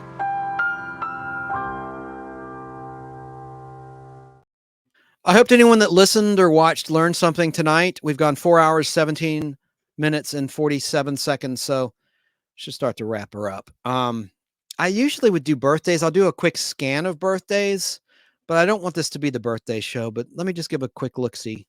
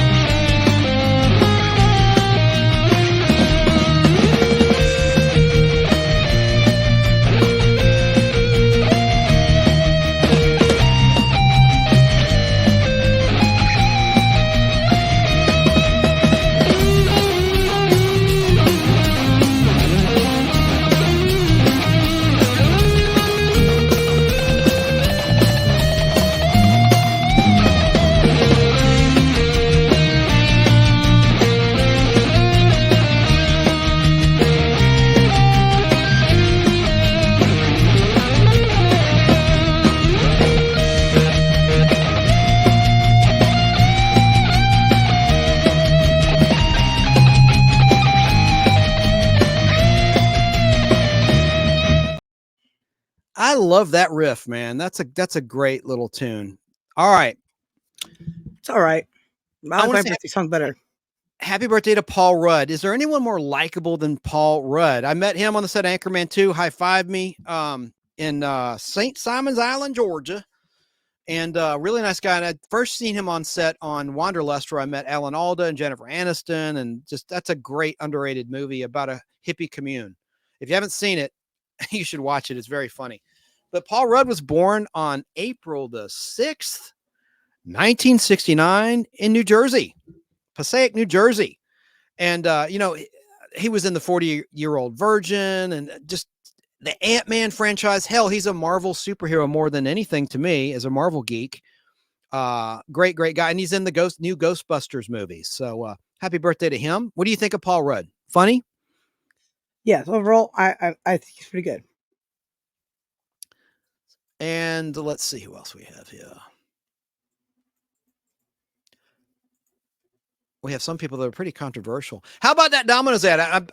Nobody freaked out because you saw a former president in there answering the door and negotiating. I'll leave it at that. I was afraid I afraid people were going to let me have it. You know, they just get so when they see a certain people. Yeah, I how don't dare go you nuts play when I see something? people I don't like. I Yeah, want to say happy heavenly birthday to Merle Haggard. I loved his music. He's been gone since April. He died actually on his birthday. Born on April 6, 1937, died on April 6, 2016. He was born in Oildale, California. And of course, Merle Haggard initially gained fame performing with the Strangers, and he had several brushes with the law in his younger days before he launched his music career. And his songs reflected the angst of the working class. He won several accolades, including a Grammy Lifetime Achievement Award. Happily, heavenly birthday to Merle Haggard. And I like this music. I love Urban Cowboy. And he's in Urban Cowboy, and that's a great double album, the Urban Cowboy soundtrack from way back in 1980. One of the three big movies John Travolta did with his contract with Paramount Pictures, starting with Saturday Night Fever, and then Grease, and then Urban Cowboy. Those were the big three. Yep. Billy D. Williams, born April 6th, 1937 in New York, New York. Is there anyone smoother than Billy D? I don't think so. No, I mean, he makes everything cool. Lando he even makes getting Calrissian choked himself. up. He even makes getting choked up by Darth Vader cool, you know? He got choked by Chewbacca. Yeah, whatever, whoever it was. I don't remember. It's Star Wars. It's not Star Trek. I don't know. We gotta save. Right. He makes that look cool. Yeah. He's awesome. He was a Broadway actor. Hell, you know who had a crush on him? Florence in The Jeffersons. The Jeffersons maid. He appeared on The Jeffersons. Remember when Billy D. Williams was on The Jeffersons? That was an awesome episode. I never watched The Jeffersons. Oh, you've got to see it, girl. That's one of the. It's a spinoff of All in the Family. It's an epic show. Lou Gossett Jr. I was a little kid and I wasn't allowed to watch them. Weren't allowed to by your daddy, your mom, or both? Both of them, because they were hardcore Mormons and there was all controversial stuff. So was supposed to. Yeah, and it had the N-word in there. It really did. It had the N-word. It had a lot of some questionable language. Yeah. But I watched you know, what is it? Miami Vice. So you tell me, whatever. I don't know. You're allowed to watch Miami Vice. Yeah. Yeah. So they were cool with the violence, but not the words. Yes, apparently, because little kids will repeat everything like birds. Who knew? And happy birthday to Mary Lou Henner, best known as Elaine in Taxi, but she has a photographic memory. She can remember what she ate. You name a date and she'll tell you what she ate that day. And I don't think she's fibbing, but she was born April 6th, 1952. I loved her also. Snarky, remember this if she's still out there, in Evening Shade. She played Burt Reynolds' wife. Hilarious. She had great comedic timing in Taxi and in Evening Shade. Anyway, happy birthday to her with that photographic memory. And what a beautiful redhead. Happy birthday to John Ratzenberger from Cheers, Cliff in Cheers, born in 1947 on April 6th in Bridgeport, Connecticut. Wow. What superhero movie franchise was he in? He was in 2 movies in this superhero franchise, a mega successful superhero franchise. Oh, I didn't mention Mary Lou Henner was born in Chicago, Illinois, but let's get on beyond her to John Ratzenberger. Cliff. He didn't look like he did in Cheers in these movies, but he had a speaking role in both of these movies as a different character. I think it's a different character. Could be the same, really. Any guesses? Let me see if anyone in chat knows. John Ratzenberger. Don't look it up. I just want to know if anyone knows instinctively. I don't Google like you do, okay? Big Box says Paul Rudd was great in role models. Oh, yeah. Lando. Billy D is smooth, confirms Snark and Sass YouTube channel. John Ratzenberger. John Ratzenberger. That's a hint. He was in Superman the movie. And okay, he played. I wanted to say Superman, but I wasn't sure. In the bunker when they're launching the XK-101 rocket. That's what I thought. he had more dialogue in the extended version of Superman the movie. Red line, they call the president who's on the golf course, who says, I don't want to say the GD word, but he says, GD, what is it now? In the TV version of all things, not in the theatrical. But he also was in Superman 2 playing the guy at NASA when the supervillains attack the men on the moon. He's not shaving. He's sitting. He's, what's a curl? His line is, one of his lines is, what's a curl? He goes, I thought he said he saw a girl when he curl. And he goes, no, he saw Ursa, one of the astronauts with the cosmonauts. It's American and Russian astronauts on the moon, sees Ursa flying overhead. Those are Richard Donner scenes, by the way, that were shot by Richard Donner before he was fired. He was filming Superman 1 and 2 at the same time. And the guy in the space pod saw Ursa flying by, and he goes, he's a girl. And they go, what did he say? He goes, I thought he said curl. That was John Ratzenberger's line. But anyway, whatever. It could have been the same guy at NASA who also was in the Air Force or Navy. I think he was a naval or an Army. He might have been an Army person in the bunker in Superman 1. I should know that, shouldn't I? But I don't know. Yeah, but you anyway, should. It's okay. We still love you. That's John Ratzenberger, so I'm all over the place. I need to continue with birthdays. Happy birthday to John Ratzenberger. Michael Rooker, the guy who shot my zombie character in The Walking Dead in the head, who played Merle Dixon, among other things. Of course, he was in the Guardians of the Galaxy movies, the first couple movies, as the stepdaddy to Star-Lord. He was born in Jasper, Alabama on April 6th, 1955, and he played Yondu in the Guardians of the Galaxy first two movies in that trilogy. But he's a dude that shot me in the head in The Walking Dead. Repeatedly, too. I saw it. It's on my channel. Repeatedly. Oh, he was having great fun. It's not clear if he's on meth or cocaine, but he was on something in a vial, a little white powdery substance. He's on dope of some kind, hard drugs. Well, that's not what I was referring to. I was referring to my editing job of him repeatedly shooting you in the head. The zombie, my little zombie character, I actually came up with a backstory. This is unofficial, of course. He was a dentist. My zombie, before he got bitten and became a zombie walker, he was a dentist, my guy. That Merle shot in the head. Yep. Gross. I think I look like a dentist. Happy birthday to Lee Grant, born April 6, 1925 in New York, New York. What a great actress. She was chilling in Damien, The Omen Part 2, released in 1978. Damien! She got blown up, caught on fire. Oh, spoiler alert. But she won an Academy Award for Shampoo. You ever seen Shampoo or heard of Shampoo, Sarah? Well, yeah, I wash my hair. No, the movie. Pretty quick. Thank you. Thank you. Have you heard I'm of here all week? Have you heard of the movie Shampoo? No, I have not. You know who else is in it? Future Princess Leia. Carrie Fisher. And she had a line, I'm going to say a bad word, family show, hide the kids. Her line was, wanna fuck. And she says that to Warren Beatty's character. Warren Beatty is the hairdresser to the stars and the rich people in this movie. And this is before Heaven Can Wait, the remake. It was a really big movie back then, Shampoo.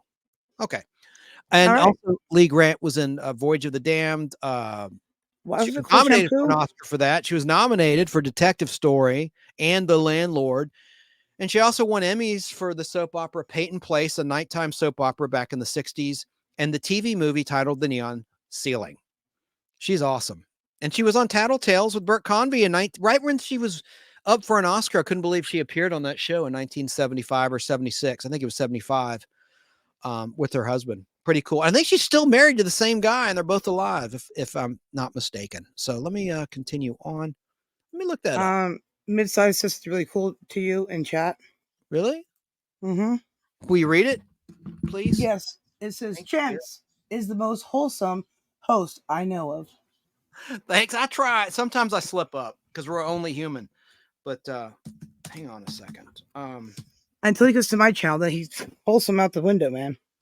Lee Grant, I didn't mention this yet. She also appeared in a key fugitive, not key, but a good fugitive episode in season 1 with Tim O'Connor, who later played Dr. Hewer in season 1 of Buck Rogers in the 25th Century. And he had a big scar across his face. He played a Korea vet who got his face damaged when a grenade went off. And he blamed Dr. Richard Kimball, who was a medic in the Korean conflict in the characterization of Dr. Richard Kimball for that and wants revenge. And Lee Grant was in that episode. It's a good one. Taps for a Dead War. That was the title of that one. From memory there. Yep. Joseph. All right. She was married to Arnold Manoff from 1951 to 1960, but she married in 1970 Joseph Feury Fury in 1970, and they're still married. And she has 2 children, including Dinah Manoff. Wow. Who's 68 years I of thought age. you were going to go with the Dinah Girl for a minute there. I was like, what? Sorry. Again, quick and funny. Yeah. See, you've trained me now, there, Chance. Thanks. I appreciate that. I hear keywords and I'm like, go on. Oh, no, you're not talking about that? Dang it. You are cracking me up, girl. You thought I was talking about these guys.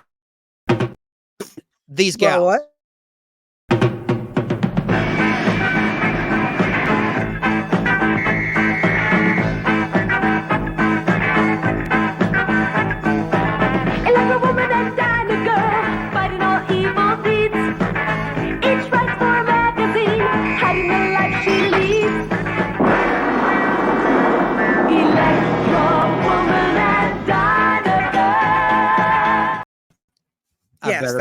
I better stop it right there, or the stream might be interrupted, or worse. No, only the footage is copyrighted, and the music is not. It doesn't take it down. I know. I noticed that. That's right. I used to play a lot of clips before I got StreamYard audio only, and I never had problems, and it makes sense. When you're incorporating video as well as audio, you're going to have problems, but that's just a great classic theme song sang by one of the Captain Cool and the Kong girls in the band. Anyway. Not Cyndi Lauper. The Internet Lies. Another Internet Lie says Cyndi Lauper sang it. She sang it in the TV Land Awards in the early 2000s. She didn't sing it back in 1976. Sorry, dear. I cut you off. Sorry. Go ahead. I was going to say, midsize there is snarky, right? You know that, right? Midsize. I don't. Oh, in chat? Yes. Midsize Sasquatch there is snarky. Ooh. There's a bunch of comments I must address and then go through some more birthdays. What's in a big box? Midsize. That's her? Yes, it's her. Hey, lady. No wrenches. Oh, well, I don't know how to do that. I'll have to get on and get you a wrench. Doesn't she have a wrench, her other one? She should. Her snarky one, yes. But remember, that one's in jail, so, in case I ever take it down, she had to make it back up. Wait a minute. I did not know that. She's in. Yeah, for what? She got in YouTube jail. For what? She made a community post, and they deleted it. That's and they right. don't, She talked about that. I do remember. Yeah, and they wouldn't show it to her, so she doesn't know what she did. That's BS. I know that feeling, because every time I got in jail, I'm like, I don't know what I did. It says some vague thing of, I harassed someone. What? Michelle Obama? How? Me neither. Well, you take it away. I'm going to give her a wrench. I got to do this. So you just keep talking, girl. All right. And and that's how the last time I ended up in jail. Somehow I bullied and harassed Michelle Obama. I don't even know how. Oh my. Right? I'm very bad, I guess, somehow. But it was very vague on it. It just said you could have done the guideline violations. I'm like, I could have? Like what? So the closest I came to was a bullying harassment. I'm like, how? Don't tell you. And that's YouTube for you. Very helpful. Add as moderator. I don't know what to do.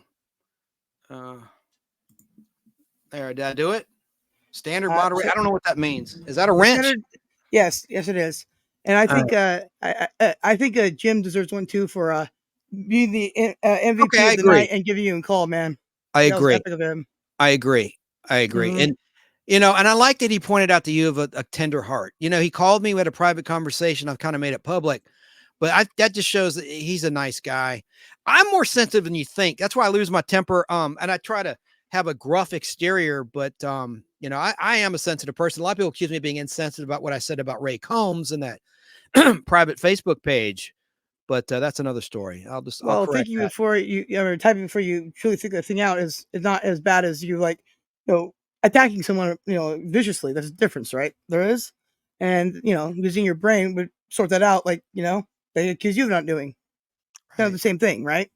The stupid thing is I always read before I comment. In that case, I didn't. So that was my mistake. But anyway, it doesn't really bother me that much. I act like I'm really bothered by it. I'm not that bothered by it. I'm just like, you're more like, oops, I won't do that again. My bad. Now I can't find Jim's comments. Let me go way back up there because I think he may have signed off. I don't I from what I can do in YouTube, this is so boring, listeners. I'm sorry. I'll do it next time. I don't even see.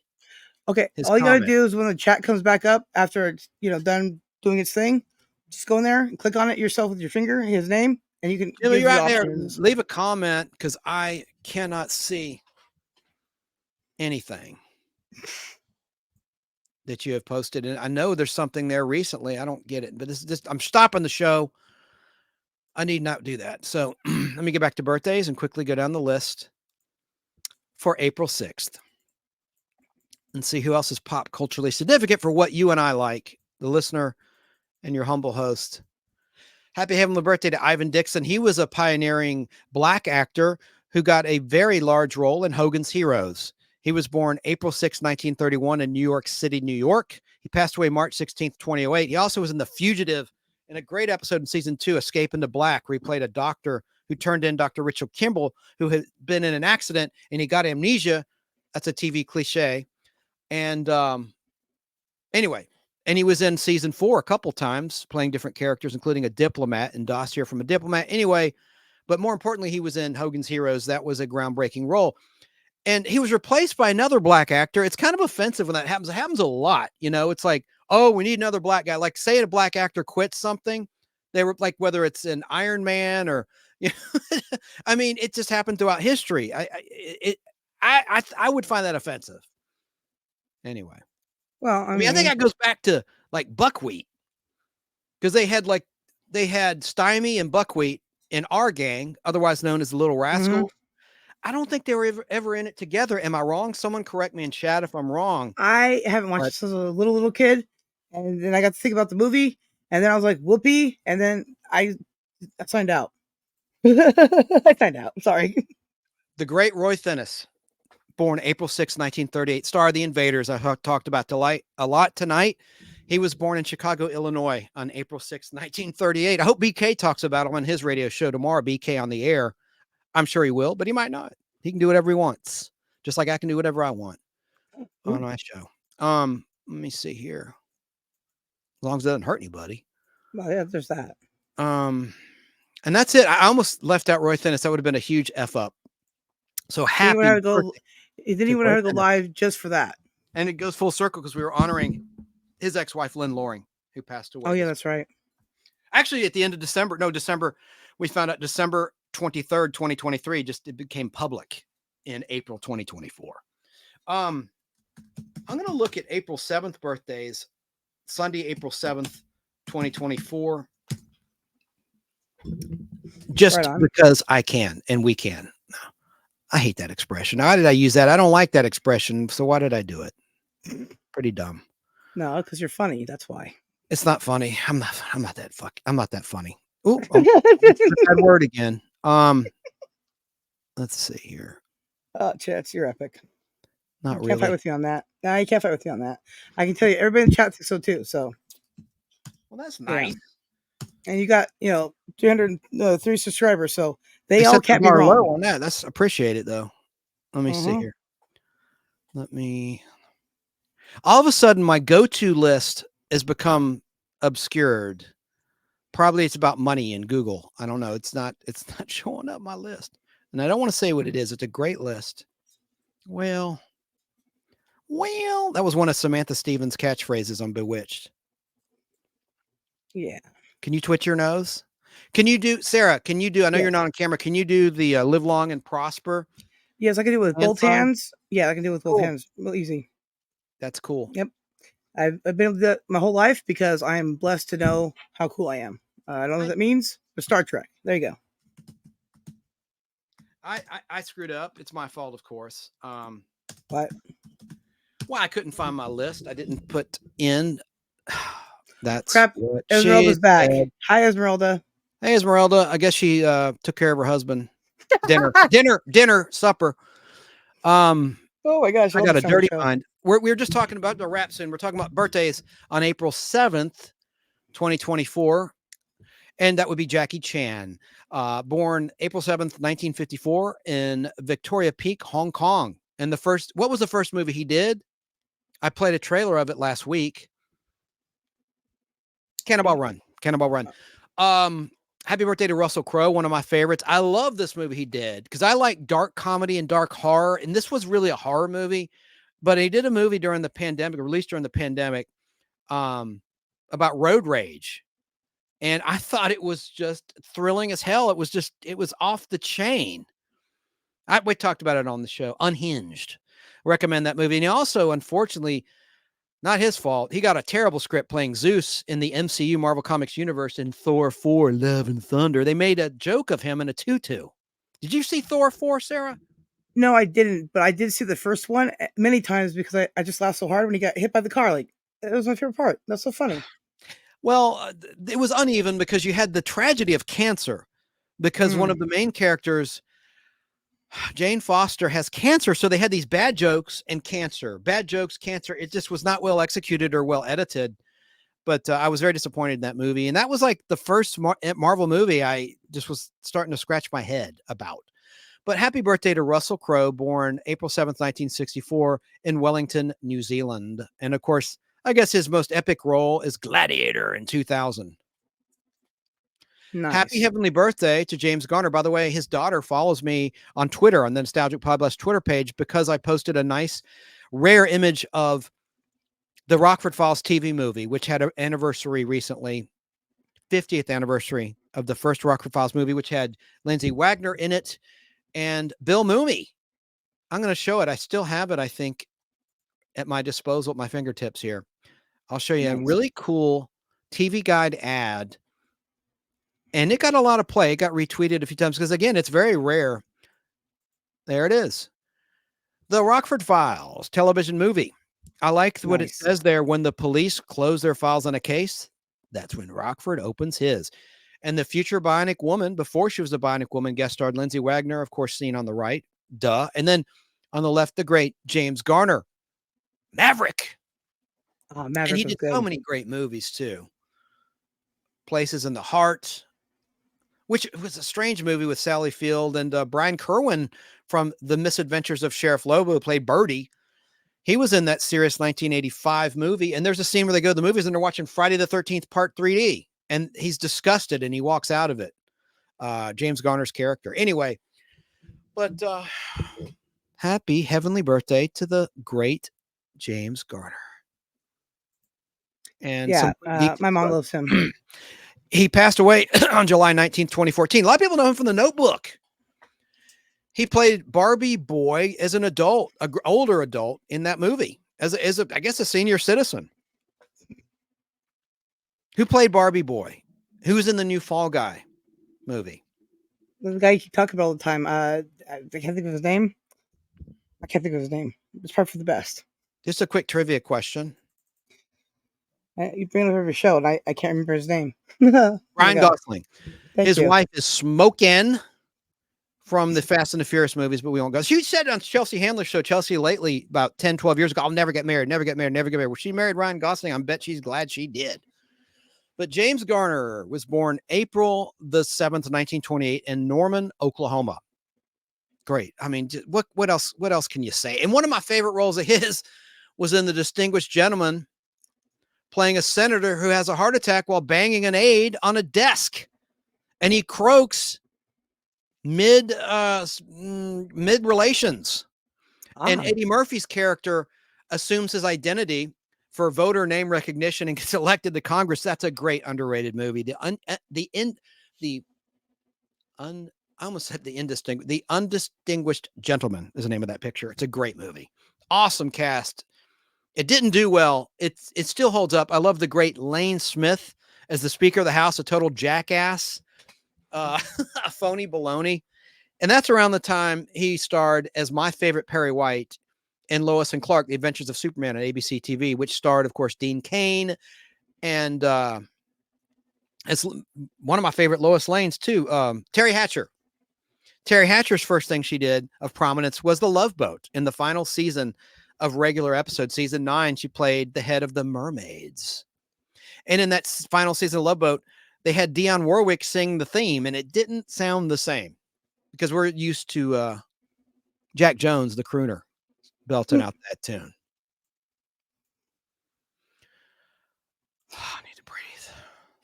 About to pass out. Mm. You Don't be just scared. subliminally showed me something there. That was subliminal. Count Floyd. The director Francis Ford Coppola was born on April 7, 1939, Detroit, Michigan. Oh my gosh. Carrie, Godfather movies. I mean, I could go on and on. I like this creepy movie Blowout with John Travolta, Nancy Allen. Who is he related to? Who was in Valley Girl? Nicolas Cage. Nicolas Cage changed his name. He didn't want to have people think that the only reason he's in the business is because of Francis Ford Coppola, which is the real reason. But you just want to make it obvious. The obvious reason is obvious. We got it. Brian De Palma. You know what? I'm getting confused again, like I did with Twilight Zone, the movie. Brian De Palma. I always get Francis Ford Coppola confused with Brian De Palma. Just like George Miller directed that segment in Twilight Zone, the movie, in '83. And I always like to say it wasn't George Miller. It was the director of Poltergeist. I'm getting punchy. I got to sign off. Oh boy. Well, now at least I have in my brain it's George Miller that directed Nightmare at 20,000 Feet and Twilight Zone, the movie, the remake of the classic episode of Twilight Zone season 5 that starred William Shatner instead of John Lithgow as the guy having a nervous breakdown on the plane. Poltergeist, by the way, was a Steven Spielberg executive produced, and some say he directed it. He directed or helped direct a lot of the scenes in Poltergeist. Toby Hooper, that's it. That's who I get confused with George Miller. Just like I get Francis Ford Coppola confused. Oh, God, I'm starting to lose it. I need to go to sleep soon. Jeez. Oh, my God. I just said it. Brian De Palma. There you go. Hello. Oh, boy. All right. Let me see here. April 7th. Oh, God. Anne Marie, the singer. She was born back in 91. She's a British-born singer. Wayne Rogers, he's been gone since 2015. He died December 31st, 2015, last day of 2015. Of course, he was in MASH, the TV show. Many other things. He played Captain Trapper John McIntyre in MASH, the TV show. That really put him on the map after he'd been in a lot of QM shows like The Fugitive a couple times, The Invaders in an episode, which also had Gene Hackman in it, 1967. Anyway, but he became a stock market analyst after his acting career had fizzled out. I think he was more successful doing that than acting, financially anyway. Oh, financially. And John Oates, Daryl Hall and John Oates was born in 1948 on April 7th in New York, New York. They're still touring. They still sound great. They still got it. Wow. Happy heavenly birthday to Hugh O'Connor. That's Carol O'Connor's son. He was plagued by drug abuse. He was born in Rome, Italy in 1962. Killed himself March 28th, 1995. Not to be a downer. Let's see here. Other birthdays. I should have my music going in the backgrounds like a real show would do. I don't know. Depends. Oh, you mean your birthday music, huh? Oh my gosh, I'm so slow. It depends. Yeah, no, I forgot what you were talking about. What are you, June Allison?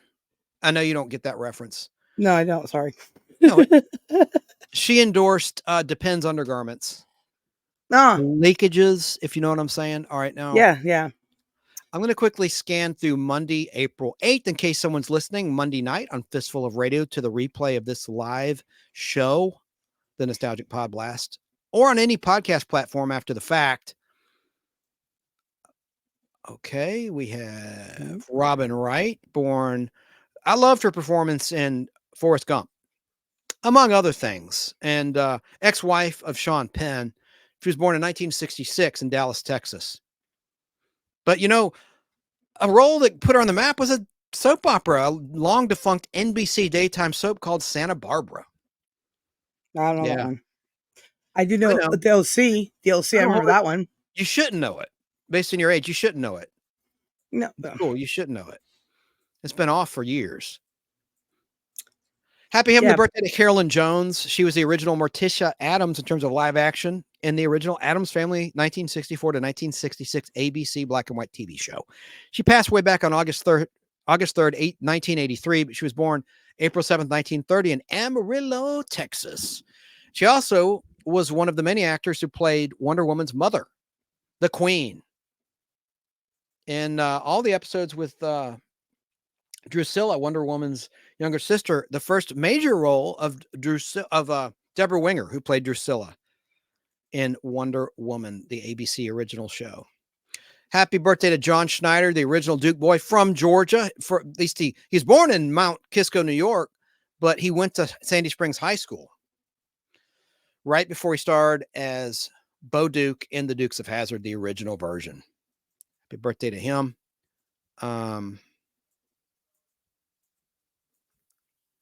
I think I'll give it a wrap on birthdays right now. What do you say? All right. Well, we can always pick it up next Friday.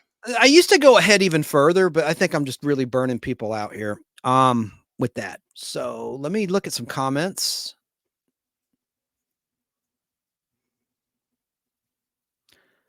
Appreciate everybody that's still here hanging in. Let's see. Mid-size Sasquatch, Snarky, aka had answered Ryan Gosling helping me out when I had a brain toot a moment ago. Esmeralda, who's back, says, I love James Garner. Support your local sheriff and My Fellow Americans. A great movie. Good call on those. Absolutely. You're a wealth of knowledge.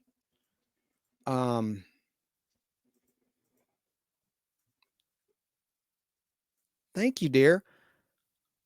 Mid-size Sasquatch says, love you, chances BDE. That means you, I think, Sarah. Well, I'm Sarah. Who the hell's what does BDE mean? I don't know. Diapers. You said, okay. All right. Well, I'm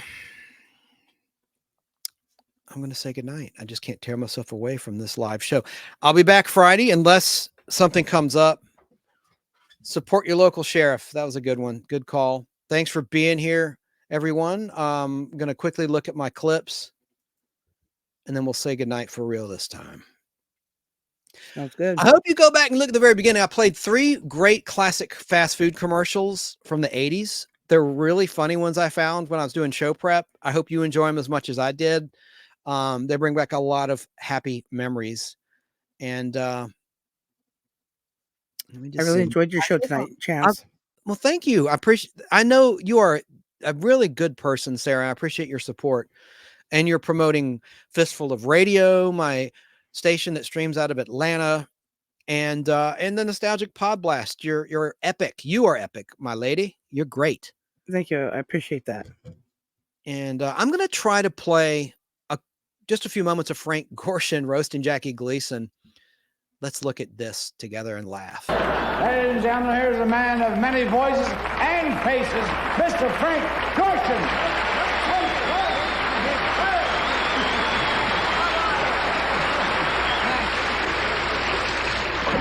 Ladies and gentlemen, Jackie Gleason started his career over 30 years ago by playing in amateur shows.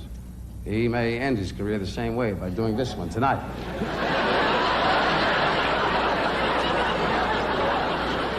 He's sometimes called the Great One, the greatest star in the history of show business. Well, that's his opinion. I'm going to stop it right there because I don't want the stream to go down. I wanted you to see what he looked like in 1975, talking about Frank Gorshin, the original Riddler. Yep. Now, I could play a couple moments of Jackie himself. You know what a roast is. For those that don't know, people sit there, they get insulted. Like I get roasted in chat by some people I'm not going to mention. And that's fine. I can take it. I don't have a thin skin. I used to have a thin skin. I don't anymore because you guys have trained me not to have a thin skin and not take things so doggone seriously. Yeah, it's just the internet. So after all the barbs, the roastee comes on stage and gets to take shots at the people that roasted him. So here's Jackie doing that, just a minute of it. because I don't want the bots to get pissed off at me on their search and destroy mission. Let's go. The funniest guy in the world, Mr. Jackie Gleason.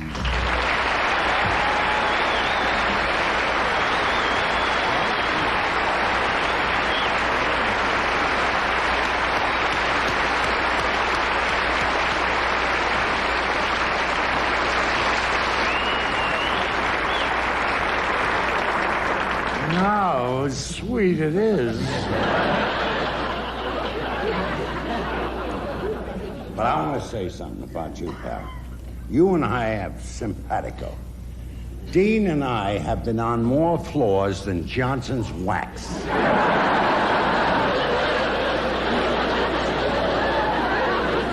Now he's always telling jokes about me being drunk. He's never seen me drunk. He hasn't seen anything since 1947.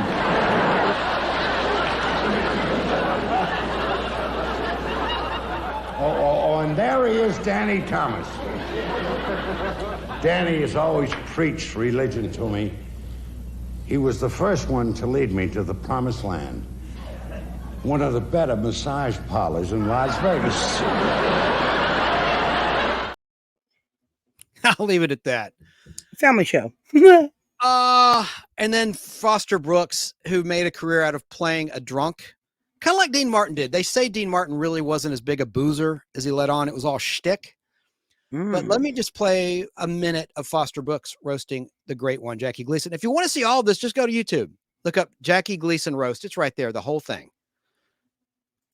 We have with us the man responsible for the remarkable physical shape of our guest of honor. Ladies and gentlemen, one of Florida's leading medical authorities and Jackie's personal physician, Dr. Foster Brooks.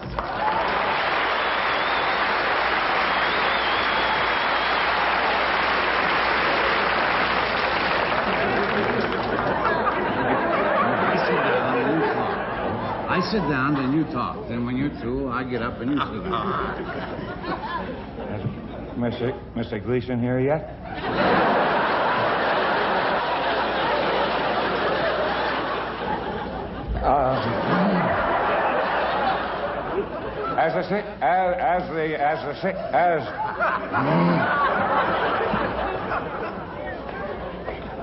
As the singing nun just told you.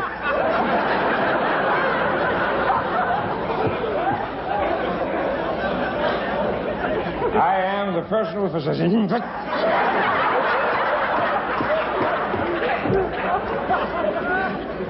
I am the personal physician for Jackie Turk. All right, that's not even scratching the surface of his comedic talent. I mean, that wasn't even that funny. But I'm going to stop it in case there's a problem with the bots. Man, he was great. He'd be on Match Game sometimes. Foster Brooks, really talented guy. I agree. Esmeralda in Oregon State. So appreciate everybody being here. I've gone almost 5 hours, which is longer than I intended to, because I've already gone, I think, 2.5 on Monday, talking about remembering Grace Lee Whitney, otherwise known as Yeoman Janice Rand in the original Star Trek. Mid-size Sasquatch says, knock, knock, knock, otherwise known as Snarky. Who's there? Time delay, and we'll never know.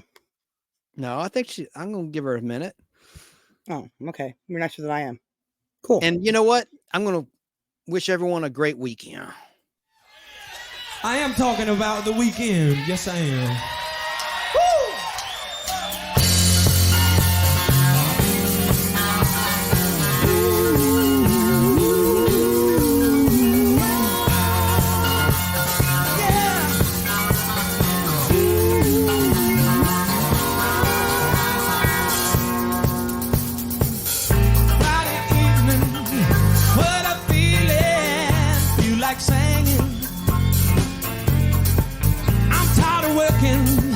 My mind is buzzing.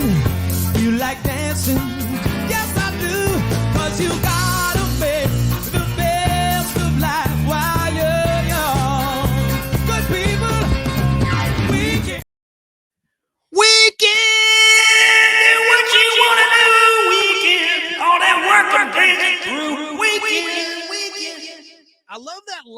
so inappropriate now. Gonna hop into my shiny car, gonna go down to my favorite bar. I don't know. Drinking and driving. Yeah, let's get it. Not. Yeah. Well, I don't know. Don't do that. And I'm not going to do I kind of already incorporated my fake rant of the week. We're going to hold on that. Now we're really saying goodnight. Bye, everybody. Hope you have an awesome, awesome weekend or week, depending on when you're listening or watching. You're listening to the Nostalgic Podblast hosted by Chance Bartels with Sarah in Southern California, My Flock on YouTube. And thanks to everybody who joined. Good night. Good night.